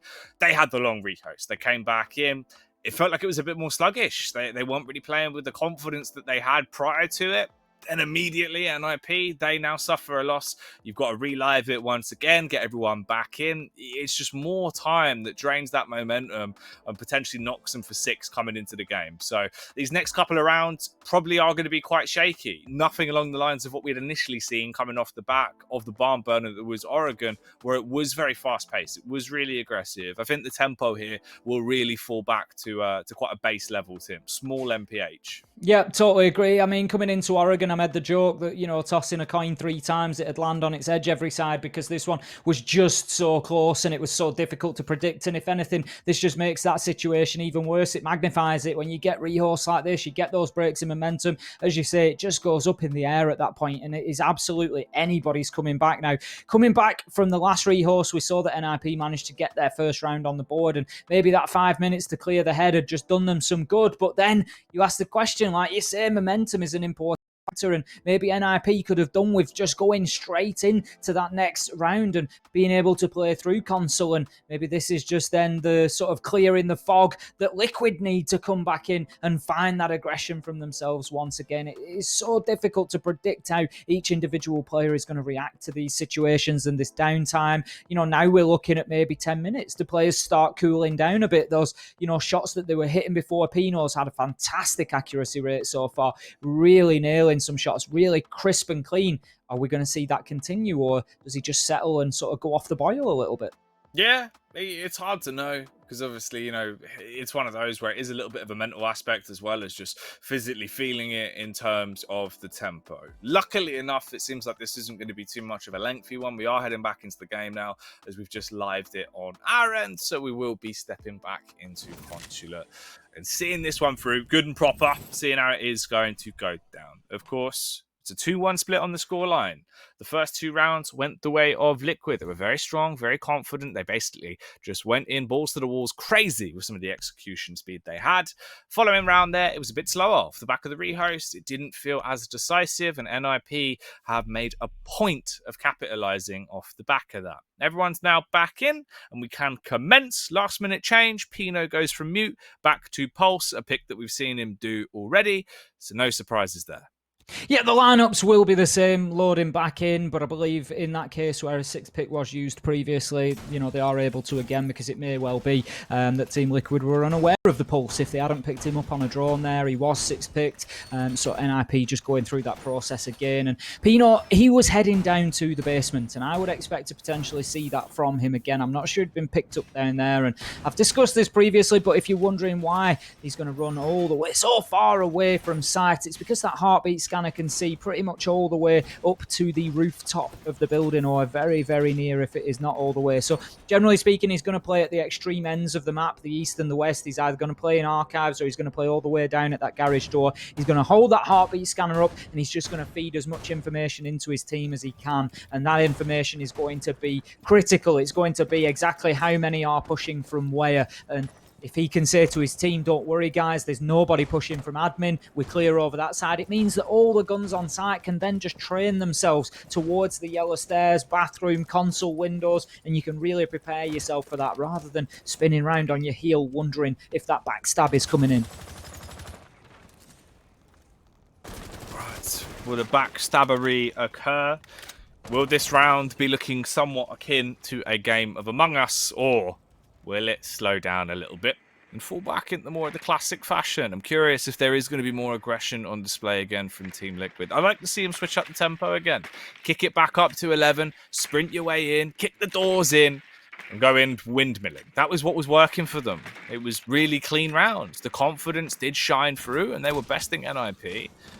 But once again, it's a little bit slower. Nesk, though, he is actually in a bit of a risky predicament. He's been able to push his way up early. Good use of the Selma charges as well to try and tear down some of the reinforced walls and give him an avenue of attack to look his way over. Obviously, those breaching charges, they drop down layer by layer, so it will eventually clear out that angle and give him a nice little headshot peek to play around. Good drone use as well. Spots out the oncoming onslaught, the 2 players that are rotating over towards Piano that will look to try and sneak up and get in behind him. Pino's moved himself up to the mid floor. He has currently taken up a residence in Piano, and I would imagine that he will be moved along at some point, whether it's Nescu dips down there or maybe somebody else moves into the map to try and clear him. The reason they need to do that is because he's got a nitro in hand and he's got a heartbeat scanner that can tell him exactly where and when that plant is going down. As soon as one of those red heartbeats remains stationary for more than a few seconds, especially if there's a sound cue with it, out will go the nitro. But right now, out comes 2 kills from Palu and Moringa. That's going to get us started in the round 3 versus 5. Now, Pino being downstairs is still a big part of this. Sexy Kick, however, is getting that diffuser down. He's in by that reinforced wall. He does have Psycho underneath him. I'm not sure if he's aware that that was the case. They knew the diffuser was going down. Pino will get Moringa, but will not prevent the plant. That is not where it was. Sexy Kick, he is the one to successfully get it activated and on the ground. PSK shuts down Pino. He knows that Psycho is downstairs as well, who tries to launch out that nitro. It will be unsuccessful. He's going to find himself pinched if he tries to push up the yellow stairs. Hit from the door. Can he get the first? Absolutely not. Shut down by PSK. It's all down to Muze. Can he be the human Uzi that NIP need right now? 8 seconds and 4 kills to find. This is extremely unlikely. It looks like Team Liquid are going to the third on the board. 1 headshot, absolutely meaningless as the clock ticks past that 7-second mark. Even if he got all the kills, he would not have time to disable the diffuser, and that is round to Team Liquid, successfully diffusing the bombs in Consulate. Big play from Liquid. They've come back in, they've came, they saw, they've conquered, they have crashed up against the sailing ship of NIP like a ginormous wave and really have knocked them for 6. Beautiful opener back in off the back of the second rehost, and now they make their move to a third round. Of course, for the defense of NIP, this is where you're going to be scratching your heads a little bit. You're going to be worried. You know, you've got 2 rounds left to play with in this initial half.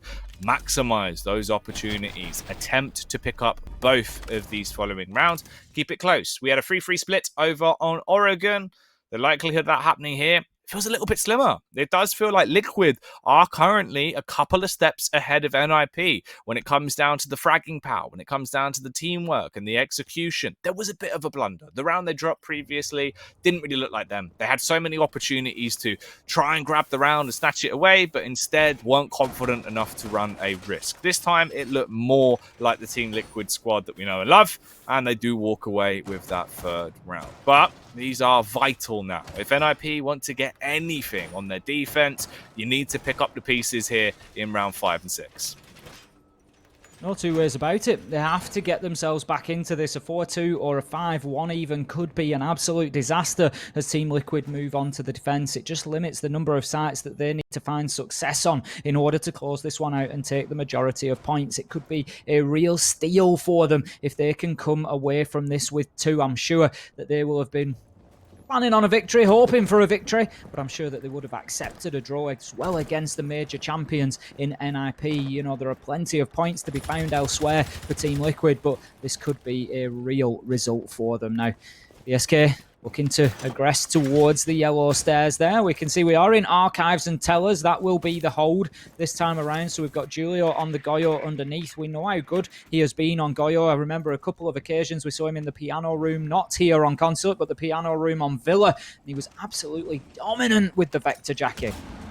Oh, yeah. He's a meme machine. He knows how to use those small guns to really pack a big punch in the right place. Psycho, unfortunately, is in the wrong place at the wrong time, as he'll be made into a free man there by Nesk. Gunned down and left out on the cold, hard ground as Mossy is finished off, bringing us close towards the 2-minute mark with an advantage now to Team Liquid on their attacking side. Pino! Oh, the Punisher himself, look at that, as he rips Nesk open, smashing his lips wide open to him through the wall. That's a beauty. Pino the poet, I think it is at that point, Jackie. That was absolutely wonderful. What a headshot through the soft wall there. That was really something special. Now, the vertical angle being used by Pino as well. He's having an absolute tear here in round number 5. He is closing this one out for his team. He's being everything they need him to be. Headshot onto Palu as well. He is an immovable object right now. Drops himself back to sight. He's taking drones, men, everything he can find. Anything that is suspect, he will shoot it down, fire bullets into it, and win out. Moringa, it is ultimately who puts the stoppers on, breaks Pino's performance, and shuts him down in the round. But too much damage surely has been done already. 3 versus 2 for NIP. The one thing going for Team Liquid at this point in time is that counter above at the top of your screen. 1 minute, 5 seconds left to go. There is plenty of time. They can get the drones out there. They can gather as much information as possible, but it is going to take a serious reformation of this team, this duo, in order to be able to close this one out. 45 seconds left. Liquid, 2 versus 3. Outnumbered in a bit of an awkward position, but they've got 2 players that can really do damage when they need to. Sexy Cake alongside Moringa. They need to show up now, but for Moringa, he's been gunned down, and Kamikaze does just that. He goes Kamikaze, impacting into the both of them. The Alibi will slaughter 2 men at once, ripping him a new one as he hits him with a Rhino, Tim. Another round goes the way of NIP, and it keeps the game close here towards the end of the half. One final round to decide if this will be a 4-2 split or right down the middle, a 3-3. So difficult to predict. We're going to be heading back down to Garage now. It's 50-50 so far on the day. Round 2, we saw NIP defending down in Garage. It was just prior to the longer rehost that we had. Liquid took that one. They opened the wall very, very quickly. Under a minute, Jackie, they were active, moving into and they shut it down. Now, in round 3, we saw Garage defended, and that wall was much longer until it was opened. I think it was after the 2-minute mark, and Sexy Cake had to rush in and try and get that diffuser down, but it was just too late in the round, and NIP, they were able to collapse wonderfully onto site and just get kill after kill as they did so. So for me, Team Liquid, they need to think about just exactly how they deal with that big triple wall. How did they get it open as quickly as possible? Because that was the real differentiating factor between round 2 and 3, where they were successful and not.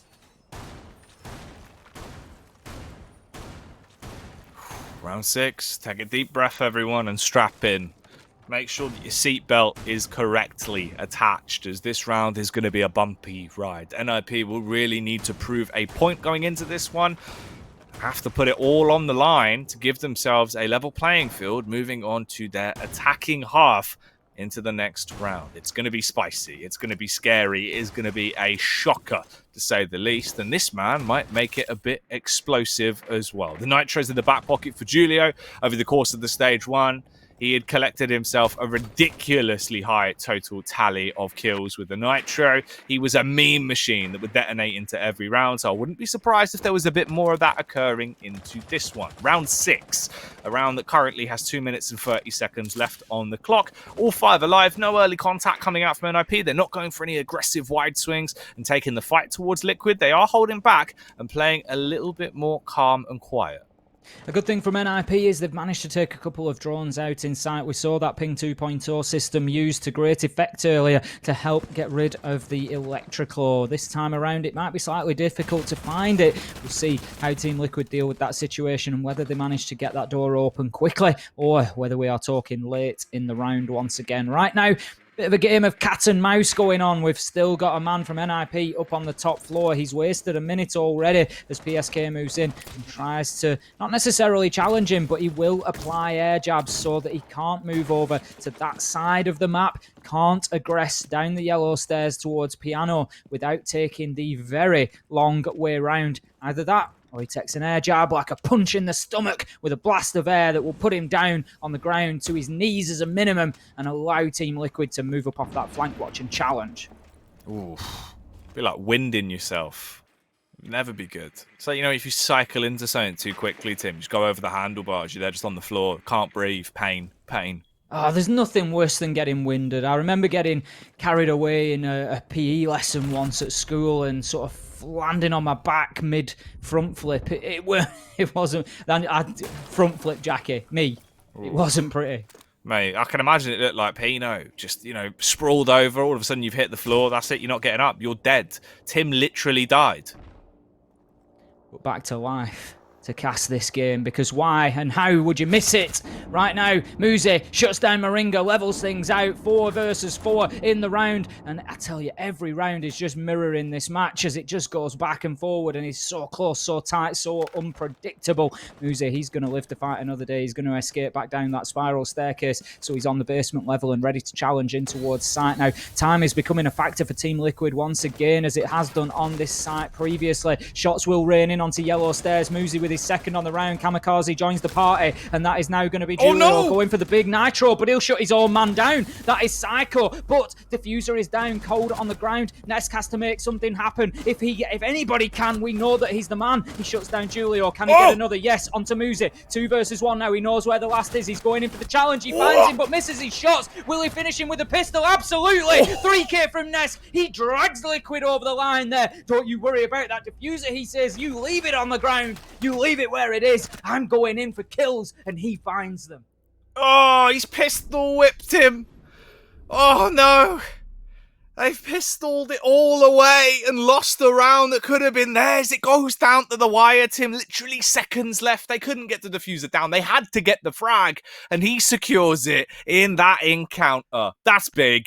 That's a huge play to make, and it takes it 4-2. NIP, you're going to be frustrated. You're going to be kicking yourselves. You're going to be pinching yourselves after that one. That is a hell of a tilter. It must be nice having a player like Nesk on your side, because even as you say like that, with 10 seconds left to go, needing 3 kills, you just know in the back of your mind there's always that hope there. There is always the ability for Nesk to move in and just get one after another after another. They fall like dominoes, like a cheap house of cards, Jackie. They just crumble. The pressure of knowing what they're up against, what they have to face, and Nesk, he takes full advantage of that. And I think sometimes he goes into those gunfights with a bit of an advantage, because people, they know they're up against him, and they know what his ability is, and they know what the outcome is likely to be. Great plays from him. What an absolute demonstration of how to clutch out a round. Oh, sick. Really, really good stuff. Solid play, basically entering flow state. It looked like there was nothing going on apart from him just in his own head, ready to frag, ready to kill, and that's just what he did. Sprinted in when it mattered most, cleaning up on the final frag there and putting Liquid into this position. A 2-round lead over NIP. And NIP, that's what's scary, Tim. They're looking like a house of cards, one blow from caving in. Whereas Liquid, they're looking like a firework. And tonight, Tim, they're going to ignite. Looking at Liquid defensively on Consulate from yesterday against Santos, we can see down in Garage, it was 50-50. They won one, lost one. So there is certainly room here for NIP to do some work to get themselves one closer to leveling things, just to keep themselves in the fight here. Get things back to 4-3. Defensively, Liquid were much better on the top floor. 100% win rate, unbeaten when it came to consult and meeting. So I'm sure that they're going to be keeping that one in the bag and just maybe try and get the difficult site out of the way, try and get Garage closed down, and then go into that with some confidence. If you think about the potential score lines, think about the timeline there. If they manage to get the tougher site in the bag, that leaves them 5-2, and then they go in somewhere that they are supremely confident in that top floor to push themselves onto map and match point. With 1 minute and 50 seconds into the clock, Team Liquid, can they let it shine, or is the light going to be going out as Sexy Cake? He's been overwhelmed. His face has been smashed in by Julio on the Nomad, sending in the drone as well, driving over the body and looking for more encounters, trying to get that information back over for the side of NIP. A great opener, and it puts them into a nice position here in the round. They've got 1 minute and 25 seconds left to work with as well, and they set their focus back over towards the rear garage door. You do have Kamikaze on Ace, so timing's not going to matter too much when it comes to trying to rip those hard reinforcements off and give yourself a clear line of sight and an open entry point when they want to make their move. Nesk, though, he is on the move, roaming back around. If he had the confidence for it, it felt like he might have been able to sneak into position to completely deny this oncoming push towards yellow stairs. And denial is what Palu might be up to as well, looking through the vertical angle on the floor, spotting out a couple of feet, but not given an opportunity to blow them off yet. A quick peek coming in on the door there, just looking for anybody that is hanging around at that rear spiral area now. It is going to be Nesk, but He will move through. I think he's reasonably safe. It looks like the NIP man has moved away from the double door there, and he's just going to look to push through. I think there is a man inside of the bathroom. The silhouette that we can see off to the left there is that indeed Palu gets Julio, but immediately Pino gets one back for himself. The challenge comes onto the man in bathroom. How about that for the switch from Palu onto the shotgun to challenge at close range? Diffuser goes down. Meanwhile, from NIP, they've certainly made a lot of noise elsewhere in the map so that the eyes were not focused on the garage door. Kamikaze gets one onto PSK, and Liquid very quickly find themselves in a difficult retake here. 2 versus 3 with long angles being held by NIP. Palu gets himself 1, 3 on the round. He could be on for an ace, but no, Ness gets in on the action as well. 2 versus 1 now. You can see there's a man a long way away. It's Muzi. Who else? All the way up at the back of that long angle gets one onto Palu, and this is exactly why it's such a difficult retake. Second one is a headshot. That's Nesk off the board. If anybody were capable, Palu and Nesk were surely the two, but Muzi, the human Uzi, shuts them down. Clean. Really, really clean. A mop and bucket play from Muzi as he goes in looking like the janitor and leaves them with absolutely nothing. The bloodstains have been cleaned up, and it brings the game into a clean position as well. 4-3, 1 round away from equalising the scoreline. We speak about why it is so hard if you get into a position like that, because it truly is. The post-plant angles are so vast, there's so many of them, and you could see as well, there was a chance that maybe they could have got something going there if they would have been ready for it and had him on the encounter.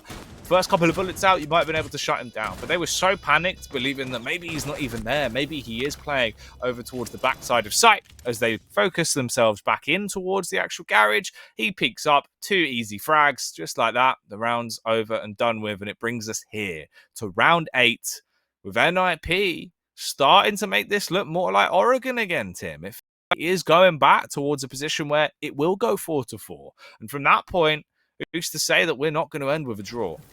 I think it was always a potential risk for Team Liquid coming into that one, given the history on that site yesterday, only 50-50. I think they knew if they got that one on the board and headed up to console, then they were a big step in the direction of closing this map out. But NIP having absolutely none of it, keeping themselves within touching distance. First attacking round goes to them. And honestly, Jackie, this is where I think we see the mountain of the comeback, and they start to really push forward here. And this is where we will end up seeing 11 or 12 rounds. There's going to be nothing straightforward about this one now. On the top floor, we have seen Team Liquid more successful so far in Stage 2. 100% win rate up here, so we would expect them to mount an extremely good defense now. Malusi has been brought along. Generally see that Banshee used to close down that yellow stairs approach, and at the moment it looks potentially like NIP might actually forego those yellow stairs a little bit, which could be risky if they're going to put a man on the rappel, but connector pressure is going to be applied, and right now it looks like admin could be at least a soft target here. Ooh, Pino finding the soft spot on the head of PSK though. The bullet goes straight through the cranium.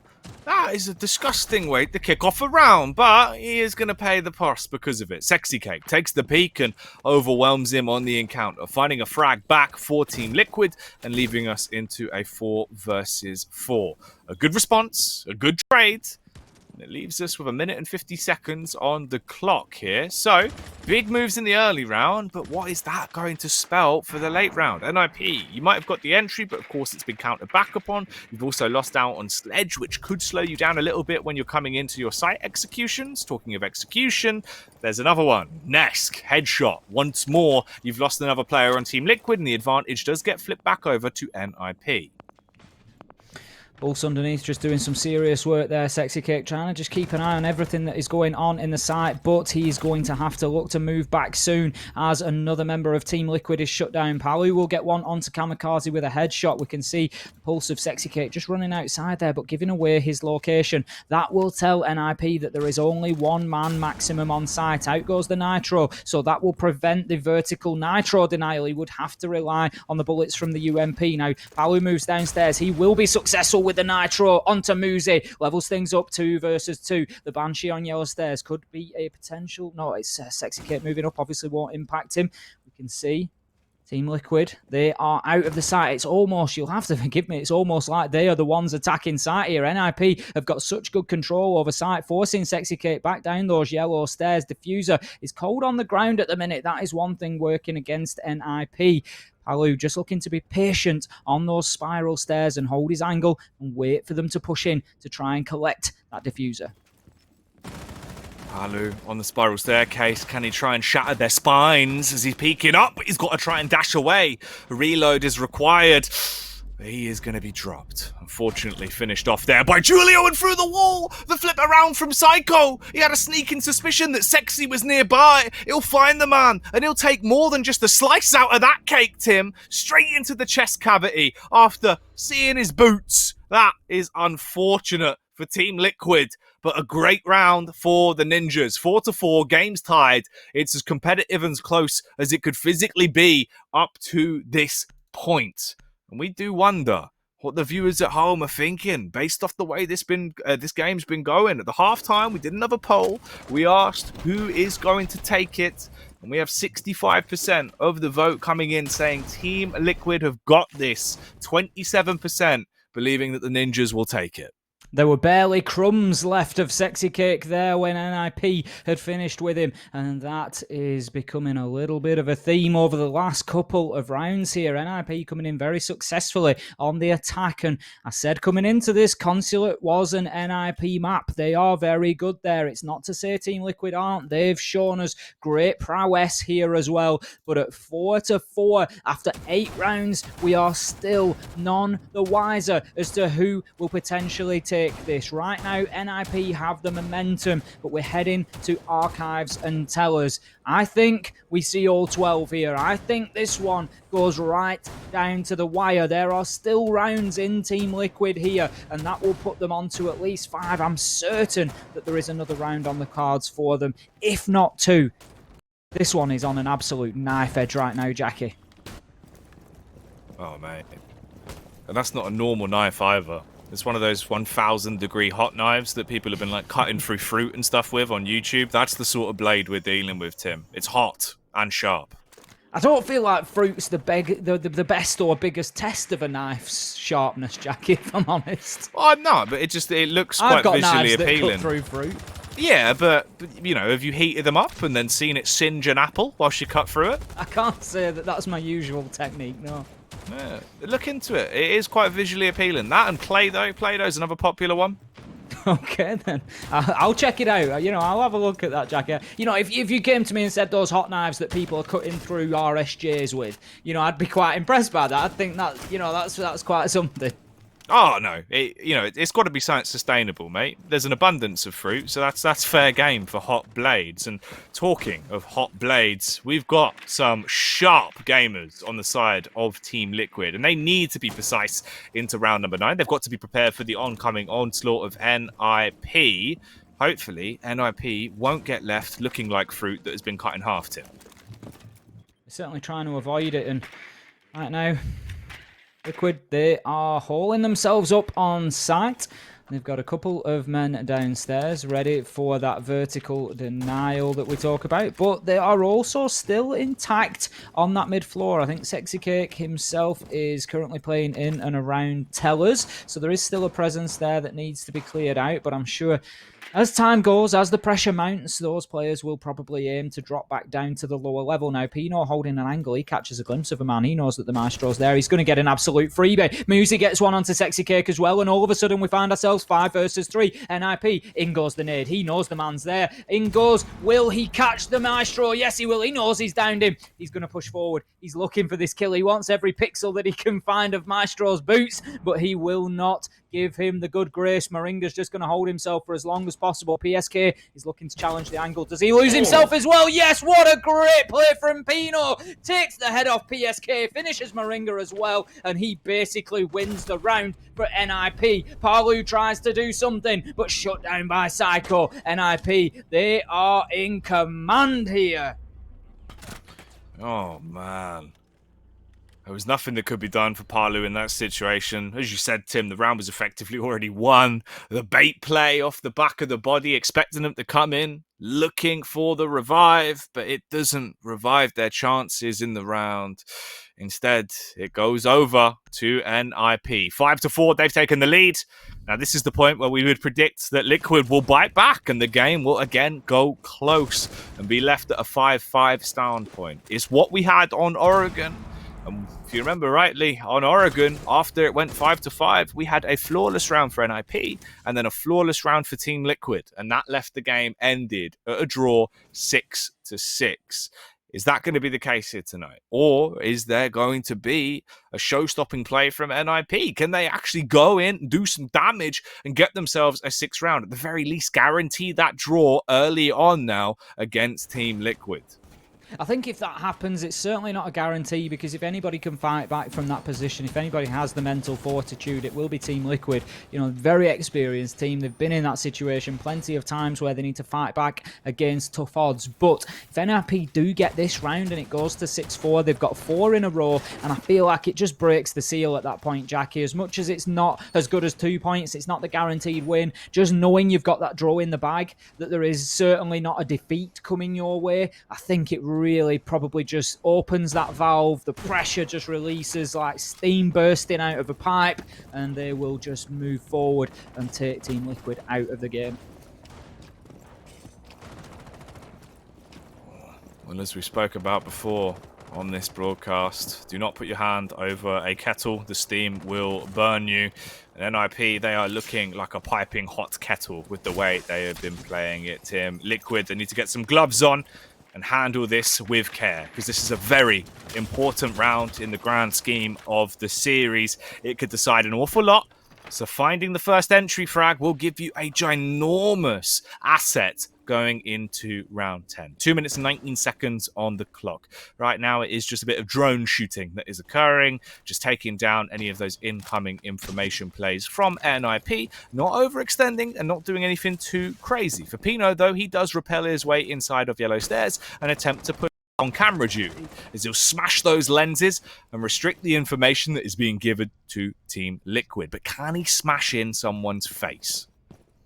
He's done it time and time again so far. He's going to move his way into console office, open up the rotation down into piano as well. So that is a quick escape route for him, but also a route down to where he needs to be. Pushing onto garage, getting into piano and opening up the floor with sledge can be a vital part of the attack. But right now, he needs to be very aware that there are 2 defenders up on the top floor with him. He's got Palu as one, and he does have a teammate up there with him as well. And Pino needs to go in and find those kills. He's got a man on the rappel, so I can understand this process. The man on the rappel locks down the approach towards the hatch, and that enables him to move comfortably downstairs on the sledge, and Pino can start allowing them to get in through that garage door. So good play from them. Just NIP showing a great understanding of exactly how to deal with that top floor roam, and also effectively just cutting those defenders off. Out goes the electricals, and that now should be the garage wall getting open. But they do need to get a move on here with only a minute left to go.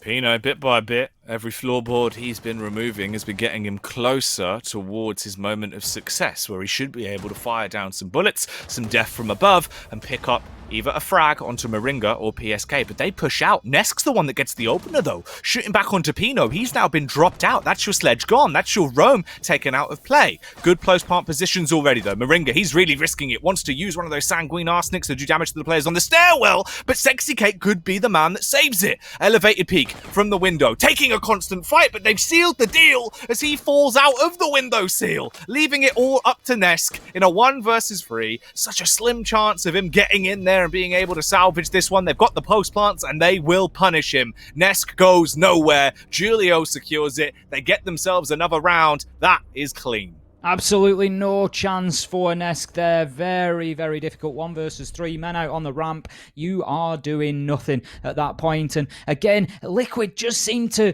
drop their attention there. Kamikaze able to move in very shortly after that garage door was open, and there was just nothing that Liquid could do to prevent that diffuser going down on the ground. And as soon as it's activated in garage, I think your win rate drops to something like 10-15%. It's very, very rare for the defenders to overturn that post plant. So, NIP, they guarantee themselves a draw. Liquid, they need to start fighting hard. It is now or never. There is no more mistakes possible. They need to find rounds. They're going to be heading back up to console, up onto that top floor to try and lock things down. What they can't do this time is allow NIP to force them out of sight. If you remember last time, they were found with a man on Spiral and a man on Yellow Stairs. Sexy Cake and Palu it was, just trying to fight their way back into sight. That point, you're fighting into your own utility. You're fighting past your own reinforcements, deployable shields, and it becomes very, very difficult. They have to avoid that this time. They have to keep some support players locked into sight to prevent NIP being able to get in and get that sort of control. NIP are hitting their shots right now. They're moving, they're shaking.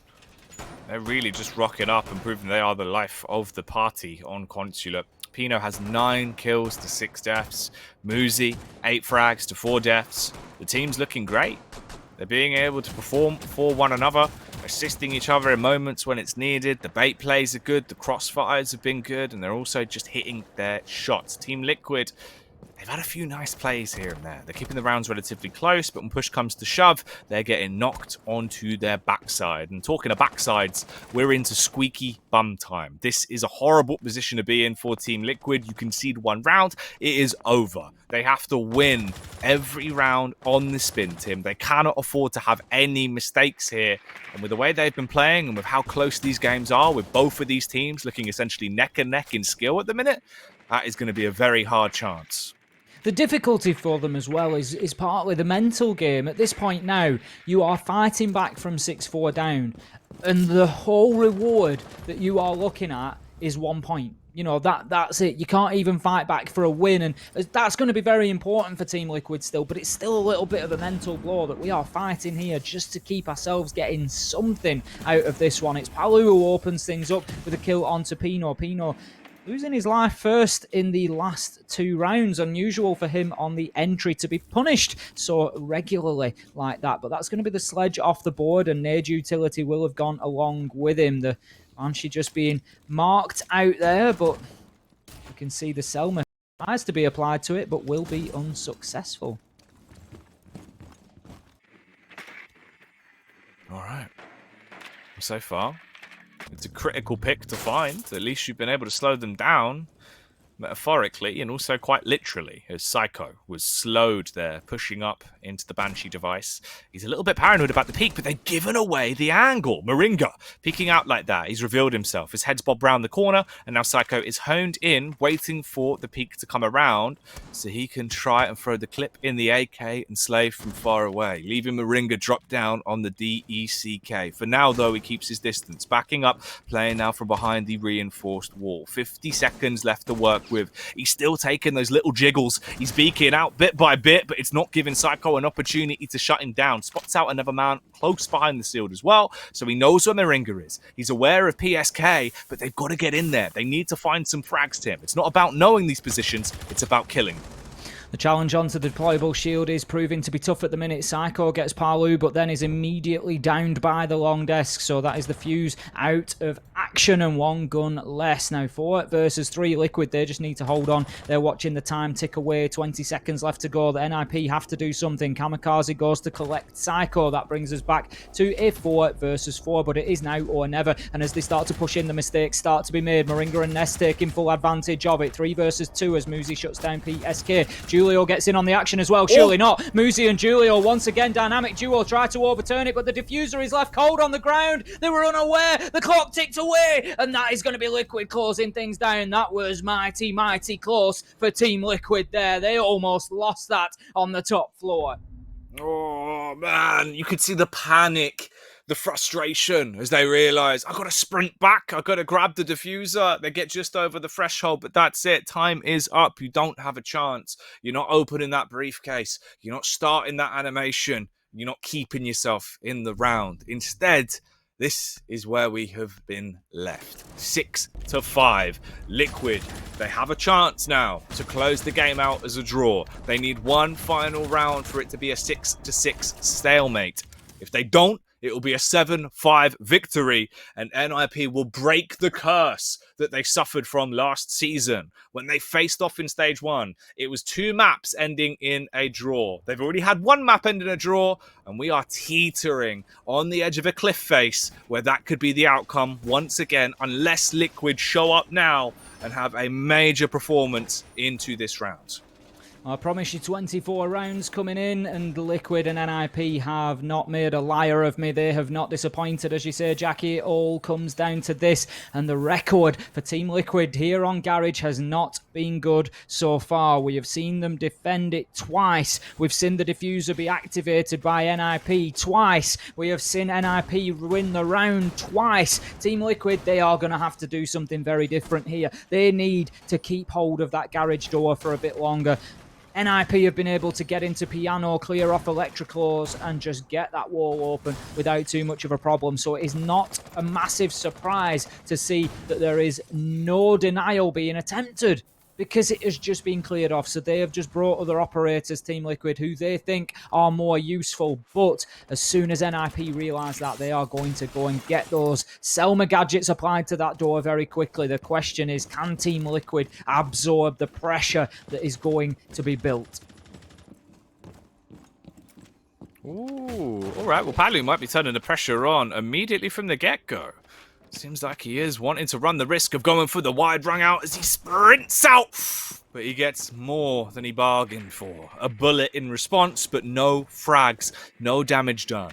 That also reveals him, and of course gives the information over to the rest of NIP that he was in that part of the map. They now have an inkling of what he could be up to, and he's got to get out of there and get into a different angle. Not the worst thing in the world, but, of course, not exactly what he was hoping for. It isn't an opening pick, and NIP could be doing some damage here with this potential fuse pick. It is a little bit cheeky as they set up, of course, firing those drones through the ceiling floor down into the ground floor, but no one is there to receive those gifts of pineapples. They're not going to be taking those fruit to the face. Generally speaking, they're going to be using that fuse gadget to try and clear out utility from important areas. So you saw one placed in and around the white door, just looking to burn out any barbed wire or anything that could potentially impact on the plant going down. Now, we're also going to see the new secondary hard breach gadget. First time that we've seen that in competitive play so far, so it's nice to see that. We can see further pings coming in. Again, probably more utility just being targeted there with those cluster charges. Pino, once again, as ever, so stalwart on the entry, opens things up with a kill onto PSK. We've got the garage door absolutely wide open here. 1 minute left to go, and Team Liquid, they find themselves now 5 versus 4 on the man count. Out goes the Banshee. Kamikaze starts to get the diffuser down. The smoke canister is good, but Palu is downed meanwhile. Kamikaze just tries again from a different angle in front of the white van this time. He will stick it, whether that gas is damaging him or not. He loses his life ultimately, but it won't matter, because as you can see, Pino, Psycho, they are just dipping as far back as they can to hold on to this diffuser now. The next 35 seconds will decide whether NIP come away with the 2 points here. Can they hold on? 20 seconds for Team Liquid to make this happen. Muzi shuts down Palu, and this is likely how it will continue to go. Muzi shuts down another onto Moringa, all down to Nesk. He's got 9 seconds. He needs to do something. No, it's a triple from Muzi from long range to close out the game for NIP. They take the 2 points. They take the bragging rights. They take the win away from Team Liquid. Oh man, they turn up when it matters most. NIP, the ninjas themselves, perform into the final round. They deny the chance of it being 2 back-to-back draws. It will not follow history once again. It isn't going to be the outcome we had back in stage 1. Instead, it will be a 1-map draw, 1-map victory here in today's games. A crazy, crazy series the entire way through. That is the outcome. What a lot of fun that was, all coming down to 1 round at the end there. Still very little to separate the two, but NIP, they come away the successful victors this time around. And Team Liquid, I'm sure they're going to be left licking their wounds there. Jackie, looking at where things went wrong and gone, that consulate defense, we normally see them much more solid than that. Oh, yeah. It is kind of crazy that that's the way it's gone down, but the fact it's decided by one round and it comes down to that, right, it is fairly impressive. Obviously, it's an issue we run into multiple times. If you get control of Garage in a round like that, it doesn't matter that it's a 3 versus 3. It doesn't matter you still have a fighting chance in manpower, because you don't have a fighting chance when it comes to their post-plant angles. They have so much to work with, so many positions they can sit in. You're effectively just on a sinking ship straight from the start, Tim. Especially when it's Muzi holding those long angles. We saw him do it a number of times there after the plant had gone down, but to get all 3 of them in the final round there as they tried to challenge onto him. But, we got a great view because we kept seeing those defender scopes, and he was just so far away and such a difficult shot to land, hiding down behind that balustrade, and just used the advantage that was gifted to him with the longer scope of the attacker to close down the round. And great plays from NIP, but what an absolutely thrilling game. It's been edge of the seat all the way, and either team could have a good argument for deserving to win that one, but ultimately it's NIP who takes it away this time. Yeah, no, genuinely, hands down, another 6 series. We looked at it today. We looked at it even obviously back in yesterday's playday when we saw what the schedule would be for today. We were very excited about both of these games that we've had all down already. The first best of 2 was banging. This one was even more exciting. Unfortunate, of course, the pace was tanked a little bit on Consulate. It would have been interesting to see how it would have gone without the rehost coming into effect. But overall, it was still a really solid display from either team. And again, NIP just showing that potentially they're slightly further ahead in a couple of these rounds. They took the win at the major. They at least make it a different outcome into this season's result between these teams going head to head. That's going to mean a lot towards the end of the season.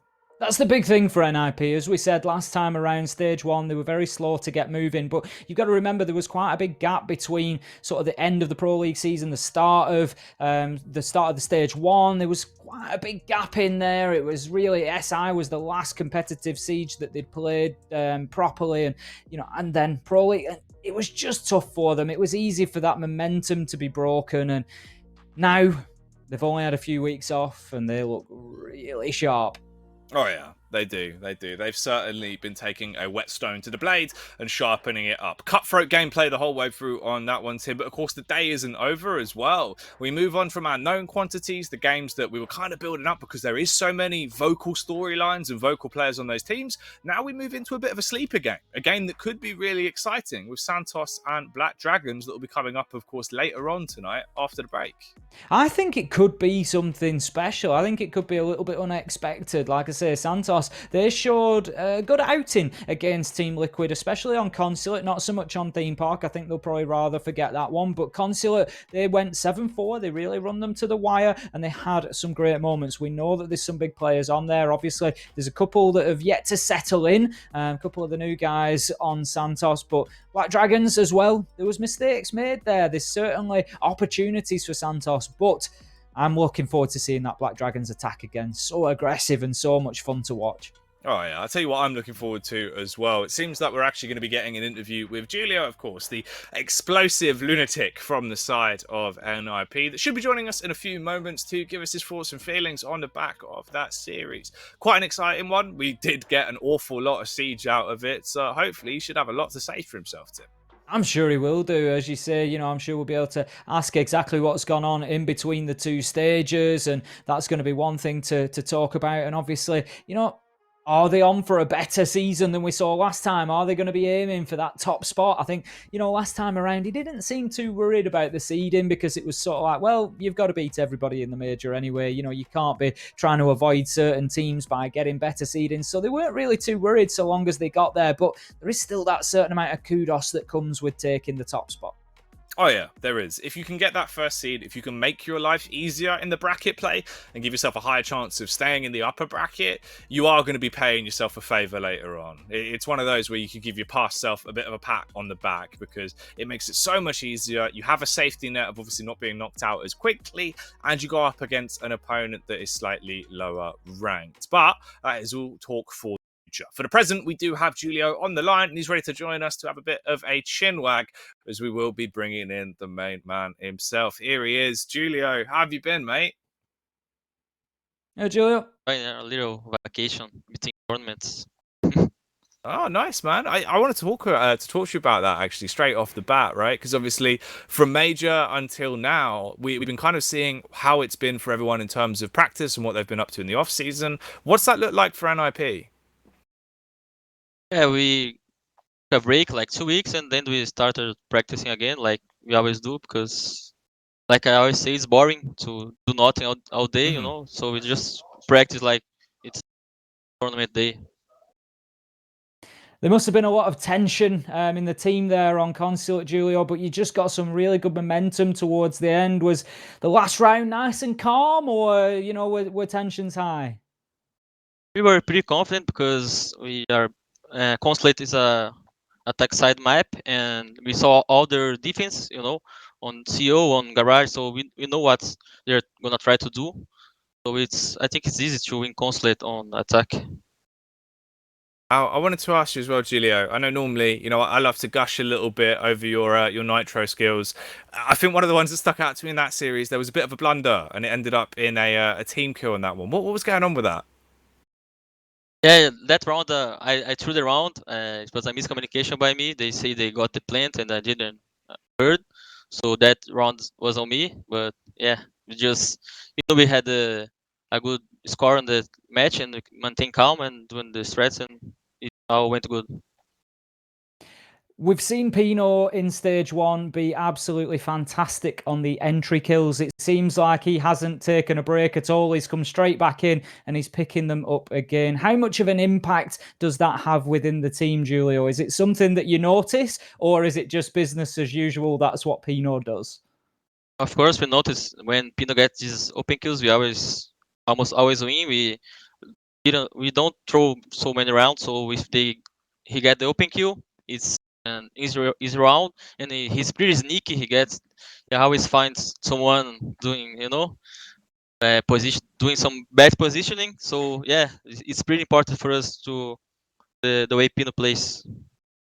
It definitely looks like it. You can definitely see his impact from our perspective. Julio, again, man, it's always lovely to have you on and get to chat to you. I think this is one of the matchups that probably brings out the most of even the English-speaking fans and, of course, the Brazilian fans when we get to have you guys go up against Liquid. There was a lot of support coming out for either team tonight. Is there anything you want to say to any of the NIP supporters? Thank you for everyone supporting NIP, and yeah, the first match against Liquid was pretty awesome, and this one was too, and we got the victory, and thank you guys. Awesome. Cheers. Thank you, Julio, mate. Enjoy the rest of your evening. Well played again tonight. Absolutely smashed it. Thank you. See ya. Thanks a lot, Julio. There he is. Lovely lad, of course, lounging as per usual. Always calm, always suave, isn't he? Don't look like he's just come through 24 rounds of intense siege, does it? If that was me, I'd look like that gif, you know, with the guy with sweat just pouring down him. That'd be me. I'd be like absolutely on edge, shaking. But no, Julio's just like, yeah, it's all good. It's fine. We won. It's no problem. You'd be looking more like this, Tim. Just sweating, just panicked. The heat's getting to you. But we cannot stop. We won't stop because there's more siege to come.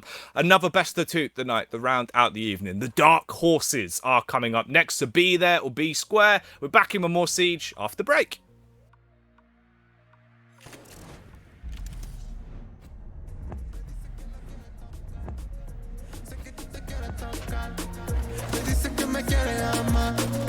Solamente quiere jugar. Me dice que lo quiere tocar. Sé que tú te quieres tocar. Me dice que me quiere amar. Solamente quiere jugar. Sé que a ti te tengo aprendida. Sé que a ti te gusta esta vida. Superando todo lo que hacía.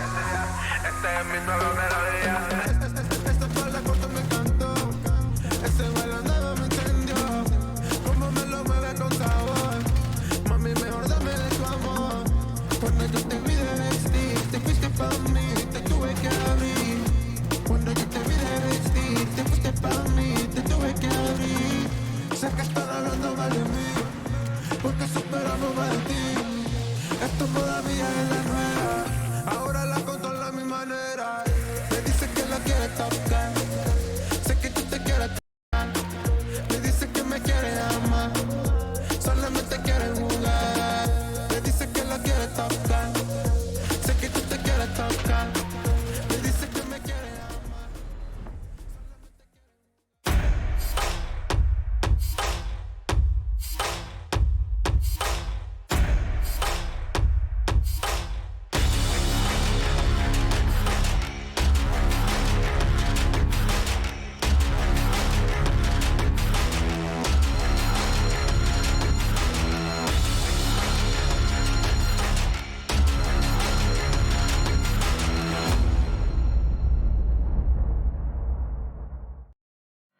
Join Face It, Play Siege, win prizes. With 45,000 Ubisoft credits up for grabs every week in the EU Open Cups. Join the action at fce.gg/R6EU.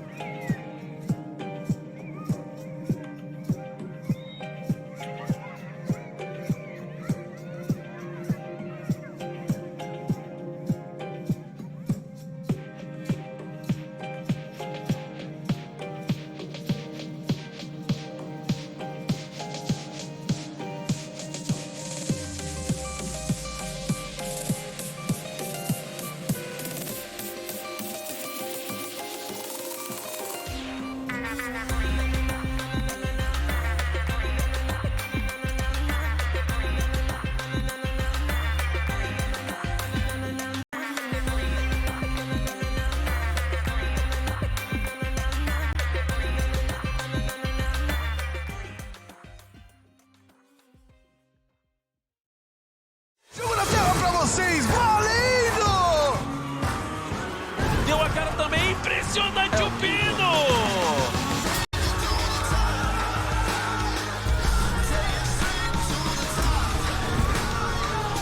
Belo trabalho, impressionante, 4K do Vitz.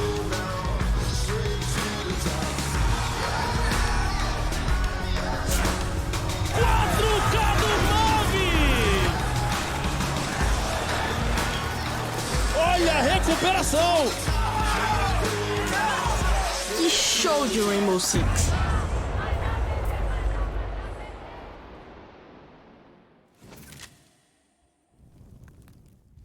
Howdy everybody and welcome back to the show, as we are going in of course to the last best of two of the night. This one, Tim, cut from a bit of a different cloth compared to the other two, of course. They were the real star-studded gems of Latam, whereas these are the dark horses of Latam. Yeah, they really are, quite literally. In the Black Dragons case, it's going to be an interesting one. I really don't know. It's another unpredictable one. It's still very, very difficult to call which direction this goes in. They've both shown great play so far. They've both shown that they are capable of mistakes and there is improvements to be found as well. And generally speaking, I would say whichever team improves the quickest will obviously have the better season. Black Dragons, they do carry more experience sort of level. But I'm just looking forward to the aggression of the Black Dragons. Yeah, it's going to be fun to see them play. But let's talk a little bit about their opposition at first, as we do have their roster to step into. Of course, talking about the side of Santos, they can be a little bit stunning at times. They've definitely shown that there is some spice in the roster and they know when to pull it out. A couple of changes, obviously, between Stage 1 to Stage 2, Tim. There has been. We've had BMH and Miracle, I think it was, that have dropped out of Santos. Or was it Dodo? Dodo and Hellraiser, sorry. I'm getting mixed up with the other team. So Dodo and Hellraiser, they've gone now. If we have a look at Santos so far, Wag and Rise, they've come in, they've struggled a little bit. 9 and 16, 6 and 15 between the two of them. So not the greatest opener for them. We're going to have to see a little bit more from them over the coming weeks. But it was the first outing and there is plenty of time yet for them to get bedded in. Obviously, you know, there's a lot of sort of steep learning curve really coming into playing at this sort of level, and then really they need to be reliant on people like Scardinia, Mighty in particular, just getting those kills and really doing what they need to do. Oh, yes, indeed. But these 5 players need to be on top form tonight because this is what they are going up against. A lovely little prepared highlight reel by Jacob to show off some of the skills that pay the bills from the Black Dragons, Tim.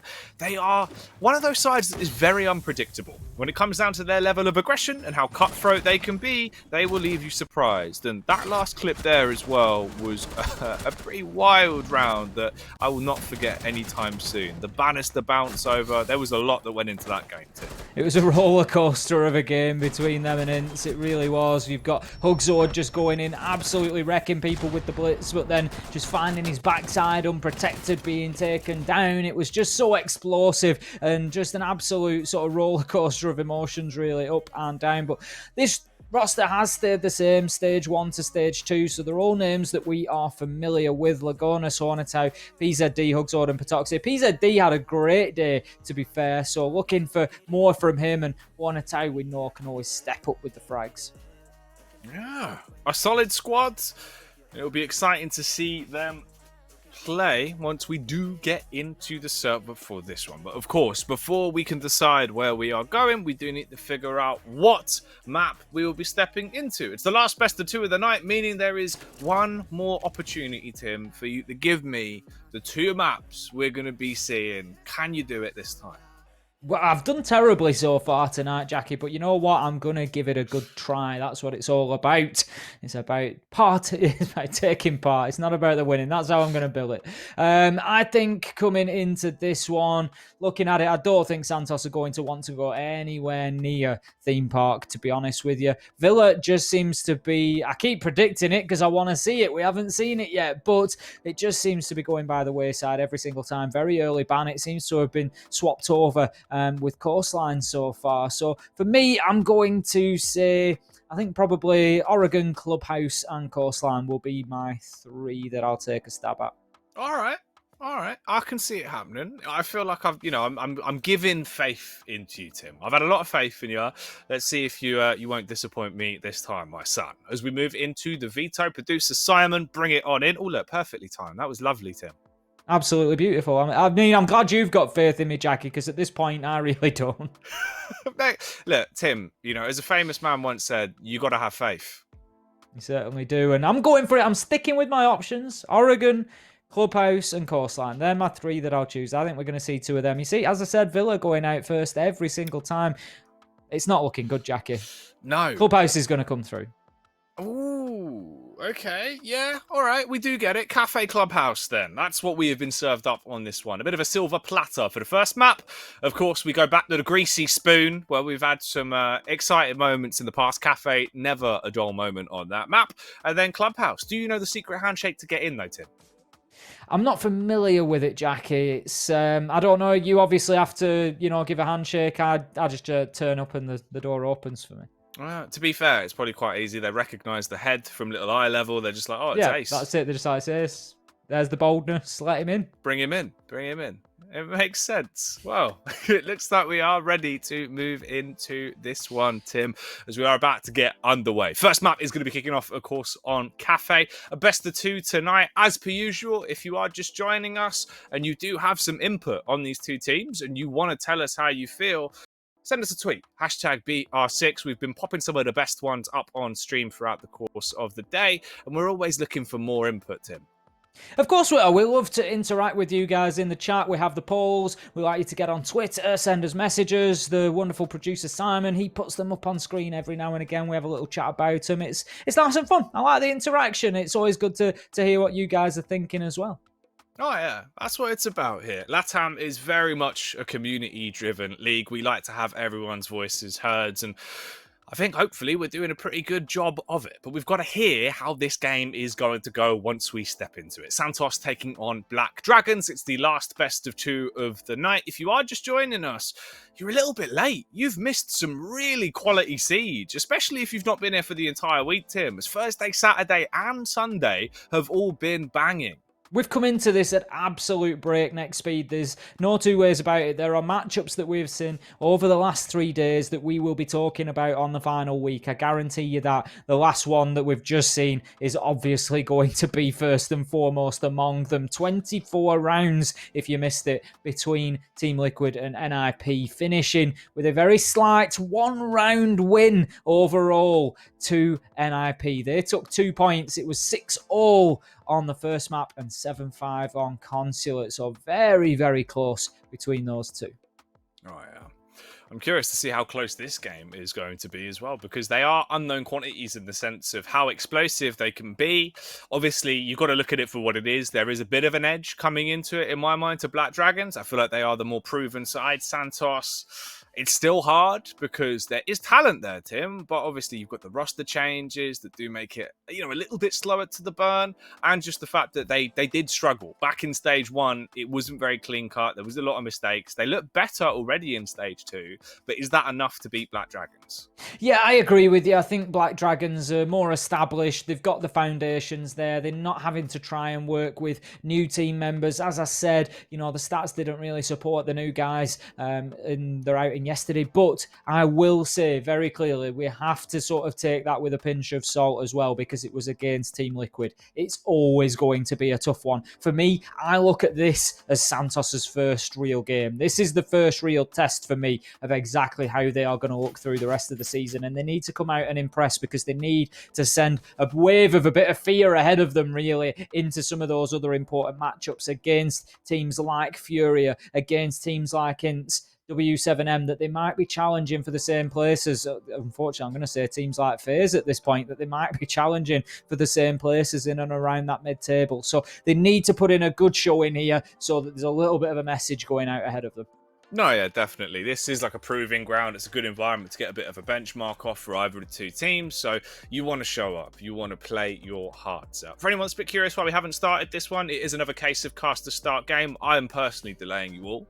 But actually, we are just waiting, of course, for PZD to get back in. Dropped out of the lobby for a couple of seconds. We've got all 10 players back in now. So hopefully it shouldn't be too long until we send this one raring on its way into the first map of Cafe. Cafe, it's always been pretty exciting in Latam. We've had some of the more ridiculous moments when it comes to runouts. That's what always springs to my mind, Tim. It's a map that definitely plays into that aggressive style, and we might get an opportunity to see that as we will be walking through the doors of the Greasy Spoon. We're going into Cafe. We've placed our order with online delivery, Tim, so we can beat the queue. We can walk straight in and pick it up from the kitchen. Certainly can, and the kitchen is a site that I'm sure we will see. It is a primary choice for some of the teams here on Cafe. They like to go down there straight away. Very solid site. Top and bottom floors are your primary and secondary most of all. And then reading is usually made up as the third site here in Latam. We really don't see too much of the mining room at all. But bans coming in now for Cafe. Santos will start us off with a ban onto Montaña. I'm a little bit surprised not to see the Blitz go after Hugzord's performance with it, Jackie. I thought we might have a little target ban coming out. Yeah, I wouldn't have been too surprised if they did try and make that move, but I guess not. I guess it's not the play they're going to be too worried about. I mean, we'll see. We'll see how it goes. In terms of the follow-up I think bans, they'll be worried when Blitz is running at them, flashing his shield. Oh, mate.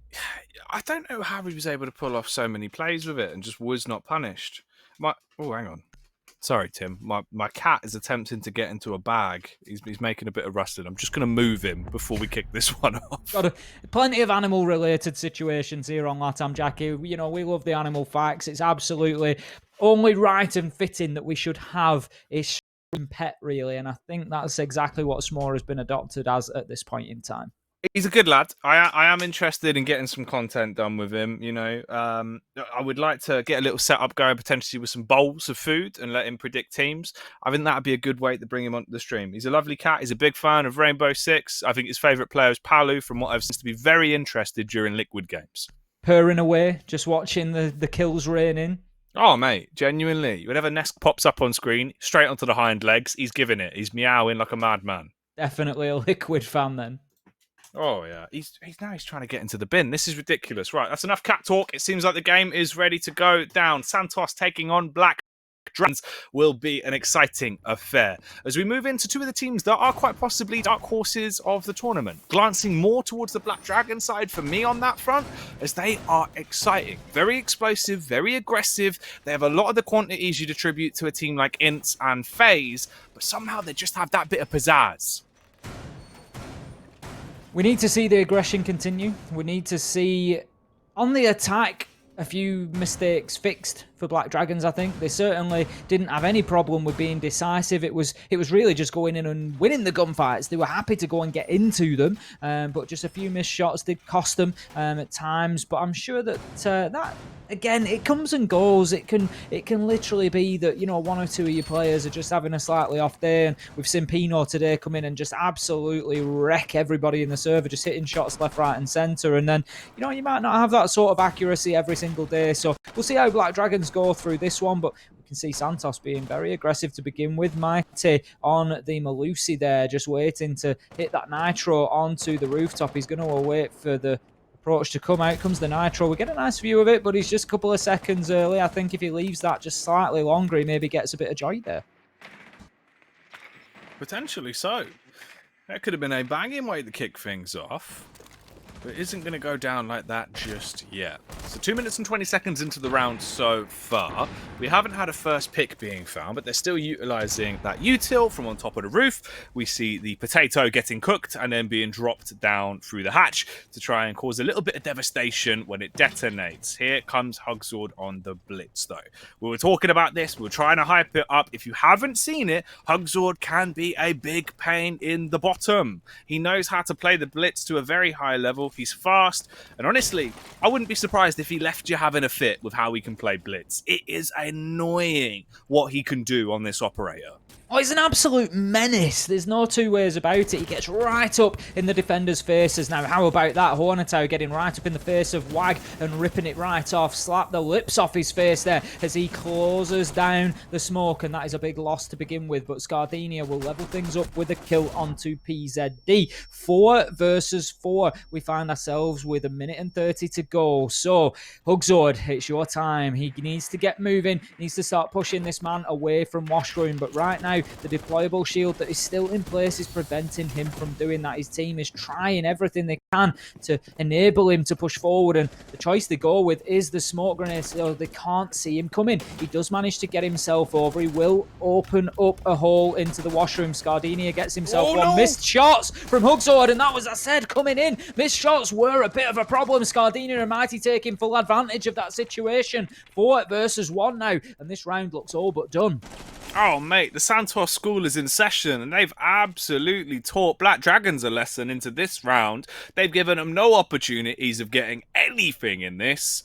But Toxie's the only one that's alive, trapped in a 1 versus 4. Takes a wide swing out, spots out Mighty Malusi, and will pop her down to the ground. Close contact could be found as well. If he enters in towards the site, he needs to clear his tight left, but there is also a crossfire set up on the far right. Small angle that's been opened up. He is trapped between a rock, a hard place, and an even harder place, and Cyprus, he takes the hard swing. A heavy hit as the bullets will rain through, shutting down Patoxy and securing the round for Santos. Toxie finding himself somewhere that you really didn't want to be, and that was in the sights of Cyprus. Cyprus had a good game yesterday against Team Liquid, showed his proficiency very, very well, and we know that he can be consistent with that, so he gets himself on the board and starts things rolling. And as the Jaeger, he can be a real danger if he's able to get that momentum behind him and the confidence builds with a couple of kills in the early rounds. He's the sort of player that you can see go on to get 15 kills in a game quite easily. So Santos right now locking down the top floor of bar, and they're actually choosing to go to reading as their secondary site rather than down to kitchen. And that's not too much of a surprise, because with such a good top floor defense there, building confidence for them, they can largely play the same defense here. They'll have a 1 or 2 man deficit as they have to leave somebody down on site, but generally speaking, a lot of the same principles will apply to the top floor here. Okay. Second round then. Santos. Big opener. A lot of it goes over to one man, though, Scardenia. And it is quite crazy that he was able to do so much. Also, what's even more balmy is the fact that he nearly stabbed the Blitz and got the blade off him. He ran straight into his face, fought fire with fire. At that point, you would have thought Scardina was the one with a shield, with how much confidence he had to just sprint up towards him and basically just take him for 6. It's madness.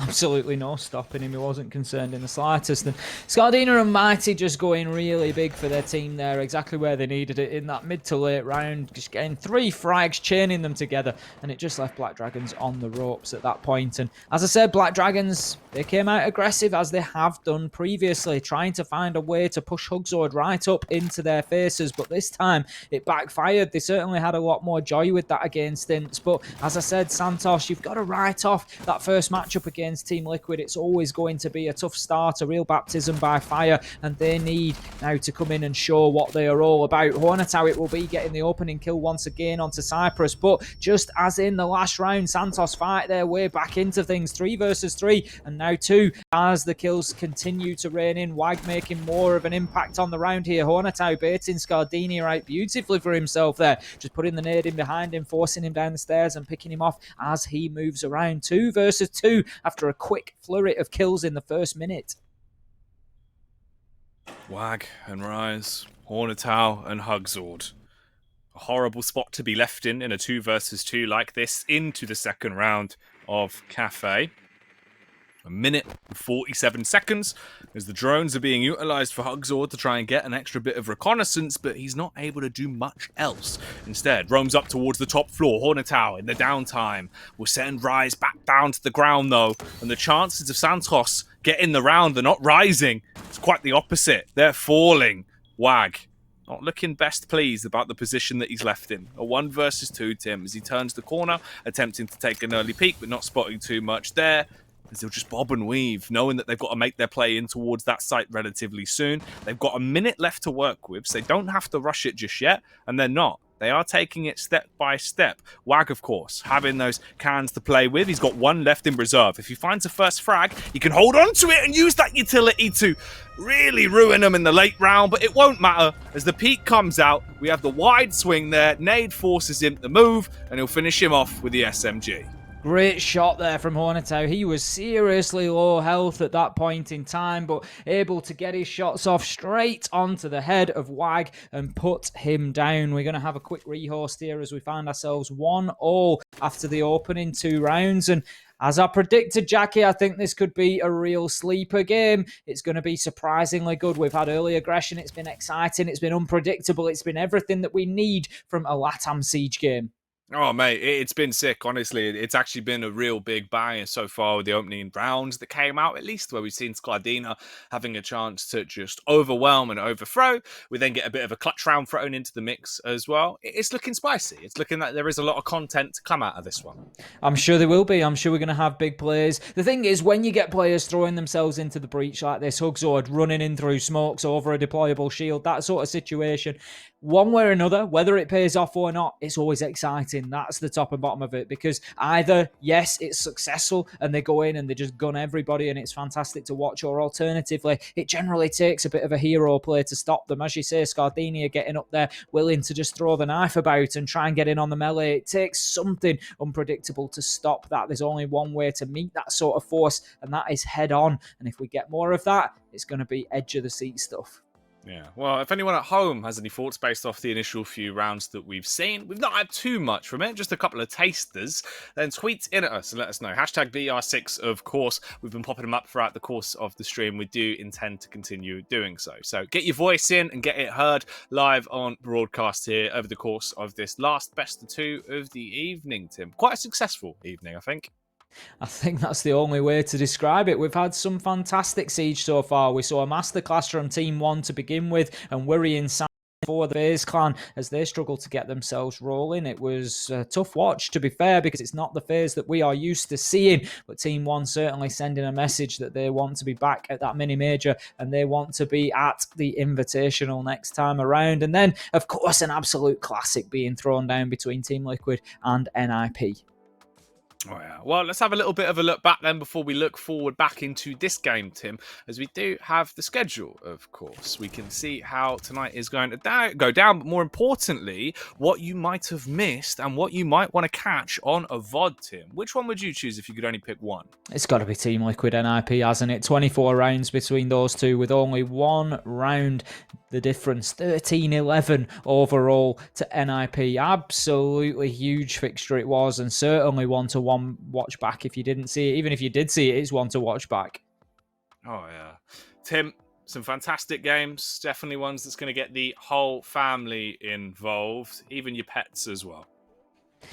We love them. We love the pets here on Latam, Jackie. You know, we want to hear about them. We want to see them. The pets are a great and big part. We have plenty of talk about the animals, whether it be facts, whether it be real life animals. You know, everyone's welcome. Everyone and everything.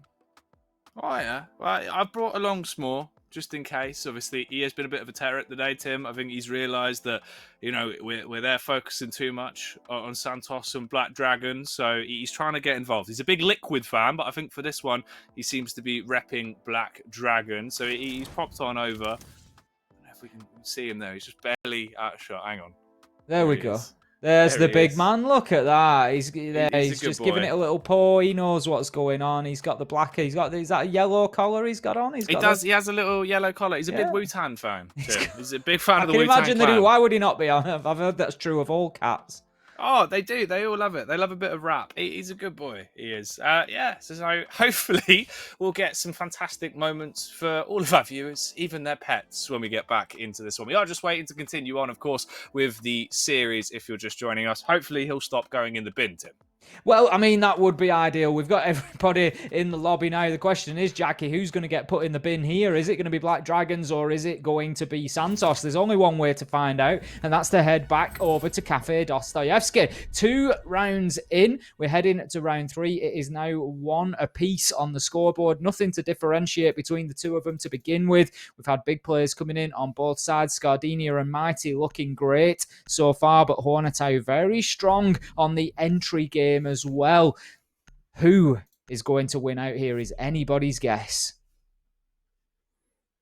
Oh, man. It's because it could go either way. We've already seen that with the rounds that have popped up, although it's not been many, of course, only 2 so far. They have been quite exciting. I do hope the game will follow on with that suit going forward as well. Heading back into it now, we are on Cafe. It's our last best of 2 of the night. This is the matchup that is full of underdog storylines. Potentially for Black Dragons, they're the team I'm looking at to try and have a bigger finish towards the end of stage 2. I think they could try and make it towards middle of the pack, if not better, if they play some solid siege throughout the season. We've seen they have the capabilities. We've seen they have the innovation as well with some of the cheeky picks they've been throwing into the mix. Santos choosing not to repeat Reading Room. They're going to head down to Kitchen this time around. Obviously, having not picked up the win on Reading Room, it would have been possible for them to go back there, but they think it's better. Try and get another sight under the belt, and once they've been here to Kitchen, win or lose, they will be able to go back to the top floor. So, generally speaking, what you will see from the attackers here on Kitchen is one of 2 things. It's either a push towards the freezer side, or it is a push to the bakery side. Now, bakery side is where we've just seen Wag running into there. It is the west side of the map. Generally, if you want to do a bakery push, you need to get some top floor control, because otherwise Santos are going to position somebody in or around train, try and hold vertical angles, particularly into that preparation room, which is directly ahead of us. We just saw Mighty moving in there. Then they will try to hold vertical angles in there and prevent you getting onto the default plant spot. So it looks like it is going to be a west side push. We've got the Kali in place as well to try and take those long-range sniper shots. Huge scope on that rifle. Does see the head of Wamai there, but will be unable to take Mighty off the map. Oh, a bit of a nightmare. That could have been a fantastic way to kick off the round. It does slow them down ever so slightly into this one. Of course, in terms of the timing, though, there's still a ton to play with. The clock has really only just begun. We've got 1 minute and 50 seconds left to work with, and let's see if he'll get another opportunity here. Hornetau might be the one to actually gain first contact. He's sneaking suspicion and knows the location of the man trapped behind the front desk. Can't really afford to reposition. If he does, he'll get shot in the face. So effectively, he's trapped in no man's land at this point, Tim. Hugsord, we can see just feeding information back into his team there. The player cams are a great addition. I really like them. You get a real feel for the player's environment, but also you can see who's vocal, maybe who's not. And right now, they are struggling to deal with the man in behind the bakery counter. We can see, I think there was an intention that he may just have to move there. I think it's Wagon Wamai looking at that silhouette, but Mighty's going to pop out on the Wamai and take down PZD. That's going to be your opener and starts the game rolling. Now, Wag has moved into the corner. Mighty gets a second onto Hugsord. He's out causing an absolute terror from Bakery Prep there. He gets himself a third on the round. Lagonis makes it 4 as he gets shut down. 3 versus 1 at the minute, but Patoxy going big right now. Brings it to 2 versus 1. This is certainly doable. There's a lot of work to do ahead of him, but it's definitely possible. Patoxy, can this man pick it up on the clutch as he finds the long adjustment? Tim, the double take! He looks back, he spots him, but as he turns and tries to run, he gets shot in the back. Gunned down by the Mac Daddy with a Mac 10. Rise finishes him on the mute. So close to success. Patoxy there just in the red corridor, gunning left, right and centre. He was 1v3, managed to bring it back to 1v1, but ultimately shut down by the last man standing. And that's going to be another round going to Santos. And honestly, I think we're going to see this one go back and forward. Neither team is going to be able to find themselves a clear advantage here. We're going to be heading back up to Reading, so it is possible for Santos if they wanted to go back up to the top floor where they did win round number 1. But at this point, they feel reasonably confident in being able to close out the mid floor. So they're going to give it a go. It wasn't a million miles away. They find themselves 1 versus 2 at the end. But there was a lot of time on the clock for, I think it was Wag who was left to have to soak up. But they will give it another try here. 2-1 on the scoreboard. And anybody right now just looking for any advantage they can find. Right then. Back into the game. That's a round that's going to stick with you for a while. So unfortunate for Patoxy. He really put his life on the line on that one. Played his heart out. The double take is what does it for me. Looking back, spots him on the angle, turns around. The regret you'd feel at that point as he thinks maybe he can just peace out of there. Quick switch from Shotty to SMG, and that silences his chances at the clutch. But of course, it doesn't end their chances in the game. It just gives over a second round to Santos and keeps it moving as we'll head back into the 4th round now. PZD, classic play. This seems to be his standard go-to every time we see them on the attack on Cafe for Black Dragons. Jumps on the roof, goes for the 2 taps on both the early barricades to see if he can get anything from it, but to no avail this time around. Rest of the team, of course, starting to make their ascent all the way up to the top floor so they can clear out level by level. It's not even about potentially closing off the peak.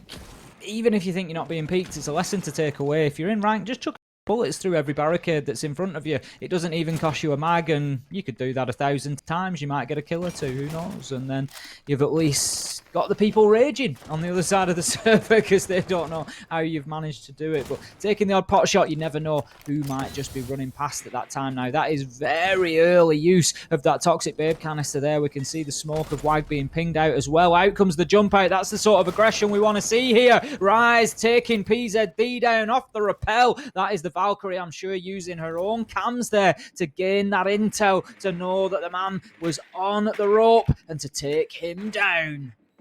Oh no.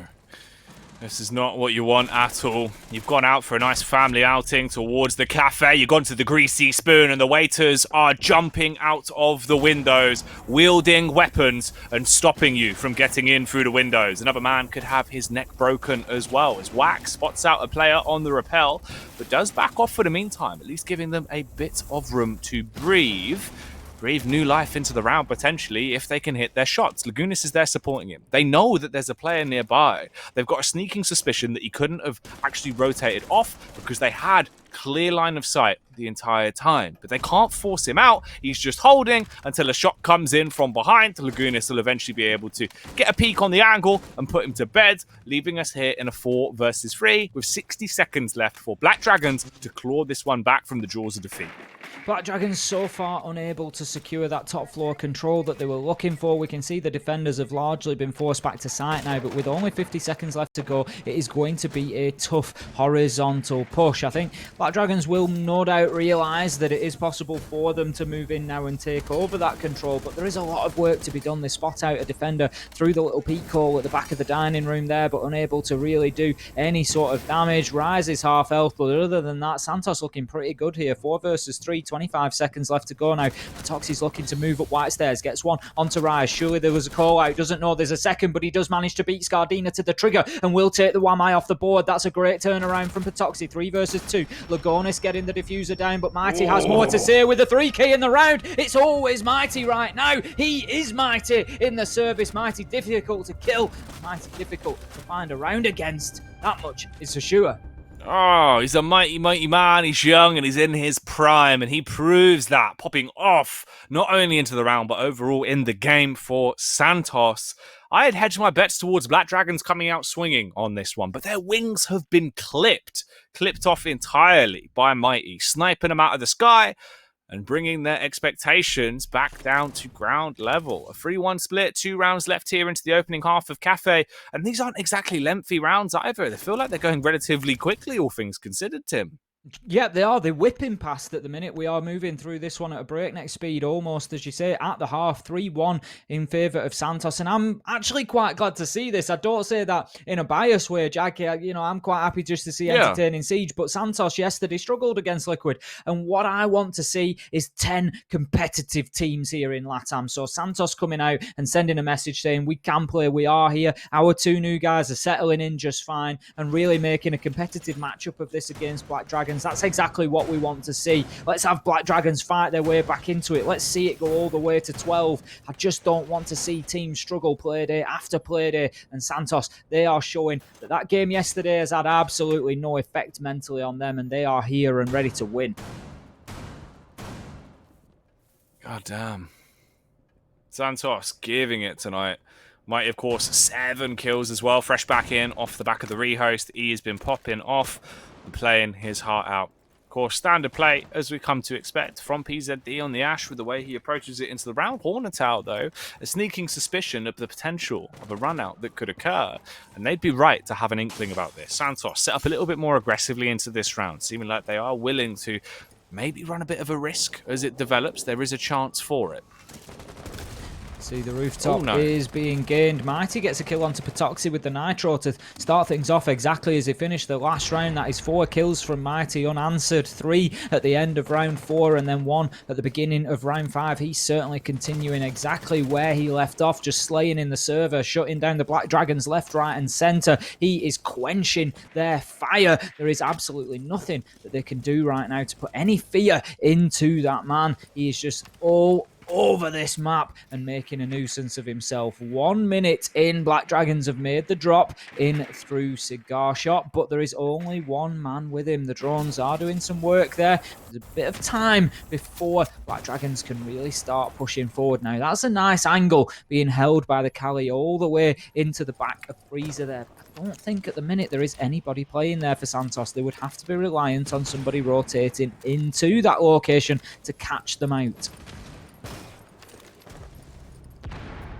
Gardena getting another pick now. So Black Dragons, again, another round where they are dropping numbers incredibly quickly. And it's starving them out. It's not leaving them with much to work with. Down to Hugzord, PZD, and Lagunis. And this could be going wrong very quickly as the shots are whizzing by.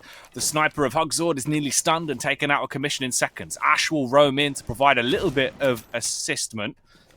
I don't know if it is really going to help them out too much. And the angle they're in, they're just trapped, stuck, and waiting for the encounter to come around. Hugzord wide swinging, peeking out over towards the main site. Smoke can goes down. He's got to bail out, and he barely will. A little bit of health, a smidgen to keep him alive. 50 seconds now. Peeking in, risking it all for a biscuit, but I don't think he's going to get himself anything off the back of this. There's no reason why they'd peek. They know they've got a ginormous manpower advantage to play with. Shut down from White Stairs. Scardenia starts moving up, takes the head off of PZD, finds himself another Cyprus it will be to finish things off, but a flawless round comes in from Santos, and they are starting to look absolutely dynamite right now. Mighty, unstoppable in the server, and Cyprus and Scardenia certainly getting themselves in on the action, with Rise and Wag not slouching either. Find ourselves 4-1 now to Santos, and they take themselves a really quick advantage in this matchup. 4-1. Speedy rounds, speedy plays, confidence, and clean entry frags as well. They're building themselves a really big name into this game. And it's surprising. I didn't expect it to be this clear-cut, this one-sided with the way they're coming out. Maybe Santos are more than the dark horse than we expected. Maybe it's them that are on the flip side that we need to be looking at. If they're showing that they've got stature over Black Dragons, that's a good position to be in. The teams that were towards the bottom of the standings last season, if you've moved ahead of them, you've been able to overtake and really get yourself into a better spot. That's a huge result. Of course, it's also now a little bit longer they've had to bond as a new roster with the 2 changes that came in with Wag and Rise coming into effect. It's looking like the team's starting to get their groove on, and Mighty certainly found his form.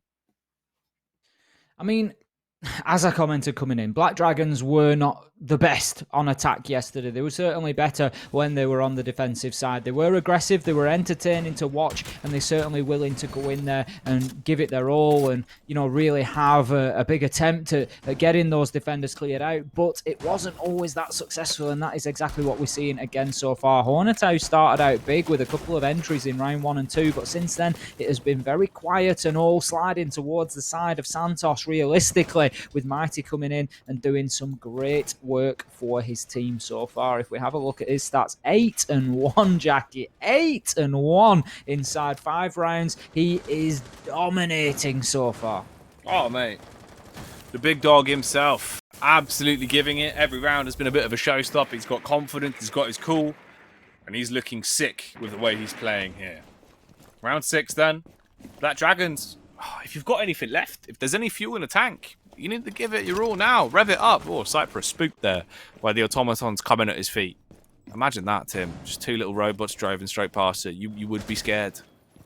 Absolutely would be, especially when you don't know who's on the other end or who might be following them up in this case. But that's part of the issue. Black Dragons not really getting themselves inside the map in order to be in a position to really do anything with that information. Hornetau's going in, looking to see if he can get himself another entry kill, but it seems like he's just aware that there could be a cam knocking about or maybe some utility potentially. He seems to have turned his attention back towards the red stairs. Huxord pushed forward with some rapid movement there, but is forced back. We can see that he's gone back to the freezer to assist PZD pushing in. They've made some good progress, to be fair, Black Dragons. They've got control over White Corridor. That's a nice headshot coming in from PZD there, absolutely destroying Scardenia on a long angle. Huxord now gets himself into the freezer, still full health and could be an absolute menace here, pushing in towards the site, but we've got 2 down on the side of Black Dragons. It is effectively 3 versus 3 with Patoxy and Lagonis down on the ground. PZD's having a great game. Huxord gets in on the action as well. Wag will close down Patoxy, but surely this is now a matter of time. 1 versus 4 as Lagonis has been collected as well. There is 2 low health, but surely with a blitz on the board, this is going to be absolutely too much for Santos to do, and Black Dragons, they should be able to level this half up at least 2-4, and it won't be too bad. We can see the challenge coming in. Malusi turns her back, and that's going to be it as Huxord puts the pistol to work and closes out the round. 4-2 on the half. Still Santos and have an advantage on the scoreboard. Mate, that was a bit of a messy one. That was not the cleanest kitchen environment I've ever seen. I don't think that would get approval by the health board there. That's definitely a -star on the foodometer. Tim, 5-4. This game is getting a little bit more tasty now, though. We're seeing the response from Black Dragons. At least they got themselves one more round, right? That's a bit of a buffer. Putting yourself into a spot to try and build from that, but they need to come out strong. First round means a lot, and first round expectations could be pretty crazy here. The Amaru pick being brought to the table by Mighty. He's hitting his shots. He looks on the ball tonight. If he's going to go out and absolutely give it with a wide aggressive burst immediately straight for a window, I'm living for it. It could be an audacious play, that much is for sure. The common places that we tend to see Amaru use, there was obviously the classic straight up onto the roof and down the skylight, but that is generally watched for. I'd be surprised if it had too much success. The other one being up to the reading door and then straight in through that east balcony window that's the bottom right of your screen right now, straight into the cocktail balcony and then just clear out the east side of the map. That bottom area of your map, that tends to be where a lot of the trouble comes from for the attackers here, because the defenders like to get themselves lodged in there and just hold long angles all the way across the map from there. Very difficult to clear out. I've seen a couple of different ways that it is attempted to be done. One is getting in through that cocktail balcony window and just trying to make a bit of a nuisance of yourself from the single doorway. Alternatively, we've seen Buck moved in underneath. He's obviously not playable here, but we have seen Buck moved in underneath into reading and just absolutely decimate the ceiling above him and just leave the defenders absolutely nothing to stand on that is solid anymore apart from the metal beams, and then they just get shot up when they try to. So there is a number of ways of dealing with that area. I've got a feeling that Amaru might just be aimed at doing exactly that.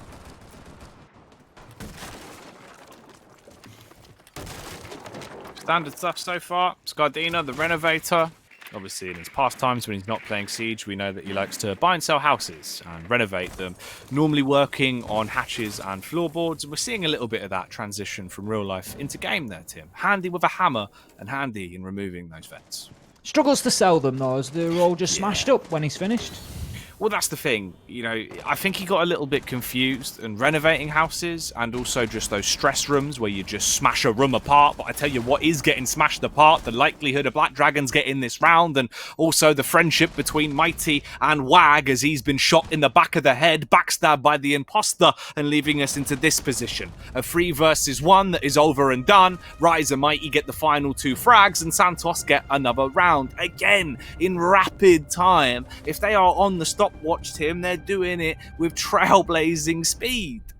As you say, you've got to think that maybe they've got a car parked somewhere, Jackie, and the meter is ticking down and they know they need to go and get it shifted. Or they're going to have a ticket left there, because right now they are in a rush to get off this server. They are just absolutely rattling through rounds, moving into site quickly, aggressively. Mighty starts with an opener onto Lagonis, and then 15 seconds later he's getting the diffuser down on the ground while Rise finishes off the round, mopping up the last defender at the other side of the map. Great plays from Santos. They are bringing an absolute tour de force to this game.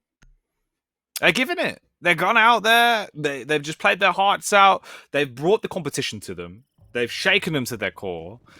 It feels like the whole team has just kicked it up into Nitros level speed. If we normally talk about big MPH, Tim, this is on another planet. This is gargantuan MPH. It's max off the speedo. MPH. This is absolute max. There is absolutely no quarter being given here by Santos. They are showing no mercy whatsoever in putting Black Dragons to the sword. And it's interesting because coming into it, I commented on the aggression that we had seen out of Black Dragons against Ints. They were very quick in the top floor clearance of Cafe, getting in there, sweeping across and just removing Ints from in front of them. But it's as if Santos have recognised that and looked at the situation and thought, you know what, let's just fight fire with fire. Let's just throw petrol on that blaze and see exactly what happens. And right now, they're just warming their hands over it, and they are the benefactors. And now remember as well, if you ever have a bonfire in your back garden, make sure to check the wood if you've left it out from the previous night for any hedgehogs, as they do tend to crawl inside and use it as a safe space for warmth. So don't just ignite that bonfire. Got to look after the wildlife, Jackie. You do. Hedgehogs, you know, they can't defend themselves. They're too small. I mean, part of their anatomy is literally built around defending themselves, to be fair. Yeah, but it is against flames. Against other rodents and small mammals, I believe. You know, that might stop a dog. Like, you know, you try to bite it, you're like, oh, spikes. But flames, they don't give a damn, do they? No, they're not worried about the spikes. They take no hostages. No hedgehog-based hostages. Oh, round at hand, though, into round 8. Let's see if we'll have some spiky plays from the side of Santos, if they'll be spearheading their way back into getting another round, as they only need 2 more to find themselves a W here against Black Dragons, Tim, on Cafe. And it's looking incredibly likely. I see no reason why they won't be able to win this series now. There's certainly going to have to be a shift in the tides if Black Dragons are going to find something here, because at the minute, Santos have got all the answers to every question that Black Dragon have asked. It's like they've seen the test paper before coming in here. I'm sure that they've watched the VOD of Black Dragons on Cafe from yesterday. I'm sure that was an absolute priority for Santos, but coming in, playing them and just finding the answers, the cracks, and just getting in there like water every single time and busting them wide open, well, you can see legs there. Shots will be taken. Hornetau just manages to move himself away to safety. Scardini has taken some big damage along the way. Mighty, he's just eager, isn't he? He just wants every single kill that he can find at the minute. He's having a herd sort of day, and he gets himself one onto Patoxy. Yet another opener for him. 12-2 on the round so far. Absolutely huge from Mighty. Yeah, Mighty is giving it. He is fired up. He has been let rip like a Beyblade, and he is smashing his way through everyone on the side of Black Dragons. Dropping Patoxy is a nice early entry frag, but there's a response back from this man, Hornetau, stinging the competition. As they'll peek into him, he drops Ash, burning her to a crisp, but look who responds. Scardina coming out there, as he'll put Hugzord back down into an early grave. He's low HP though, so he can't afford to push into the Sanguine Arsenic. He's got to keep his distance between this smoke and wait for it to dissipate so he can link up with his teammates and make their moves in towards the A bomb site. You've got a free-player convergence that can occur, a bit of a free-pronged attack, and they need to go for it off the back of Mighty's contact. Rise needs to hit his shot though to back him up, Tim, and it's all falling to pieces, leaving it into a 2 versus 1 now, as PZD's the only one alive. The Wamai, can he clutch it out with the Org? Has to deny the plant. Wag running around, looking for an opportunity to get it down. He's got to make sure he can plant this diffuser. It's now or never. If he's knocked off it, the round will be lost. PZD, does he realize he can push and go for the wide swing? It's a little bit too late. It's gone down and time is ticking. 40 seconds to find a 1 versus 2. Spots out one back over towards Cigar. Jumps on the diffuser, looking for the disable. He's going to stick it. He's just going to stick it, Tim. 2 seconds. They've got to be quick about this. He's going to get it. He's not faked it. He's stuck on it the whole time, and Black Dragons win. Pros don't fake, Jackie. PZD proving that he just sees it all the way through, and questions have got to be asked to Santos there. That is a mistake on their part. Great work to get that diffuser down on the ground and active. Also great use of that smoke utility just to facilitate the players to move away safely, but ultimately allowing PZD immediately onto that diffuser for the full disable, the full 7 seconds, not being within striking distance. It's a big mistake. It is a big mistake, and one that they might rue, because that now pulls Black Dragons back into this third round on the board for them. They find themselves 5-3, and they are fighting here on Cafe, and that really could be the sort of energy shift that might just propel them back into this one. Man, that's a crazy round. That's going to annoy you. That is absolutely balmy that he's been able to get onto it and just sit there holding it. Confidence, though, really, really does reign supreme into that encounter. It takes a lot to be able to just fully commit to a stick like that and not think that they're just lurking around the corner, potentially going to swing out. Smart play to make, because it did look unlikely. Obviously, there would have been many other opportunities for him into that round. Talking of opportunities, it seems like there's going to be an opportunity for a rehost here, Tim, potentially, as we have had a dropout, but there hasn't been any conversation about it yet. Obviously, trying to remember as well how many we've had through this point, but no, okay. We are going back for a rehost. Wasn't sure if we'd reached the limit on that one, but I didn't think so. No, we are going to dip out and we'll get those players back involved as soon as we can. It looks like we're just having a few server issues along the way, but we will get this game through to completion, I am sure. Santos coming out and doing great work so far, but it just goes to show there is a little bit of polish still needed there. The mistake just creeping in at the end there. Really, you've just got to get yourself in a position quickly where you can challenge onto that potential disable. PZD just seems to have a knack and ability to pull off those unlikely situations. If you remember, Jackie, it was last stage, PZD 1 versus 5 on the top floor, where he came down to the top of the white stairs and he just picked up the single one tap onto the Zephyr that was planting amongst 5 attackers. He was allowed to do that, and the clock was down at 0. So that was it. He stopped the animation and he won it 1 versus 5. PZD just has a knack of doing these things on top floor of Cafe. He's a clutch king. He knows how to throw out those rounds and somehow just get everything he wants in his net. Very, very effective at it. Talking of your net profits so far, though, Tim, when it comes to rehost riddles, you're doing all right. You're doing all right. Now, producer Simon, he said that he was going to get a nice little graphic made in the downtime before the show is done, and he did actually get it done. Why don't we have a look, Tim? Because I've got another rehost riddle ready for you. He's a diamond. He's an absolute diamond. He'll call that in a second. I think we're going to have my record on screen now. So it saves me trying to remember. I'm 3-2 at the minute, but that's just going to go out of the memory bank now. I don't need to really worry about it. No, you don't. And he's also come in with, of course, my latest riddle that I've got ready for you, Tim. What did the painter say to his Valentine? What did the painter say to his Valentine? So it's obviously going to be something in the region of...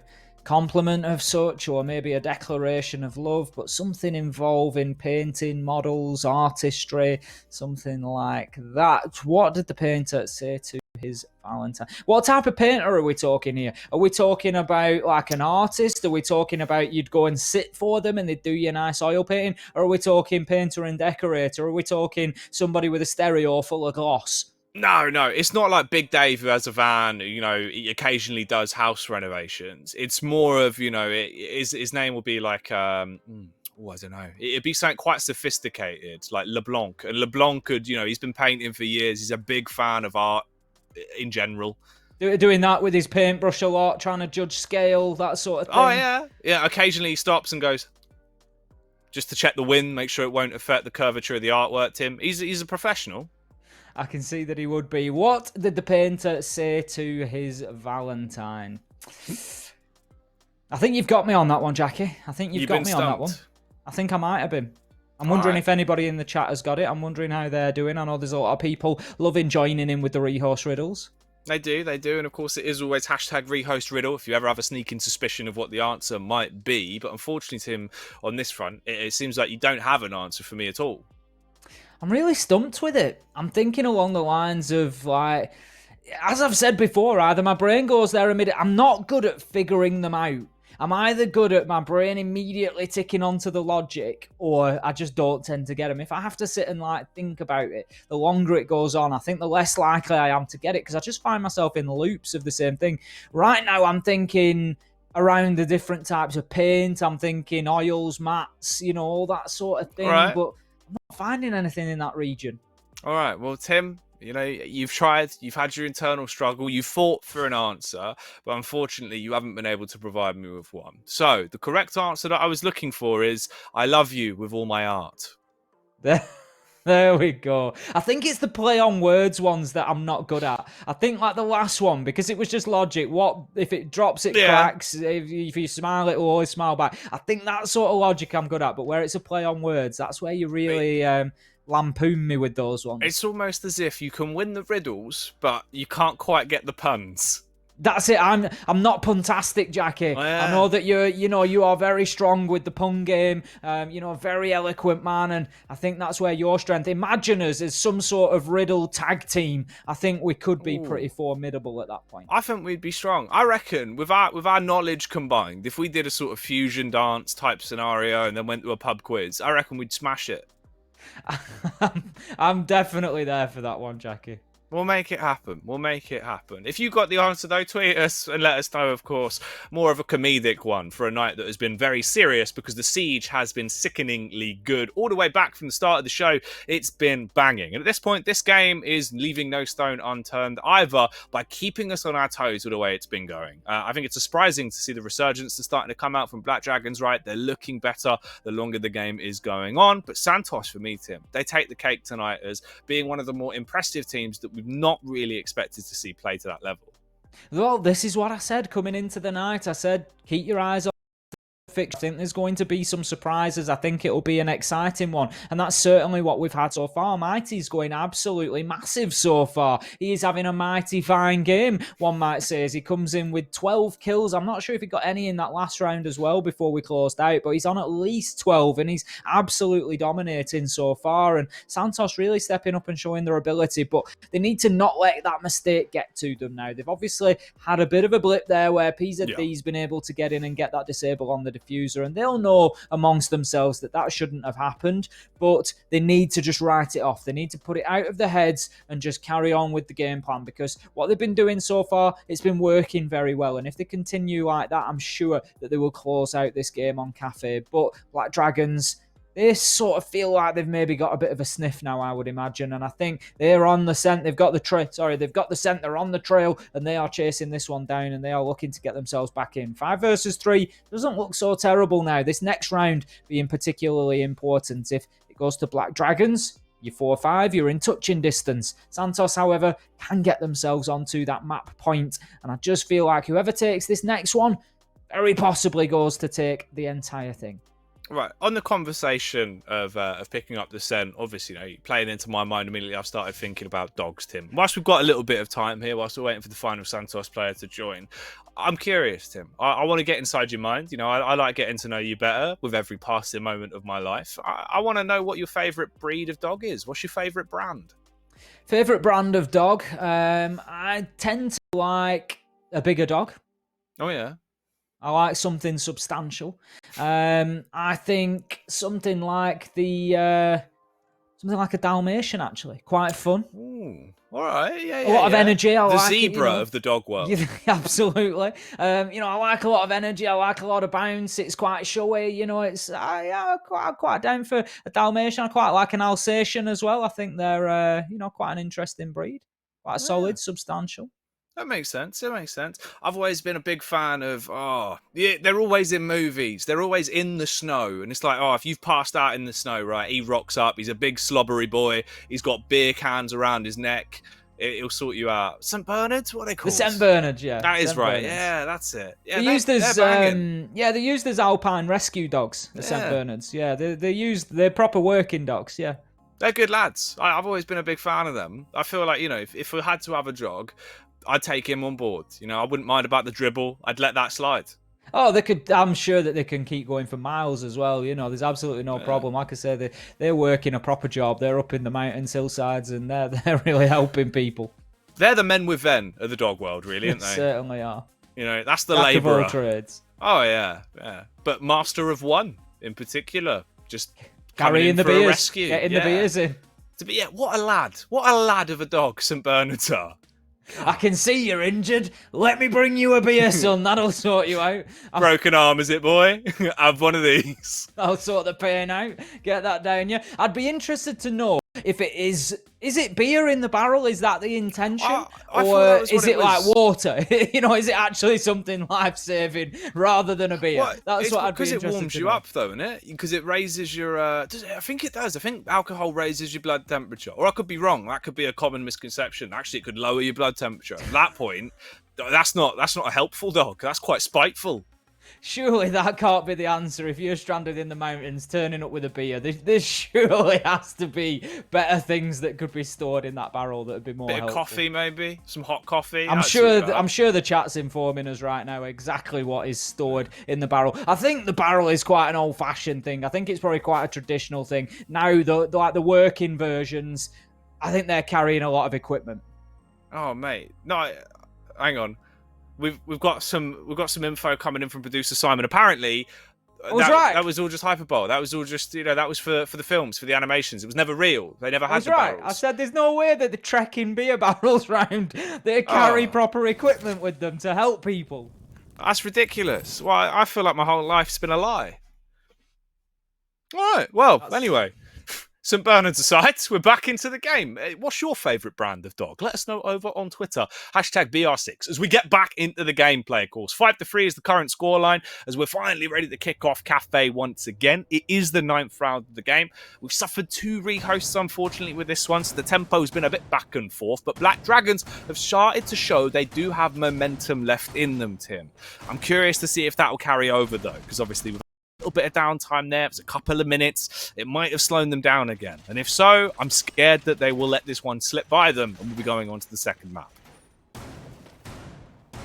Santos then need to find a way to keep that pace up. That's what we generally see affected most by the rehosts, is where teams are coming in, being aggressive and, you know, really pushing into sight quickly. And Santos, they've struck rounds off in a minute and a half here. They have been absolutely flying through Black Dragons. That's generally the thing that gets impacted. So that's something that Santos are going to have to deal with. They need to come in and they need to keep that pace there, because it has been a big strength, a big part of their game so far. And we can see immediate pressure being paid towards the white corridor side of the map. So first job will be to try and clear out VIP. We can see we've got a deployable shield there. There is a man playing inside of VIP as well. White stairs is checked and approach will be made through to the double window before long.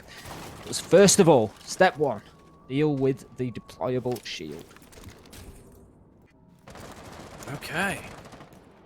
Round 9 underway. Valkyrie already under fire. And Sugzord, of course, taking a couple of stray bullets. That will stunt him into the round and slow him down potentially. But I want him to try and keep that confidence and go for something ridiculous. Instead, though, it's going to be this man that does something outrageous. Hornetower with the opening fragged him as he bests out Monkey in the early contact and does a lot of damage. Couldn't have chosen anybody better to take out. As we say, obviously the scoreboards have reset coming in on the back of the rehost, but Mighty had at least 12 kills before that point, so taking him down, that is certainly taking one of the Slayers of Santos off the server. But right now, there are more and more as Scardinia and Wag get in. 2 for Scardinia, 1 for Wag, and that is going to set the tails of Santos wagging. That much is for sure. 4 versus 2 now. They quickly find themselves in a switcheroo. Onatau, however, gets in with the second on the round, taking Scardinia down, but that was a big risk and it did not pay off as Lagonis tried to aggress onto the man at Garage, shut down by Wag. Long range exchange here. Hornetow taking big damage. The SMG really not built for that sort of distance, and Rise it will be who finds the man, finds the kill and finds the round for Santos, as we find ourselves going onto map point very quickly, and the rehost certainly not seeming to affect the team here who have got the momentum. Santos it is, taking round number 9. Today was clearly a good day for Santos, even though they've had to use their AKs. The Nomad picking up the final frag, where Rise will be sealing the deal of at least a guaranteed draw for them, and now they have the opportunity to shut down this first map. One more round is all that's required to put Cafe to bed and move us on to the second and final map of the night here in the third play day of BR6. Things are really starting to heat up. And for Black Dragons, they need to use that flame breath. They need to start flapping their wings and show that they've got any fight left in them now, Tim. Because one more mistake means that they are going to be beheaded by the Knights of Santos, and they'll walk away with the victory here, 7-3, if they win this round.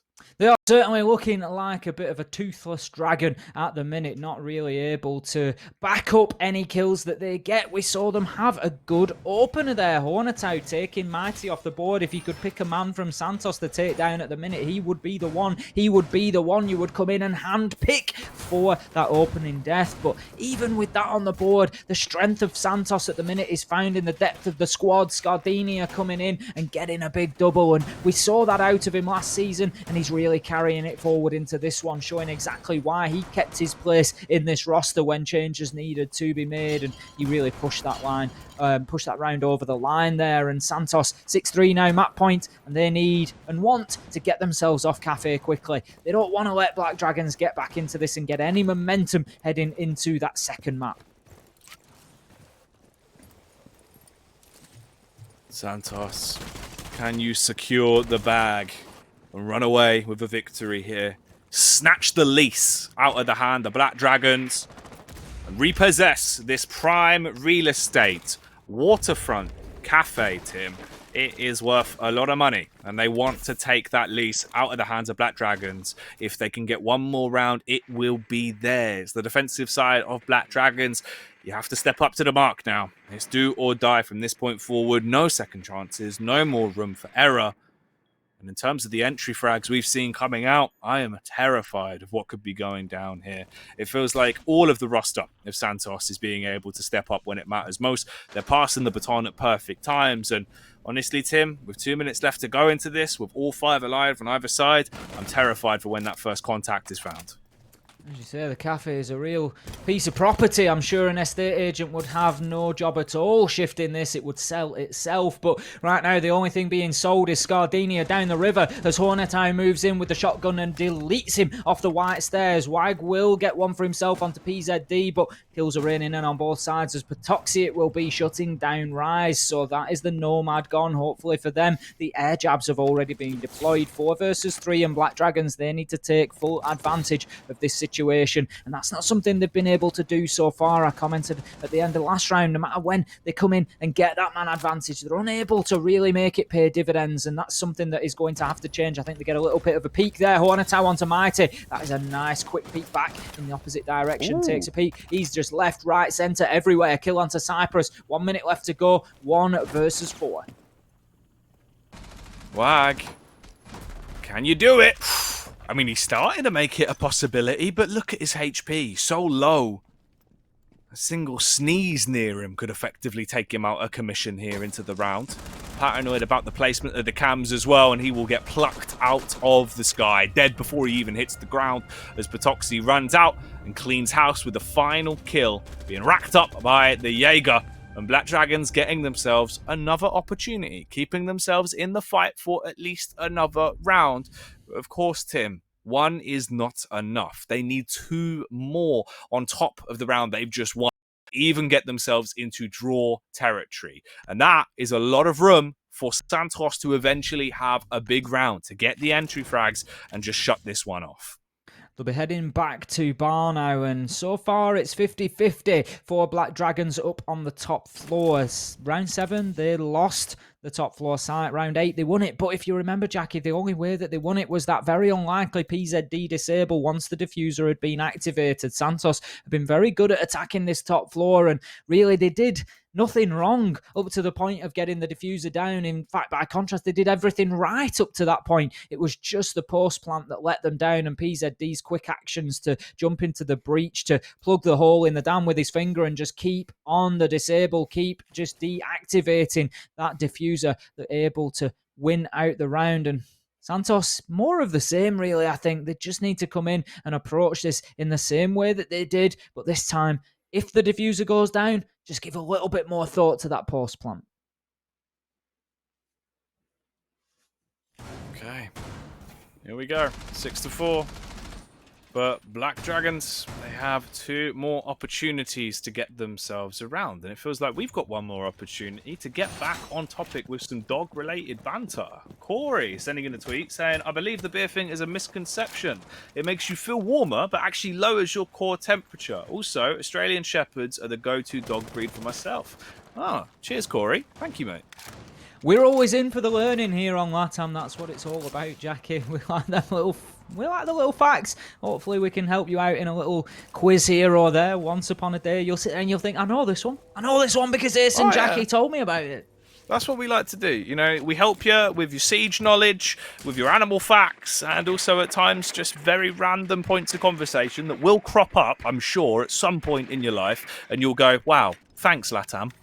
And sometimes we talk about siege. Now and then, of course.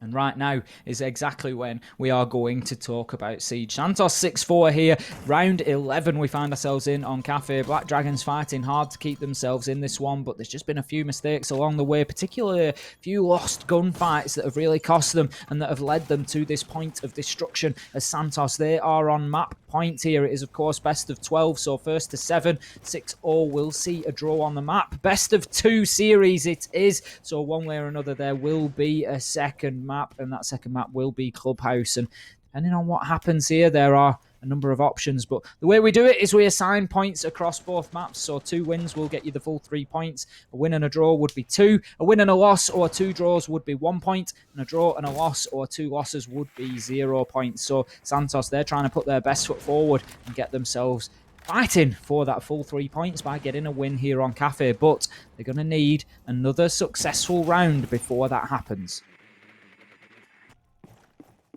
Coming in close towards the final 60 then, and finally we see a frag, and it goes in favour of Black Dragons. Patoxy off the back of the run-out, the wide swing working well. Zofia has been left in an early grave. Rise wants to pipe up though and bites back. Lagoon is suffering the fate as well. An awkward encounter there on the wide swing round for Cyprus. He can't get 2 frags, it's only going to be the one, leaving it tied up in a head-to-head 3-on-3. A tight round with 40 seconds to play with here. Santos, win this, you win the game. Black Dragons, you've got to get this in the bag to stay alive and kicking, to get yourselves through to the final round, to bring it to a draw.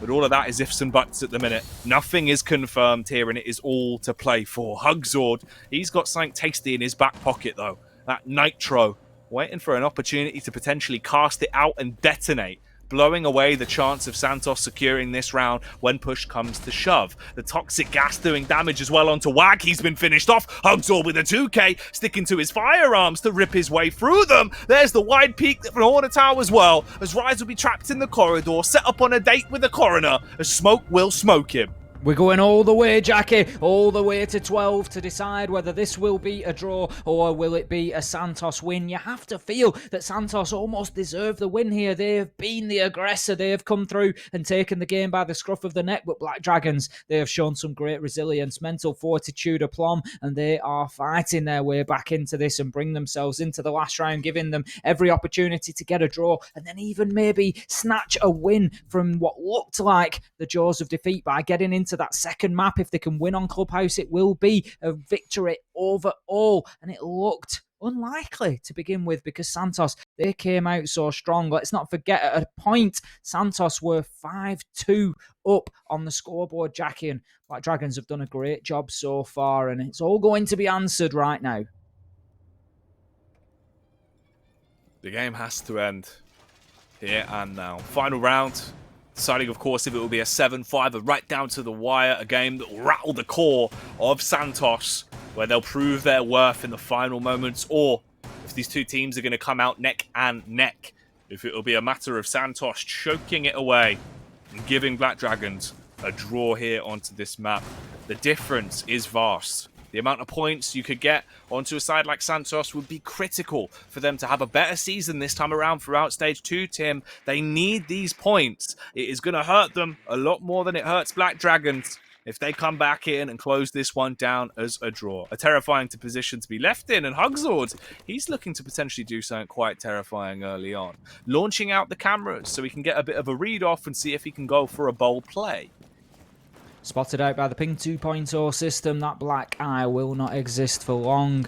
Out goes another one in the sort of late prep phase, early action phase. You can see it just being taken out immediately though. Santos very alert to the danger that those black eye cameras pose. You don't want that sort of information. You don't want an aggressive jump out here towards the end of the game to decide your fate. Now, a few shots there could well have netted a lucky kill. Hugzord will take some damage as the spray comes in, but Mighty here, he's just a little bit quiet since that rehost, Jackie, and you have to feel that has been the difference that has allowed Black Dragons to come in and get those rounds. You can't put it all down to one man, of course. You need your entire team firing, but Mighty was just such a big part of the early game here that without him hitting those kills, it's just taken the sting out of Santos's tail somewhat.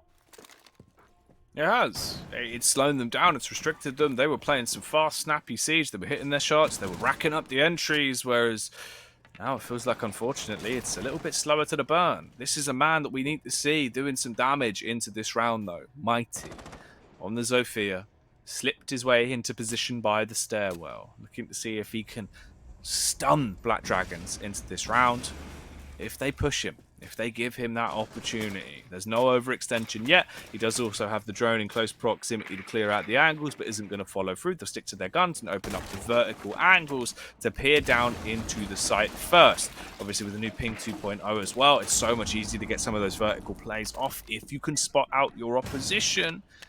It depends if they will spot anyone out, Tim. Obviously, good play from Cyprus, roaming back around.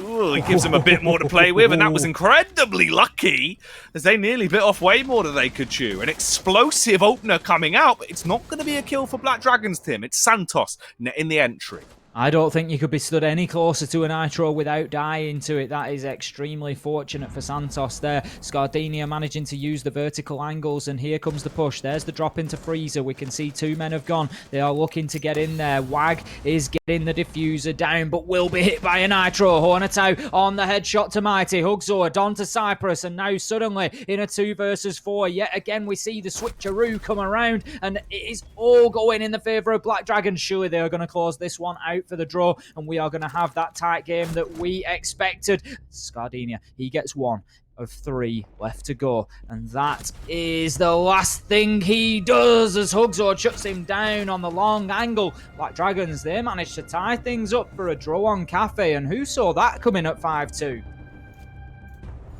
God damn. A 6-6 finish. They fought back as hard as they could. They really did put it all on the line. It was an incredibly close affair.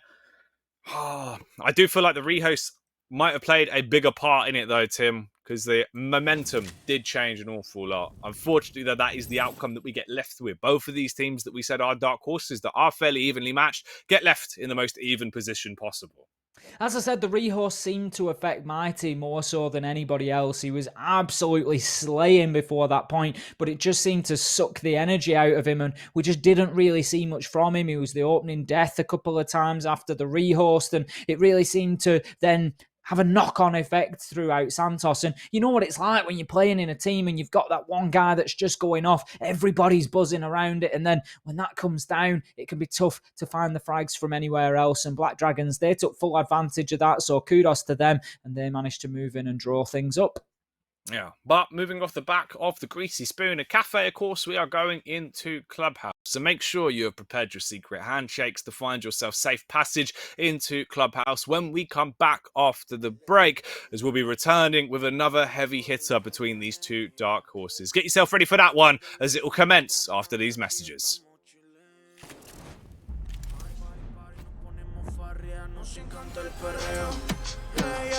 Hablan mucho, pero ¿dónde están los haters, baby? Que no los veo. Los dos en la pista, esto se puso feo. Ya. Duro, pam, pam. Le gustan los malos, los underground. Duro, pam, pam. No queda el que siempre me round. Duro, pam, pam. Le gustan los malos, los underground. Duro, pam, pam. Siempre estamos a la altura, pero perreamos bien. Vamos a pecar con perreo, baby.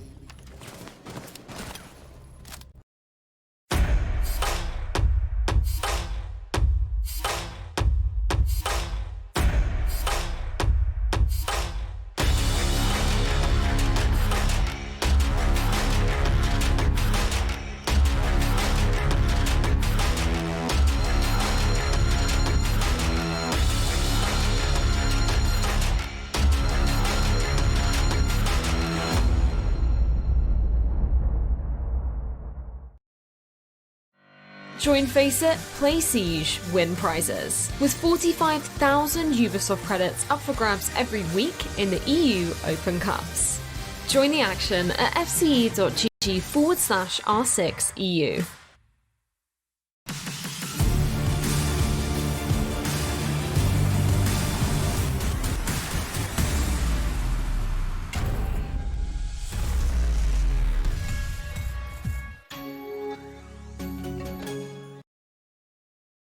Puxando a responsabilidade, Retalha. Olha o perigo! Segura esse rapaz.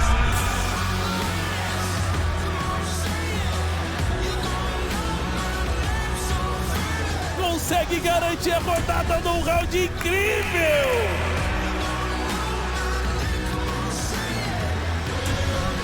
Quatro eliminações essa rodada, é isso que a gente pode ver?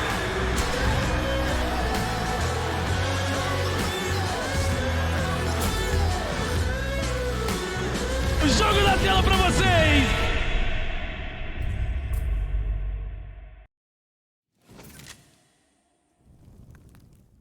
Hello, Electronic Gladiators, and welcome back to the Arena, Tim, where we are about to step into the final bout of the evening. Of course, it's time to Santos to once again take on the mighty Black Dragons as we'll fly into their den of Clubhouse. These two are going to leave absolutely nothing on the sidelines here, Jackie. It is all going to be going into this last matchup. The draw on Cafe means that if anybody can come away victorious here, they will take 2 points for themselves to add on to their total in the league and try and push themselves up to those major positions. Now, Tim, I know we were talking about dogs earlier, but it sounds like you might have a horse in the room at the minute. No, I've just sorted the throat out. Don't you worry about that. Nice. It's very hot and dry today. There's plenty of fluids. It is very warm, Jackie. Plenty of fluids being taken on board, but I'm sure everybody in chat can have sympathy with just how much work our voices do. Yeah, we put them through the ringer day to day, week after week, month after month, just for your entertainment. So I hope you enjoy it. As our sanity depletes, as the heat rises, another fire is started. Because we're going into Clubhouse. It's the last map of the day, and it is set to be a fairly exciting one if Cafe is anything to go by. Tim, I hope you got water by your side for this one, mate. As genuinely, I think if we're going to see more from Mighty, if we'll see more from the side of Santos, we might be screaming a bit.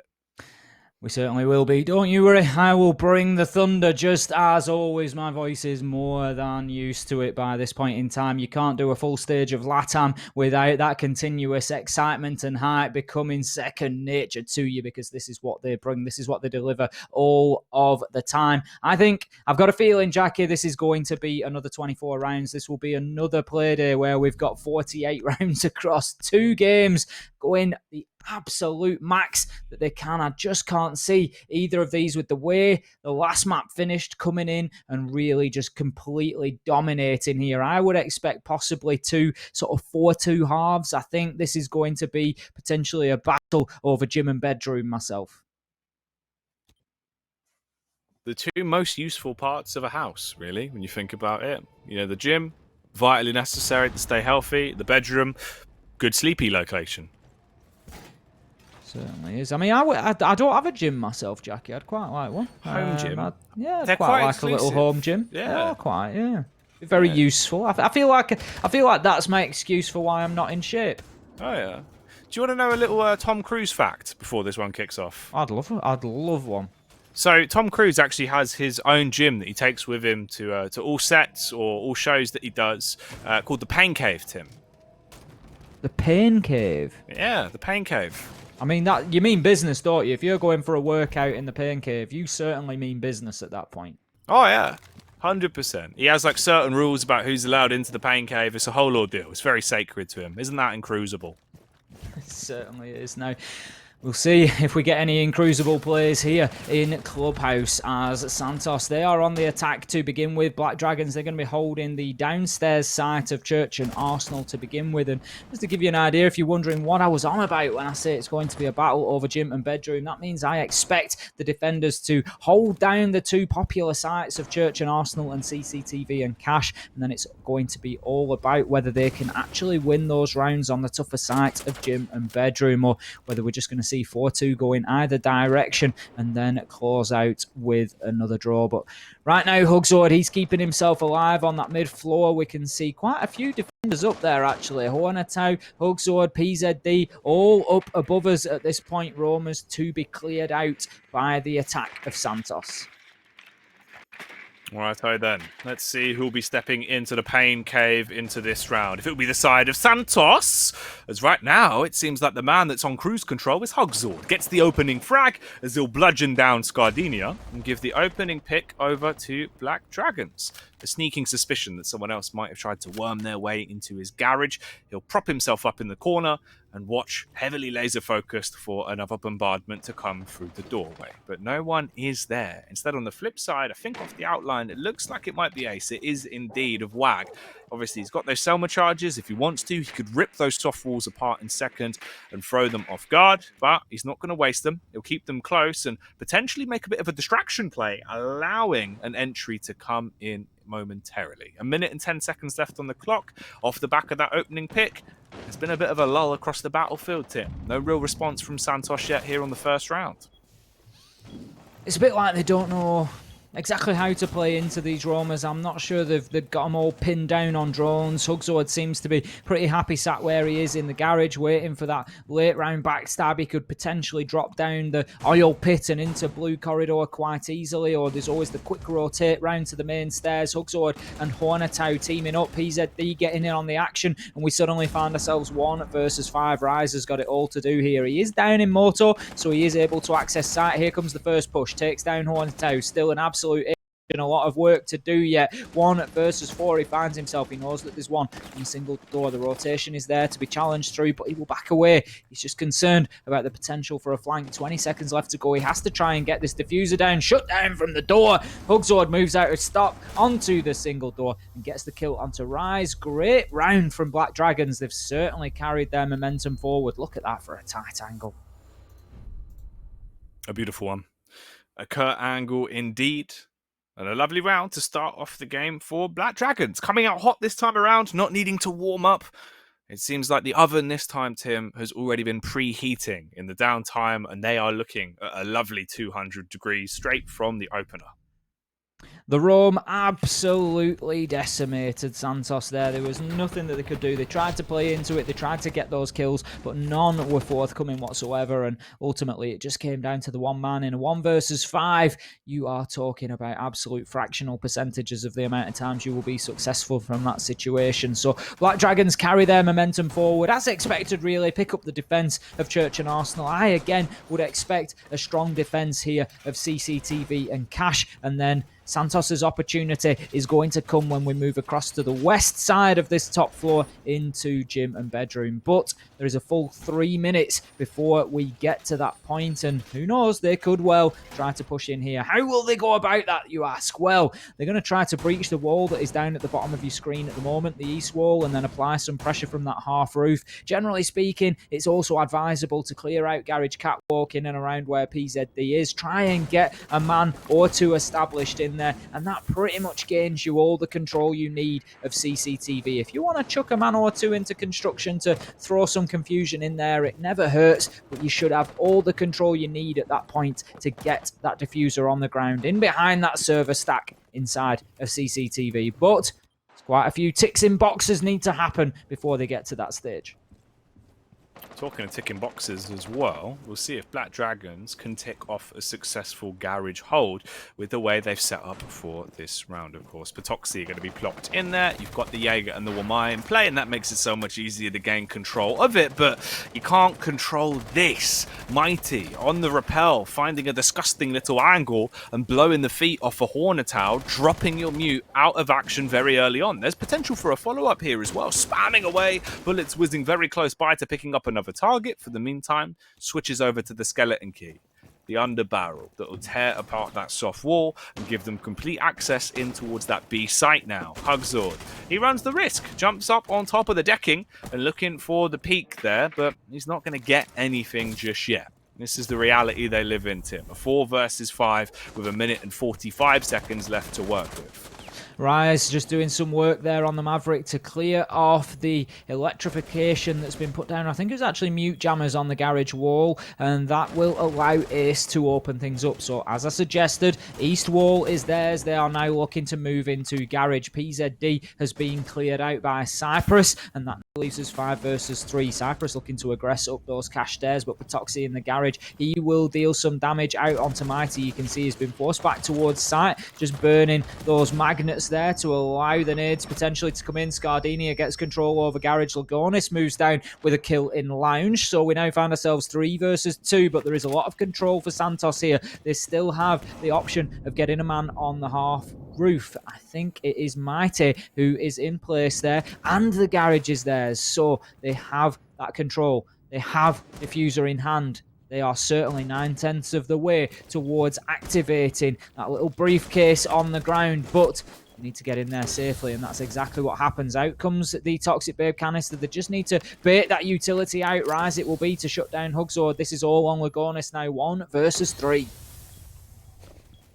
In terms of the smoke cans he has left, there is one in reserve, and that needs to be timed to perfection. Placement is pivotal as well, and it will go out brilliantly. As you can see, it denies the plant from Wag. He's got to back off, he's got to waste time, and it leaves them with about 16 seconds before they can try again. Lagunis on a wide swing. He can shut down the diffuser, but he plays it smart. Spots out the first on rise. They have to fully commit to this. If he can get him off the plant, Tim, he could have tried to save the round, but it cannot be done. Sacrifices are made, and Scardina comes out on top with another round for Santos as the Zofia provides perfect overwatch. What an attempt from Lagonis there. Just got bold. He knew that after the shots had been taken, it was unlikely for a half a second for them to continue raining in. So he took his opportunity across to the server stack. He was just trying to upset the animation there and take the man off the plant attempt, but he was unable to as it closed out, and that was the round shut down for Santos. So good attack from them. As I said, once you've got that east wall and that garage control, you are in a very strong position. And despite great work from Lagonis on the smoke there, using the Toxic Babe utility and really trying to make things difficult for them, it was just too little at the end there, and that will mean that we see them coming back to attempt CCTV and cash once again. Oh my. All right. Scoreline tied up. Game looking competitive. Giving us our absolute all. It's looking good to see. Now, of course, as well, if you are new to Latam, you may have noticed glancing up towards the overlay in the stream there, the icon indicating half of one of the ticks there. Normally, of course, representing that they've taken a map. Obviously, if it's only half of them, that is because there has been a draw and they get a point, well, half a point each in the sense of the indicator. That's how that works, of course, because Cafe was a 6-6 split. We're now on Clubhouse, and we'll see if it's going to be the same outcome here. In terms of the round so far, it is currently a neck-and-neck battle, with it going 1-1. We head back into the third round. It's an opportunity for one of our two sides to take a bit of a step away and build a lead, and finally get themselves into a position to get advantage here. Early on so far, nothing too crazy coming down. The Santos, of course, staying in the roof control, standard execution onto the site as they'll go for the same play once again. Still a little bit of preparation going on from the defenders, taking every second that they can, knowing that they are unlikely to suffer any direct pressure in sight at this point now. The mute jammer will be taken away. That will allow the Selma device to activate, so making nice and easy work of opening up that garage, the east wall this time around, rather than having to burn the entire reinforcement off. They'll just clear out the prevention technique of the mute jammer and just open it with ace. So that gives them the initial access. This is exactly the same rinse and repeat from Santos. Not too much of a surprise. Next step, you know it as well as I do, and that is to clear out garage. They've obviously got, I think Patoxy it will be in there again on the catwalk to just make things difficult, but they do need to be aware of the man underneath as well. We can see there's a man just down there in the oil pit area. I'm not 100% sure if he's maybe moved away at this point and will be looking to get himself back to sight, but great placement of the magnets there, just landing them on top of those light fittings, and they will try to keep him safe for as long as possible. Okay, 1 minute and 20 seconds here. Patoxy, towards garage. You got to stay alive. You need to be able to have control of that, and that is the worst way to die. Sideswiped from a nice angle that has been opened up by Scardina. Cypress as well coming into the fray right now. There's an absolute tussle going on, and Hugsword's the only one that can actually put some pressure on the board in favor of Black Dragons, as the Jaeger will pick up a critical pick. Mighty, down but not out, sliding his way around. In the meantime, there's another pick as well, though, as Cypress is going to get overthrown, proving to not be an oasis here. Not looking good. It was just a mirage, Tim, leaving us into a 3 versus 3 with 40 seconds to work with. There's a lot on the line in round 3. Mighty will be collected and brought back to the land of the living. He will find himself on 20 health, but that's a big risk because that's only a couple of ticks for that smoke canister, and that will kill you very quickly. So need to keep Mighty away from that. Waggett is on full health, who will be looking to move in and get that diffuser down. Quick poke his head round there, and the deployable shield have to be circumvented as the smoke utility comes out, but great timing of the Toxic Babe canister there. Hornetown manages to take the 20 health that Mighty had remaining. Wag goes big, but will be shut down by Lagonis as it comes down to it, and Black Dragons, they manage to get their successful defense of CCTV and Cash and find themselves 2-1 on the scoreboard now, and this one is bouncing backwards and forwards like a rubber ball, Jackie. Oh, mate. Like a rubber band ball. One of those bad boys. Do you ever make one of those, Tim? I've been known to indulge. I remember doing that around the ages of 10 to 16. I feel like for some reason that was quite prevalent in my life. You get a 50p, you'd start with a 50p base, and you'd build up with rubber band after rubber band. That's what golf balls started out as, wasn't it? I'm sure it was essentially the same thing, but inside a hard casing. I wouldn't be surprised. Have you ever cut a golf ball in half? I can't say as I have, but I think that's where the history comes. I actually saw a thing on TV once where a guy had been building in a rubber band ball for about 30 years. It was like probably about the size, half of the size of a house. It was absolutely massive. And it was a game show where if he won, they'd pick it up with a crane and drop it for him so he could see if it bounced. If he lost, they set it on fire, and he lost, and they just torched the thing. Oh no! But they'd recorded it, they'd picked it up and dropped it and recorded it, and it just absolutely ruined this runway that they'd done it on. It did not bounce. Oh, mate. Yeah, I was going to say that'd just be like dropping a really heavy weight. Yeah, it would have no spring to it, right? It would just impact and deal damage. He'd been buying like specialist rubber bands so he could fit them around this thing. Yeah, it was crazy. Well, yeah, because that's the thing. Obviously, eventually, you skill cap yourself because you get to a point where you just can't fit any more on. Well, he did not skill cap himself. He went straight to source and had them manufactured specially. And right now, Black Dragons, they are trying to manufacture a win here. They are trying to bounce back into this game after suffering only a draw on Cafe. They managed to fight their way back largely, but it just wasn't enough in the end to get them over the line, as Santos had managed to get that magical 6th round on the board. So they had that safety net. And right now, Black Dragons are looking pretty good for this. It's been hit and miss in CCTV and Cash, but they're going to be going to gym and bedroom. They didn't have to do this, Jackie. They did have the option of going back down to the basement of Church and Arsenal, but they have chosen to take on the tricky tertiary site of Clubhouse. Let's see if it will pay off. Who's going to be doing their rubber band ball impression, and who will be looking like the tarmac with a massive dent in it at the end of this round? Right now, we've got about 2 minutes and 10 seconds to decide what the outcome will be.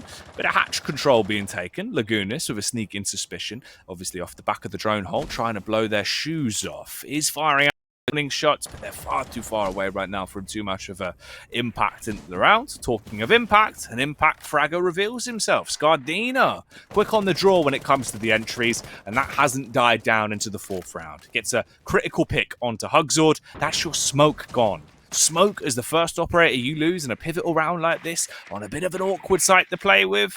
They might feel the burn from that, Tim. That could certainly harm them in the late round. A lot of lost utility there, as we say. Just no option now to deny that push, to give any sort of area denial to a plant going down. Very, very tough from here. They do have nitros left on the board. There's the potential for, I think, Kaid, Mute, and Valkyrie to have brought them along. So there is the option there for vertical denial, potentially, and that's something Santos needs to be aware of. But I think they've got a man downstairs who is ready to deal with that. Hornetown puts out one of those nitros. It will not connect with anybody, and it's 5 versus 3 now as Black Dragons, they are backs to the wall. And as I say, I did question the site choice here with Church and Arsenal. They've already won down there. They had it available. It was certainly an option for them, but instead they chose to come to gym and bedroom. And maybe they were just trying to bait Santos into an unexpected lineup they might not have thought or been prepared for coming here, but it certainly looks like they were fully prepared. Mighty, he's prepared to punish as he drops on all 4s and gives the business to Hornetown. Follow-up shot as well with the connection there into the cranium of Lagunis as he's been gunned down. 1 man remains and he isn't going to be alive for long. A perfect round going the way of Santos as Wag will get the final killing shot off. Comes off the diffuser into the warpath as he spots him towards the showers and ends his reign of terror. Another round going the way of Santos, looking clean so far here as the game is brought back to a 2-2 split. You may well be looking back at that round a little bit later on in this matchup, depending what the final score is, and just questioning that site choice as to whether it's really determined the outcome or not. It's always a tough site to hold on to, especially when those walls start getting opened up, and Santos, they did a great job of taking advantage of that, getting those early round kills. Scardini coming in with a great pick to begin things onto Hugsord, and it just fell apart from there, really, and now they know exactly where they're heading, so they can prepare for Church and Arsenal as well.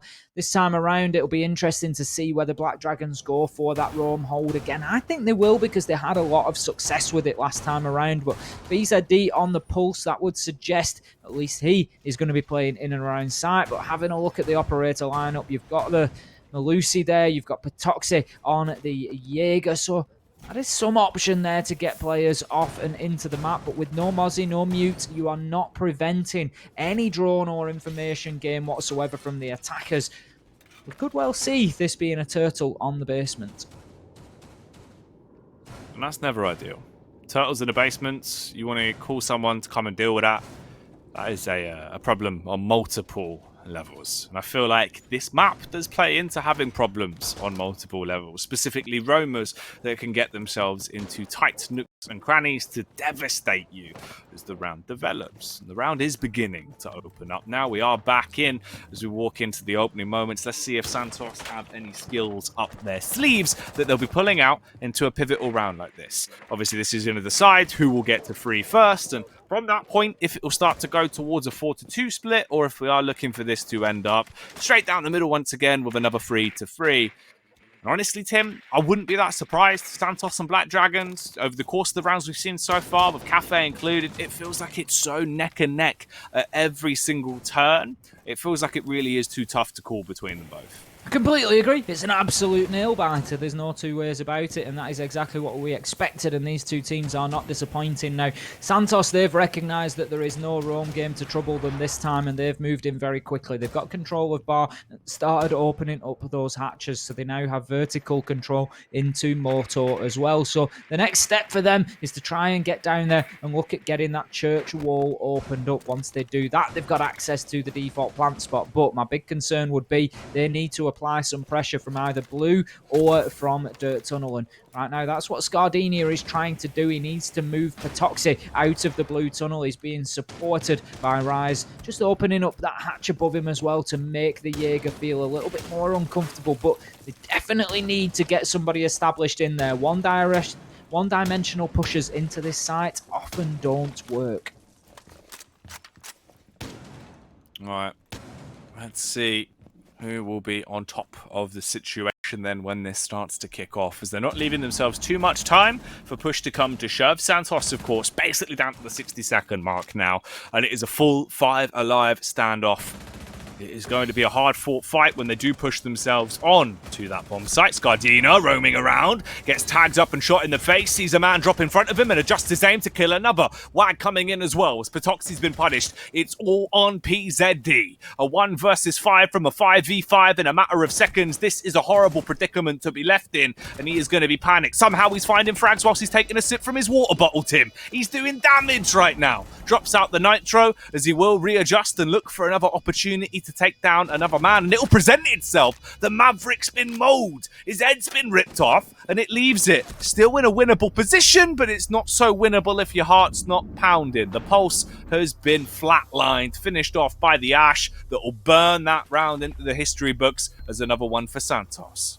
Good attack from Santos there. As I said, you need multiple angles of attack coming into that site, and as we could see at the end of things there, PZD was completely encircled. It was enemies on every single side of him. It was a real rock and a hard place. The walls were closing in. There was nowhere for him to move, and it was a matter of time until he was shut down. Santos, very professional in getting that diffuser down, still not chasing the kill, knowing that there is a bigger purpose there, and a fantastic game from them to put themselves in the lead for the first time here on Clubhouse. It is the first time they've managed to get any sort of advantage, and going down to Church and Arsenal once again, I necessary for Black Dragons to go back to what they brought in round number 1, which was that roam game. Get players out into the map. We can see the Mozzie, see the Mute, see the Vigil. The combo is there. The Castle is in tow as well on the Patoxy, and that is going to be a big signal that this is going to be a top floor roam now. Santos, they've got their confidence up since round 1, and I think we might see a slightly different outcome. I think we could see a very strong roam clearance coming in from Santos, but if that's not the case, then Black Dragons, I think, will hold on. It's all about the clearance of that top floor roam as quickly as possible. Oh, yeah.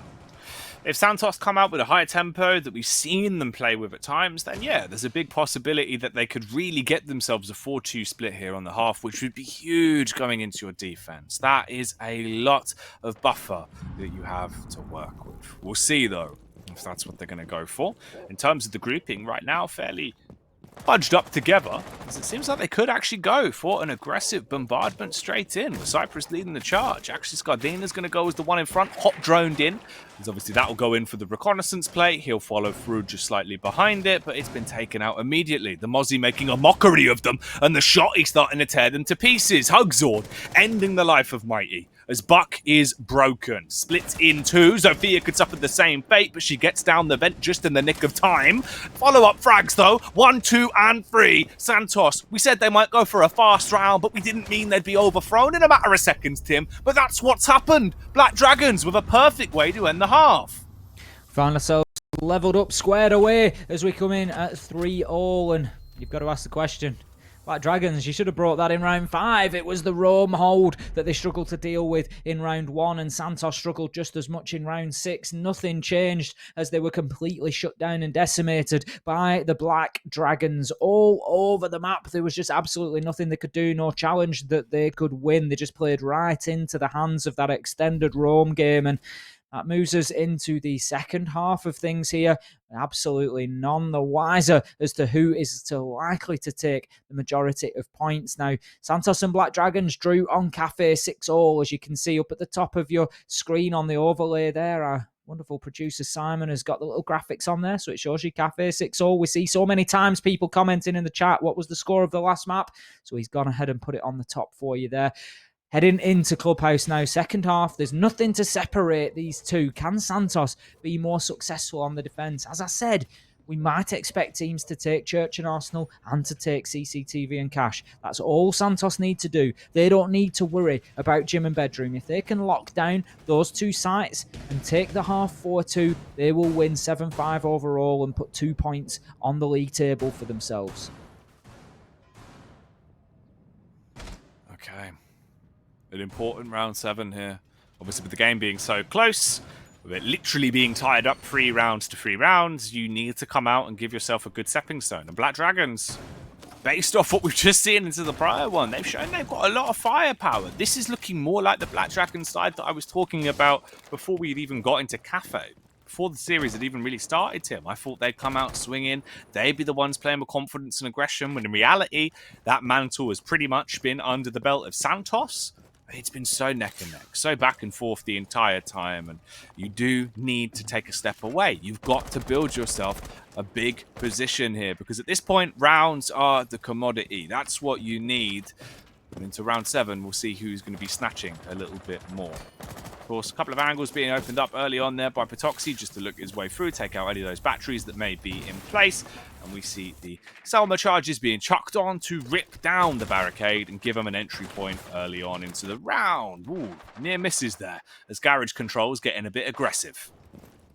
Mighty just looking to hold on to that area, make it difficult for the ingress into the map for the time being now. Scardinia is the only defender left out in the map. He needs to try and hold on for as long as possible, waste as much time as he can. That's what it's all about. And I tell you what, take a few with you if you can. He will shut down Patoxy, and that is the Maverick off the board. And that could be an important factor here, because now opening hatches is all going to come down to Lagonis. He's already used one Selma device to get in through that hot tub wall, so they start to become limited depending on where they want the ultimate push to come through. If they want to move in to the normal default plant spot in behind the black boxes inside of Church, then they are going to have to be very sparing with the Selma devices, because they will need at least one on the triple wall there. So that leaves them only able to open up one hatch.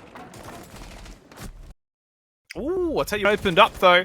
And that is the chest cavity of Scardina. Also, his head's taken a couple of lacerations as he's been bludgeoned down to the ground and left us with this position. 60 seconds essentially remaining into round 7 here. A very important one. And with a 4v4 going on, it is tied up not only in scoreline, but also in the battle of attrition.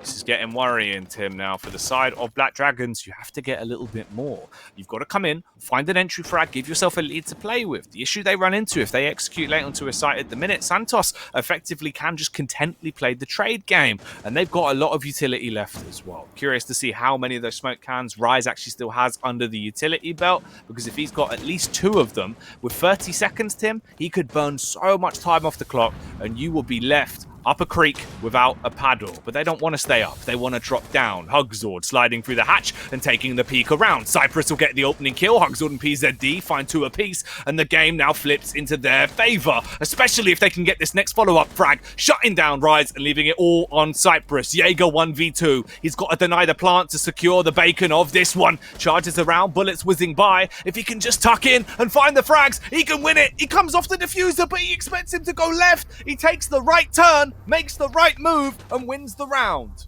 Absolutely heartbreaking for Cyprus there, doing everything that was required of him, getting in there, gets the first strike, brings it back to a 1v1, but he's just unable to shut down the man. He's unaware of exactly where that diffuser was being planted by Lagonis, and Lagonis was able to come the animation, flip around and get the bullets onto the skull of Cyprus that shut down the round. And what a shame it was for the Jaeger. He was so close to clutching that out for his team, and it was always going to be a big ask because they knew exactly where he was. You could see him being pinged out in blue repeatedly. There'd already been a challenge onto him there, so his location was fully known, but he certainly made the most of that round, and he really put my heart in my mouth because I thought he was going to just get that one over the line somehow.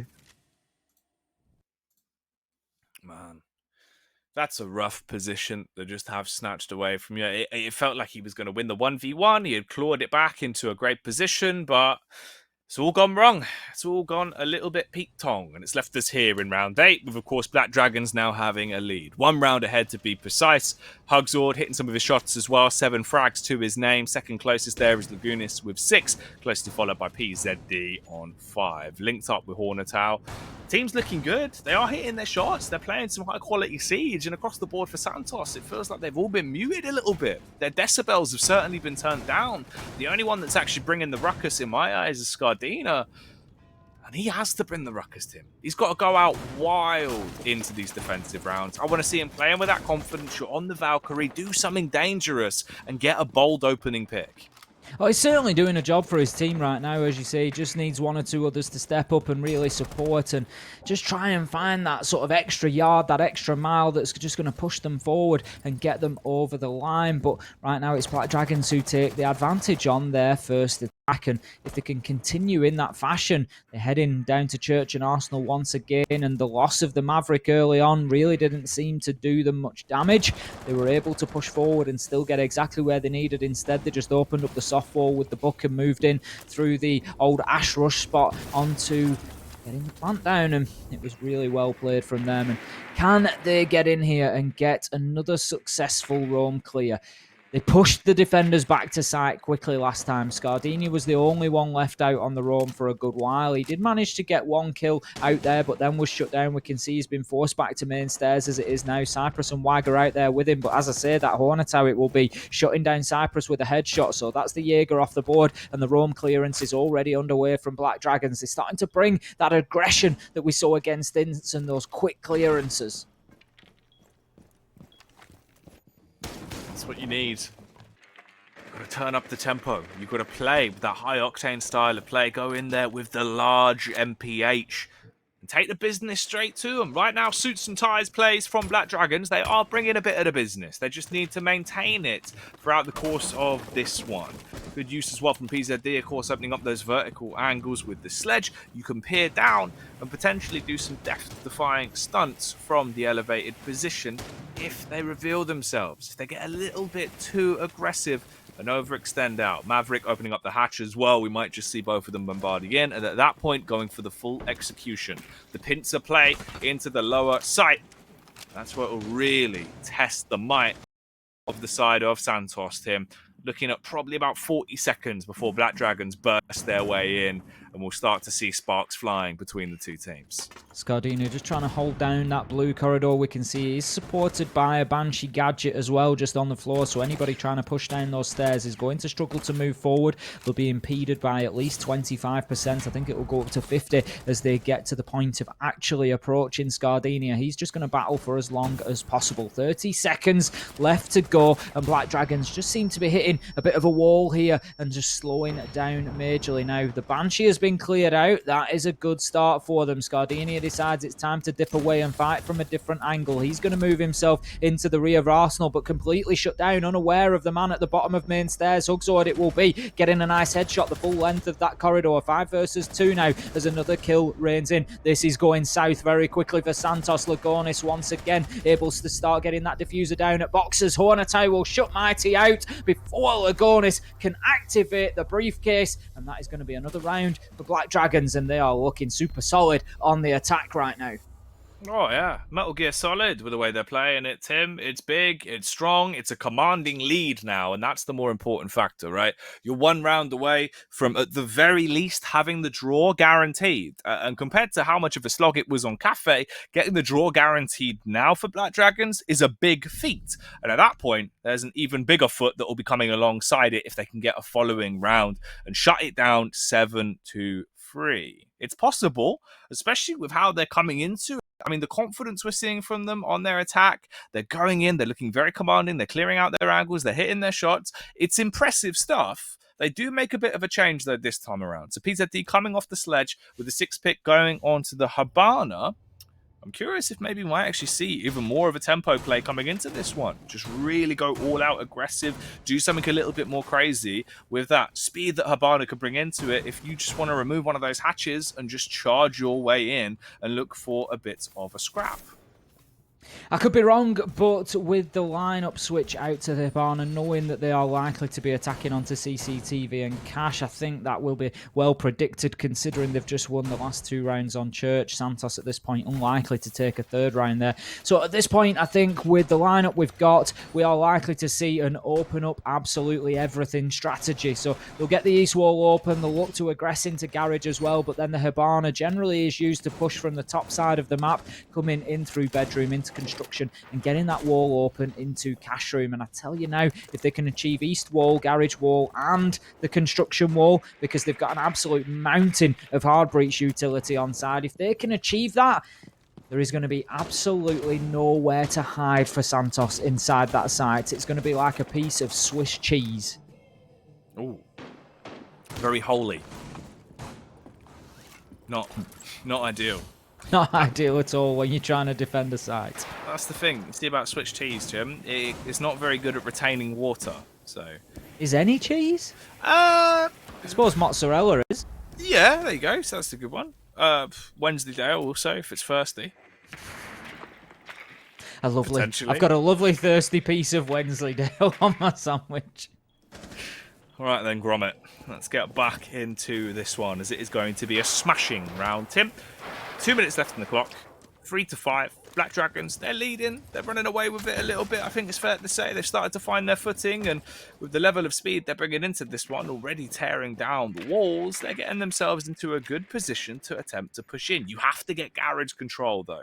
That's something that can always bite you in the bottom if you don't give it the attention it needs. They're prepared for the run out. They've smashed down the Claymore immediately, trying to deny any aggression that could come out from the side of Santos, but they don't have to play aggressive. All they've got to do is sit pretty, utilize the fact that they can block out basically all of your utility, with, of course, the Wamayan Jaeger being in play with those ADSs and magnets. You can soak it all up. You can sit there on the railing and smite them down as they push in. Here's a rough factor as well. You've lost PZD, and you might lose another man fairly quickly. As Scardina, he's testing the limits, bobbing and weaving back out the open angle with the clear line of sight connection onto Lagunis, but he can't finish him off.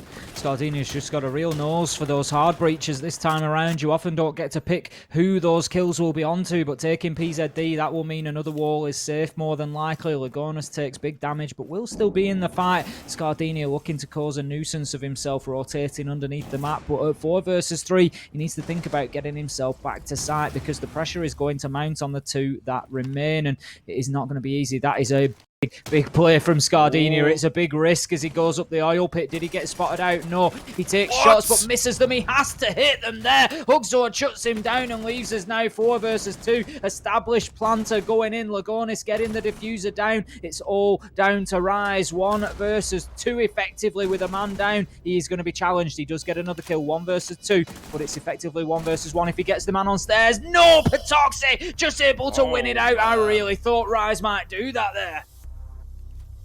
It looked like it was his round, Tim. It looked like it was his round. And from the position they were in, right, where the backstab goes so wrong, oh, that was it. That was how you save yourself from a round that had basically been thrown away. It had been dropped like a mobile phone down through a drain vent. It was gone into the sewers, and they had an opportunity to grab it at the last second, but it slips through the fingertips once again. 6 rounds now for Black Dragons. Oh, that's going to be so frustrating. You would be tilted all the way to the next play day with some of the mistakes that came out into that round. An awkward little 1v1 there towards the stairway at the end that he just couldn't quite follow through with. But the backstab played him. 2 perfect opportunities. Only get 1 frag, but potentially 2. And nothing comes out of it. That's going to be kicking yourself. It's going to be a bitter pill to swallow, that much is true. Scardinia has played so well for Santos so far, but just unable to really make it pay when it would have counted the most. And I can't overstate how big of a risk that flank attempt is. Coming up the oil pit ladder like that leaves you completely exposed. I mean, how many times have you seen Claymores getting put down to cover that exact thing? You know, it's just not something that you can account for. There's no way that you can deal with that Claymore yourself when you get up there because your weapon is out of your hands. You know, he could throw his nitro up there if he still has it in hand to make sure it gets cleared out, but it's completely pointless then because all it does is just signal his arrival. So no choice but to just go for it. He gets up there completely unnoticed, but then he can't land his shots and it's agonizing to watch. And you know, obviously there's other options there. He could have potentially moved up the stairs to try and get onto the catwalk and, you know, may have just given himself a more advantageous angle. But there's just so many risks involved. You know, if he gets spotted out during that time, he's dead without even trying to get the kills. And on a different day, I tell you now, Scardinia gets both of them. So it's definitely a 9 out of 10 for the effort. It was just the execution lacking this time around. And it was probably excitement at getting away with it, Jackie. That's why he's missed his shots. He just couldn't believe that he actually got up there and had 2 of them lined up in front of him. Oh, that probably plays a part of it, right? Because you've got to think it's not an easy rotate to pull off. The fact he did, Tim, I think we were both sat there thinking, has he been spotted? Is he going to get the frag? And then it all just goes so far south. He ends us up in Louisiana. And now we're here, Tim. 6 rounds to 3. Black Dragons, they need 1 more to seal the deal, to secure the victory and end the game. And with the quality it seems just been coming out from some of the rounds that have just had a little bit of lady luck on their side, it seems like it probably is going to be where this chapter ends. And so does the stream for the day. They get the early frag. They're able to punish Mighty on the mute, and he has been reduced to nothing. 4 men remain for Santos. Manpower dropping second by second. They're going to have to do something bold if they want to bring this one back, and the nitro plays aren't doing enough. They're chucked out, but they miss. They don't bring home the fish. Ooh, that was nice, the seal has been well and truly broken, but Cyprus, he does everything he can to get those nuts and bolts tightened up and to just secure the ship for a little bit longer, but PZD will get in with a kill onto Wag, leaving us 3 versus 3, and this is still in the hands of Black Dragons. They could well finish this off here and now and take 2 points overall. They are starting to open up vertically, just trying to get any sort of angle they can, and It was a nice one from Scardini there, just looking up through the kitchen window to see if he can catch a man on the upside down rappel. Now, the motor hatch will be opened up, and it looks like the smoke of Rise is just going to dip his way back into sight and look to hold on behind that deployable shield for a little bit longer. Now, Lagonis does have the option of getting that wall open if he chooses to. I'm not sure if he's got any Selmas left in hand, actually. We'll see as the round progresses. I'm sure right now he's just baiting out the utility of the smoke, and it will be PZD who goes in and recovers the diffuser. But there's only 20 seconds left to go, Jackie. They're going to have to do something quick smart here. They will need to. If they want to walk away with a win, it's got to come through quickly. Cyprus as well, he's already hit some stunning shots into the game so far, but his teammates are being gunned down all around him. He falls. It's all on Rise. 6 seconds to deny. Lagunis getting the diffuser down. If he plays a sneaky game, an elaborate game of hide and seek, then there might be a possibility that he can win this one. He gets the initial headshot. He's got to make it there in time, Tim. 1 second before it's down, but he waits it out. Puts them into a position where he's given a chance to Lagunis. It's a 1v1. His heart is going to be pounding out of his chest. 30 seconds to clutch it. He's shot down to 1 HP, essentially. Peeking round the corner, spots him out, but can't land the shots. Switches to the shotty, downs him, finishes him with a double tap, and jumps on the diffuser. He stays alive and keeps the game ticking for Santos. How does he do it, Jackie? That is the question. How does he do that? He gets hit hard. He's down to 1 bullet left. He cannot take much more of a fight, and then flips it to the shot. He takes the CQC action and hits him right on the chin. Clean knockout, and what a cleanup that was from Rise. I was so impressed. I'm writing in my notes for Lagonis there that it was a heads up plant just going in there. It was absolutely perfect choosing. We could saw that he completely baited Rise into thinking that he was in the normal default spot in church, but absolutely not. He had gone through. It was absolutely beautiful from Lagonis, but Rise just raised the bar even further. Wow. Also, that play there from Cyprus, man. Both of them having a ginormous individual impact into the course of the game. Cyprus is to open it with a 2K, really, really clean. The follow-up shot was just wild. That man flicked like a nutter, Tim. You don't see those every day. You really don't. It was something special. I'll look forward to watching that back. It's another one of those. How many times can I say that that's going to be a play of the season? We're getting a lot of plays of the season over these first 3 play days, but that was absolutely huge from Rise, and his team needed it. There was no two ways about it. With diffuser on the ground, they had to act there and then. There is no more mistakes available to them. 6-4, of course. Black Dragons have secured the draw. But Santos, they can still get a point out of this. If they can fight their way back in the next 2 rounds with successful defenses, it's going to have to be CCTV, and it's going to have to be gym and bedroom. So it's certainly not going to be easy. But just that, I'm blown away by the last 10 seconds of that round. As I say, you know, the first thing there is just watch Lagonis. He uses every single second of the counter. He is on basically tick to 0. He has less than 1 second when he hits F to start putting that diffuser on the ground, and the reason for that is that he's rotated away because he knows where the challenge is coming from. He knows the man is in motor, so he wants to put as much distance between him and the last defender as he can. Gets himself into a great plant spot, gets it down on the ground. It's completely unpredictable to Rise and gives himself every opportunity to win the round. But how about Rise? That just teaches you, Jackie, to play to the whistle, as we say in a lot of traditional sports. It's all about, you know, playing till the absolute last second until you've actually lost it. And Rise just went to show there that a round is never really lost as long as you've still got a gun in your hand. Oh, yeah. Don't give up. Don't let your confidence be sapped out here. Played it brilliantly in an environment where he was so low.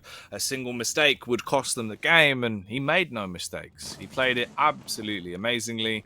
Walks away with another round for Santos. But at the end of the day, that's all it is. Another round for Santos. And they still need so much more to make this game end in a draw. For Black Dragons, they've already got themselves to 6. 1 attacking round is all that's required, and they will end the game 7-4 here if they can pick it up. Hornatau revealing himself as he fires off some warning shots through the drone hole, looking to rip apart the jeans of the man that was standing on the other side and turn them into shorts. But he comes up short into that encounter. This will not be a small play, though. A bold one from Mighty over the top rope. Hits some of the elbow. frags out onto PZD. Habana has been busted open, and you get left in a 4-on-4 with 60 seconds remaining. Sometimes risks have to be taken, and that is the point that Santos obviously feel that they have arrived at now, with Mighty, as you say, just catapulting himself over the catwalk there and coming down with a big elbow drop on top of PZD, but then being shut down for his troubles. So that now leaves us in the 4 versus 4 that we find in front of us. The east wall has been opened. The pressure is starting to mount on Santos in sight, but they are still fighting, and right now they're not doing a bad job of this. The plant spot kind of open. They're just having a little bit of trouble with that last section of wall there. Hugzord will get the kill onto Scardenia, giving a small advantage here to Black Dragons, but there is still a lot of work to be done and not a lot of time to do it. 15 seconds. They need to think about Lugonis getting in. That is exactly what will happen, but he moves away. I would suggest that he's baiting out that smoke utility that remains. Patoxy gets himself a kill. It's going backwards and forwards here. 2 versus 1. The diffuser has to go down. 3 seconds left to go. We've seen this before. Out comes the Nitro, surely. Cypress. He shot it. He shot it out. That's absolutely huge. Cypress did the absolute perfect play there. Get it in. We've seen Julio be successful with it, but Patoxy is able to shut it down. That's heartbreaking for Cypress, Jackie. That is absolutely heartbreaking. Oh, that was the play. That was the Valkyrie saving the day play. The Nitro through the window to detonate it and end the game. Well, end the round, but in the end, it doesn't work out like that. Shot out of the air in mid-flight, Tim. That was the only outcome of them being able to pick that one up, and they made it work. They did the unthinkable. They did the impossible. It just really goes to show the fine margins that we're working with here in Siege. The absolute difference there between winning and losing was the ability to shoot what is on your screen, maybe a couple of millimeters across.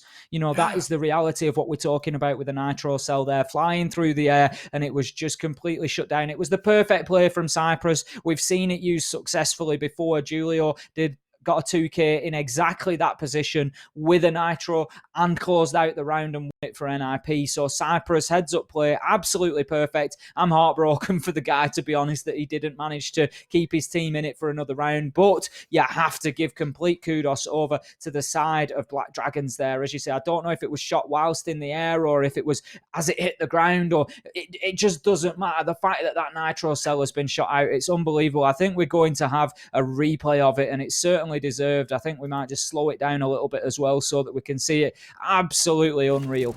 Yeah, crazy, crazy stuff. One of those small percentage moments, as you can see, of course, Cyprus over to the window, dashes it out. And whilst Patoxy's stuck, having to stick himself on the diffuser, his teammate saves the day by being able to get the shot off.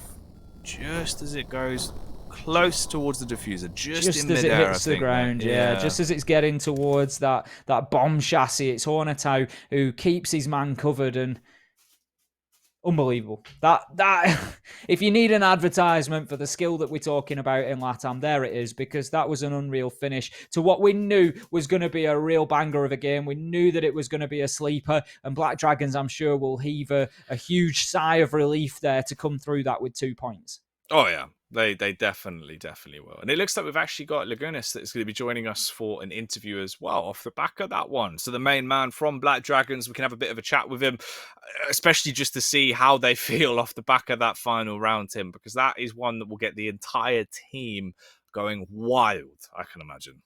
Absolutely. I'm sure that the adrenaline is pumping right now. It's a good job that it's not them as for us. I wouldn't like to be trying to go to sleep after playing in that one.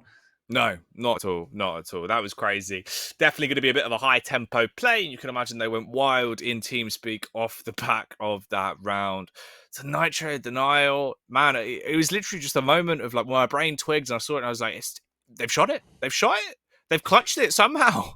Well, this is it. You see Cyprus jumping back in through the window, and I'm thinking, is he just waiting to get back in? Like, what are you doing, Cyprus? Hit the detonate. But I'm sure he was absolutely hammering that detonate button. But ultimately, it was already gone. It was too late. Hornetau, what a play to close things out.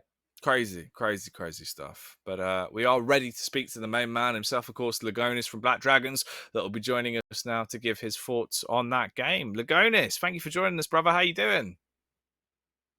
And you guys, everything cool? All right? Yeah, all good, man. I'm trying to recover after a crazy matchup there. You gave us a couple of heart attacks. Yes, it was a super crazy match. The first map was like so close for both teams, and in the second one, we did it well, and I'm very happy that we got this first win on the second half of the BR6. Lagonis, talk to me about Clubhouse, that final moment that we've just seen. Cyprus, he gets the nitro in through the window. We've seen it used with success before. Hornetow manages to shoot it out. What was the team speak like at that point? Were the comms going crazy? Yes, it was super crazy. I have the defuse, right? But I died early. So when I died, someone get the defuse and go to the plant, and I said to Hornetal to be ready for this nitro cell from the window, right? And the moment that I said, he came to the window and throw the nitro, and he got the C4. It was uh, a good moment, because in that moment, after the nitro was destroyed, we knew that we're gonna won that round and the match. So that's it. Man, it was genuinely sick. It took us a sec to realise, and I think we were just as shocked. One thing I do want to ask you, Lagonis, obviously, in terms of the team now for this season, as you said yourself, you're looking really strong. I think Black Dragons, we've been debating you guys as being a bit of an underdog, a dark horse of the tournament. How do you expect to perform over the course of stage two? Are you looking to really make a name for yourselves here coming into this stage? Yes, we like in this time that don't have like championship, and have 1 month to we prepare for the second half of the Brasileirão PR6. It was a like really good trainings. Like we have a lot of good screams, have like better results than the first half, and that's pretty nice because we got more confident, have more plays to do in the matches, more. It's clear in our minds to how to play Rainbow Six, to get the play Rainbow Six in a easy way. Sometimes we before early we did some strats that wasn't the easiest thing to do in that moment. So yes, we are getting better. We know that we are underdog, but we are getting better. And yes, our goals is to get to the major, and the four, getting the top four of the BR6, and that's what we are looking for and training for. And that's it. Well, you're certainly looking good for it so far, Lagonis. When we talk about the change between stage one and stage two, on the attack especially, you've looked really aggressive and decisive, confident. Is that something that you've been actively trying to increase, bring more aggression? Yes. Bring more aggression is something that in Black Dragons we always need. Like we have two PZT and Hornetal are really good entry fraggers, but sometimes we don't have that like really aggressive. Sometimes we need to be more.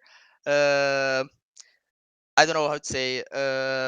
You don't need to think too much. And sometimes we think in Yeah. so many options, and one guy there. Sometimes we just need to focus on one thing and go ahead. So for this is our mentality now. We are focus in this, and for getting aggressive is gonna be our challenge for this second half of BR6, because we need to be aggressive to win. We needed to try new things.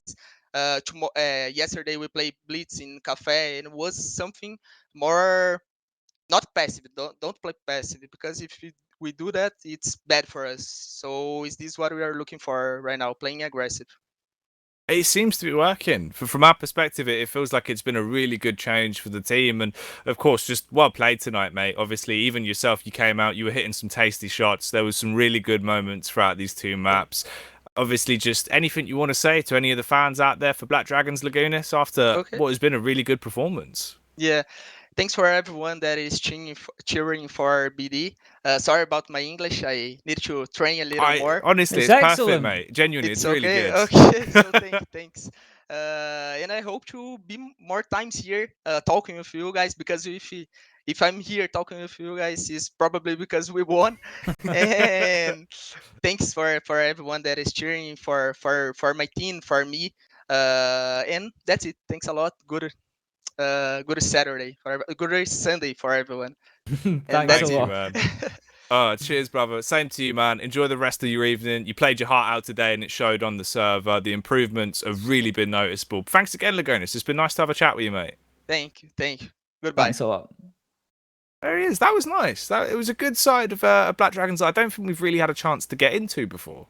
No, first time that we've spoken to Lagonis, and he comes on and apologizes. Says my English is good. I tell you what, one of these days they're going to make us do an interview in Portuguese, and then we're going to see just exactly how good the English is on all of these players. Lagonis coming on and giving us some really good insight there, some really good explanations, especially around that final moment. The fact that it was in the comms, watch out for the C4, watch for it on the window, and the pressure on Hornetow at that moment in time must have been massive because the call is there. He knows it's going to come, and he knows that the win or loss on this round is going to come down to his ability to shoot out a very small gadget as it comes in through the window. So, props to him to be able to perform under that sort of pressure. But yeah, Lagonis, great guy. And, thank you very much for coming on and giving us the time. That was really a really nice chat, really insightful. No, it was good. I think it's good as well because obviously it does, as we said, it gets us to expand our horizons a little bit. We've spoken with an awful lot of the guys from Latam, but getting Lagonis on for the first time, it's cool to have a chat with him. And as he said, he wants to come on more. If we see more of those wins coming out from Black Dragons over the course of the season, I will be happy to speak to him, Tim. Unfortunately, that is pretty much the end of the day when it comes to us speaking. We can have a bit of a look back, though, before we start to round out the evening. Of course, if you just joined us, you are a little bit late. In fact, you're very late, Tim. 7 hours late. Done. You're about 7 hours late, but that means there's 7 hours of VOD for you to go back and enjoy because we've had some absolute crackers. We saw Team 1 start us off at the beginning of the day with a complete rollover of FaZe, and it just goes to ask further questions about what is going on inside the FaZe clan and whether they can turn their tide in this season and fight their way back into it, but it's certainly not been the most solid of starts for them. We know the ability is there. They just need to start clicking as a team, and I will come, but it's just how long it takes and whether that leaves them outside of the possibility of a major place. Now, Team Liquid Ninjas in Pyjamas was just exactly what we expected from it. 24 rounds of 24 karat gold. Ultimately, Ninjas in Pyjamas able to take the win, 13-11 overall. They get themselves 2 points to take away from that one, but honestly, it was absolutely anybody's. Watch it back. It was fantastic. And then we've just seen another classic, 23 rounds from Santos and Black Dragons, and again, there was very little to separate the two, but ultimately, Black Dragons, they were just able to push it over the line on the attack. That aggression and decisiveness that Lagonis explained they've been trying to improve upon, really paying dividends for them at the end. Yeah.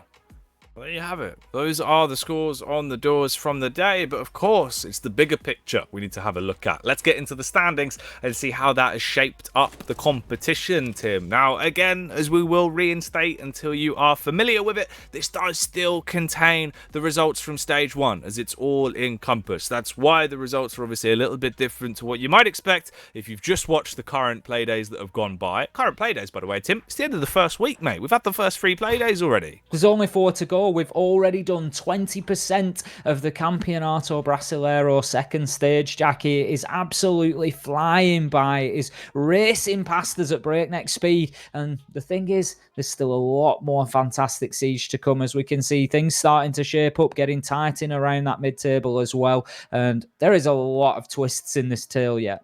Oh, there is indeed. One thing remains constant, though. Team 1 have been able to wrangle back that top spot for the meantime, at least. As, of course, Team Liquid and NIP, they got locked in competition against one another earlier today, and it wasn't really a big barn burner for either one of them. Instead, it was a draw, and then NIP barely getting out that win to put themselves into 3rd position. But it's shaping up somewhat like you'd expect, of course. It is only the first couple of play days, so once we're in the middle of the season, that's when we'll know how things are looking. I say that, Tim. It took us until the very last play day to even know last time, right? Yeah, it really did. We were coming in there with still not much of a clue as to exactly how things were going to be finished. It was all the way down to play day 15 until we could tell you exactly who was going where. And I'm sure, to be honest, it's going to be much the same again. So hold on to your hats and keep coming back play day after play day, because there is going to be plenty to discuss and plenty to see. Yeah, and we are going to be back, but of course, we're not back tomorrow, we're not back the day after, we're back on Thursday. Let's have a look what is coming up on the schedule for Thursday, as these are the draws on the doors, the games that we've got rounded up. Furia versus Santos, potentially an interesting one to kick it off. You're then looking at FaZe Clan W7M, and Tim, honestly, I'd be a little bit worried for any of the FaZe Clan fans out there, because W7M have looked on the ball. That is a matchup where they could upset. It is. I'm really leaning towards W7M at the minute based on what we've seen from FaZe Clan, Black Dragons and Team Liquid. That's going to be a good game as well coming in based on what we've just seen from Black Dragons. But they're going to have to just make sure to iron out those couple of creases that they do have, because obviously Team Liquid, they will take full advantage of any opportunity that is presented to them. But Furia Santos, I would agree with you, Jackie. That's the match of the night there for me. That one is going to be really, really close and hard fought. Yeah, some banging games that are coming up. Definitely come back for those on Thursday the 24th of September. If you still want your fill of Siege in the meantime, though, there is a lot more going on, of course, to stay up to date with all of the competition. Be sure to follow all the relevant Rainbow Six channels on Twitter so you know what is going down with the whole global scene of Siege. But in our scene, Tim, in Latam, it's the end of the scene. We can exit stage left as we are done for the day. Any final thoughts? Any roundup on this one? Well, we're going to get a nice little break for a few days now, Jackie, but as you say, plenty of Siege to fill in. I will be keenly watching, particularly NA, APAC and EUL that should all be underway now by this week, and it's going to be a lot of fun, I'm sure. So plenty of Siege action to warm you up Monday to Wednesday, and then make sure that you come back and join us on Thursday, because we've got some bangers for you. Yeah, we do indeed. We've got to give thanks to the boys behind the scene that make all of this possible, of course, as well, our amazing staff, and also the people at FaceIt that even allow this to be a possibility. Thank you, Ubisoft FaceIt producer Simon, for pushing the buttons and somehow being able to implement the beautiful riddle counter over the course of a show. Jacob for the replays that always hit the spot. And Tim, that is it. We are done. Thank you for anyone that watched as well throughout the start of the show and got involved with the hashtag BR6 on Twitter. We'll be back on Thursday the 24th. Until then, go and get some rest. It's been a long day of Stellar Siege.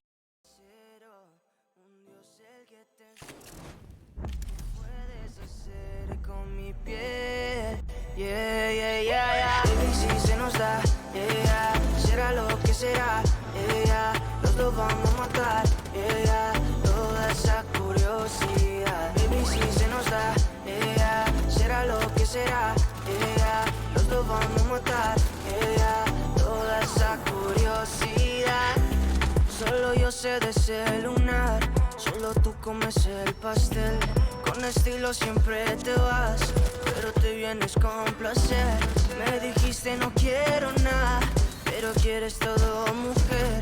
Baby, yo te hago soñar algo más rico que la miel, mi droga que te legalicen. No digamos el pecado, que hay cosas que no se dicen.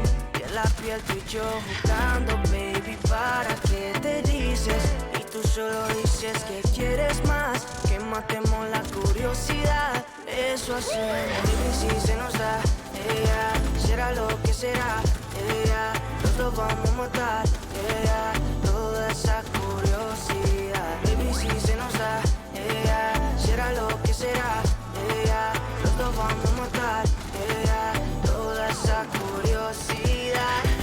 Aquí viviendo roce, estamos solitos, ellas son más de las 12. Pegándote bien lento, baby, para que tú goces. No somos algo serio, pero bien si me conoces. Ya, tú eres el antojo de mi vida. De tanto que te pienso ya no encuentro la salida. Pero no somos nada, girl. Pero no somos nada, girl, yeah. Mi droga que te deslice. No digamos el pecado, que hay cosas que no se dicen. Y en la piel tú y yo jugando, baby, ¿para qué te dices?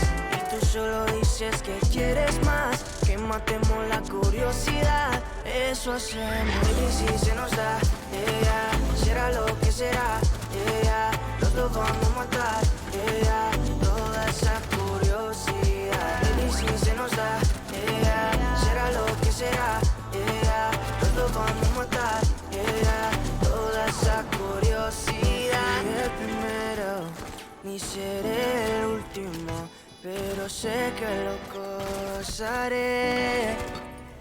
Pa' serte sincero, Un Dios el que te enseñó lo que puedes hacer con mi piel. Yeah, yeah, yeah, yeah. Y si se nos da, yeah, yeah, será lo que será, yeah, yeah. Nos lo vamos a matar, yeah, yeah. Toda esa curiosidad. Baby, si se nos da, yeah, yeah, será lo que será, yeah, yeah. Nos lo vamos a matar, yeah, yeah. Toda esa curiosidad.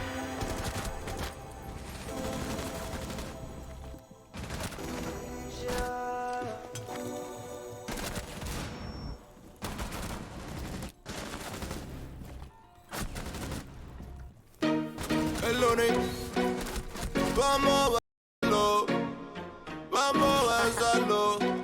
Let's bring it back on the beat, eh.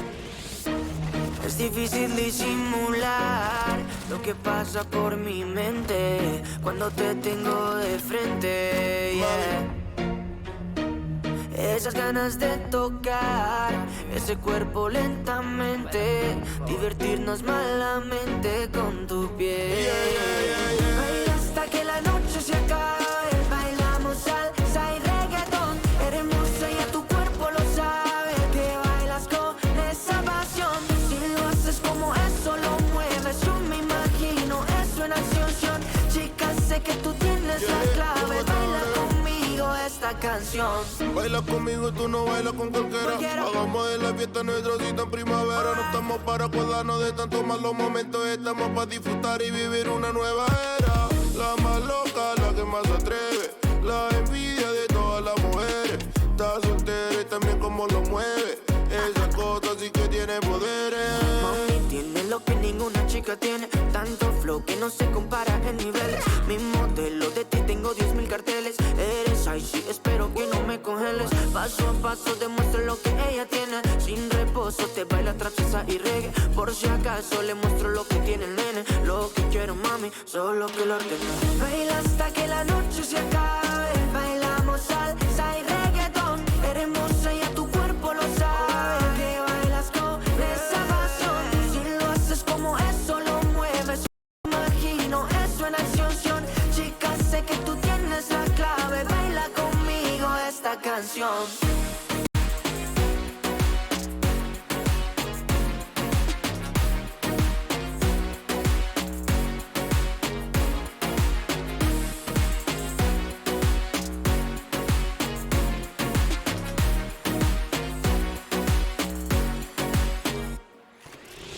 Hermoso tu eres la mera mera. Me encanta el look de la nueva era. Dile a Mike que ya le encontré nuera, que esa nena ya es mía, la loca para afuera. Así que tranqui, tranqui, que ella se lo goza con un funky, funky. La beso y brinco como un monkey, monkey. Es tan dulce que le dicen pinky, pinky, bebé. Eres mi miel, mi Anabel, tu favorito y tu perro fiel. Ese nivel en que te cargas, se te ve tan bonita en esa tanga. Dale, muévelo, muévelo, muévelo. Cuando cuento tres me invita on the floor. Dale, muévelo, muévelo, muévelo. Tú naciste pa' esto, pa' el reggaetón. Baila hasta que la noche se acabe. Bailamos salsa y reggaetón. Eres hermosa y a tu cuerpo lo sabe, que bailas con esa pasión. Si lo haces como eso lo mueves, yo me imagino eso en acción. Chica, sé que tú tienes la clave, baila conmigo esta canción. El lunes, yeah, baila conmigo, baila conmigo. vamos a darle para adelante. Ya le muévelo, muévelo, muévelo, muévelo. Lunes, los más lunáticos.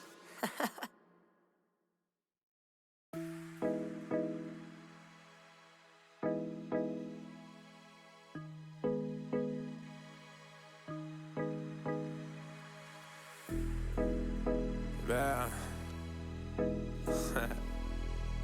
Dime, ¿te recuerdas? Wow. Recuerdos míos de esa noche, cuando yo te tuve aquí, solo pa' mí. A ver, recuerda cuando te escapabas y tu novio a ti te llamaba y tú me lo mamabas y te lo tuve que repetir.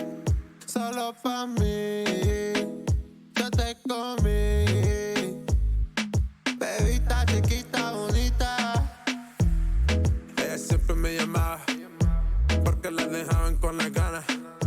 Y yo siempre la hice que llegara, como 5 veces a la semana. Tú supiste que tenía novio, pero me pisaba con el hoyo. A mí me decía que a mí me quería, pero yo no quise más de ti. Y ahí fue cuando yo tomé la salida y también me fui. Ya no quise más de ti. Recuerdos míos de esa noche, cuando yo te tuve ahí, solo pa' mí. Recuerda cuando te escapabas y tu novio a ti te llamaba y tú me lo mamabas y te lo tuve que repetir. Solo pa' mí, yo te comí. Bebita chiquita, bonita. Si solo lo supieras, donde lo hacíamos y donde tú me verás. Siempre tu manera, siempre te escondías porque tú no eres mi beba. Y cuando tú te fuiste me mandaste una foto para que no te olvide. Ella no se decide, quiere más de mí, pero así no fue, baby. Recuerdos míos de esa noche, cuando yo te tuve aquí, solo pa' mí. Recuerda cuando te escapabas y tu novio a ti te llamaba y tú me lo mamabas y te lo tuve que repetir. Solo pa' mí, yo te comí. Bebita chiquita, bonita.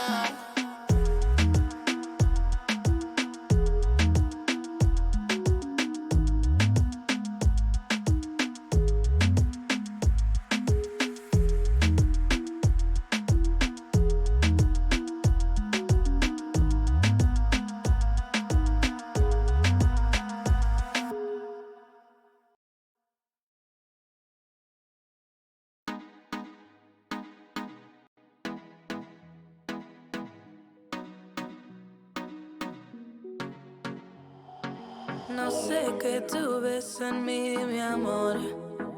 Ya no dejes de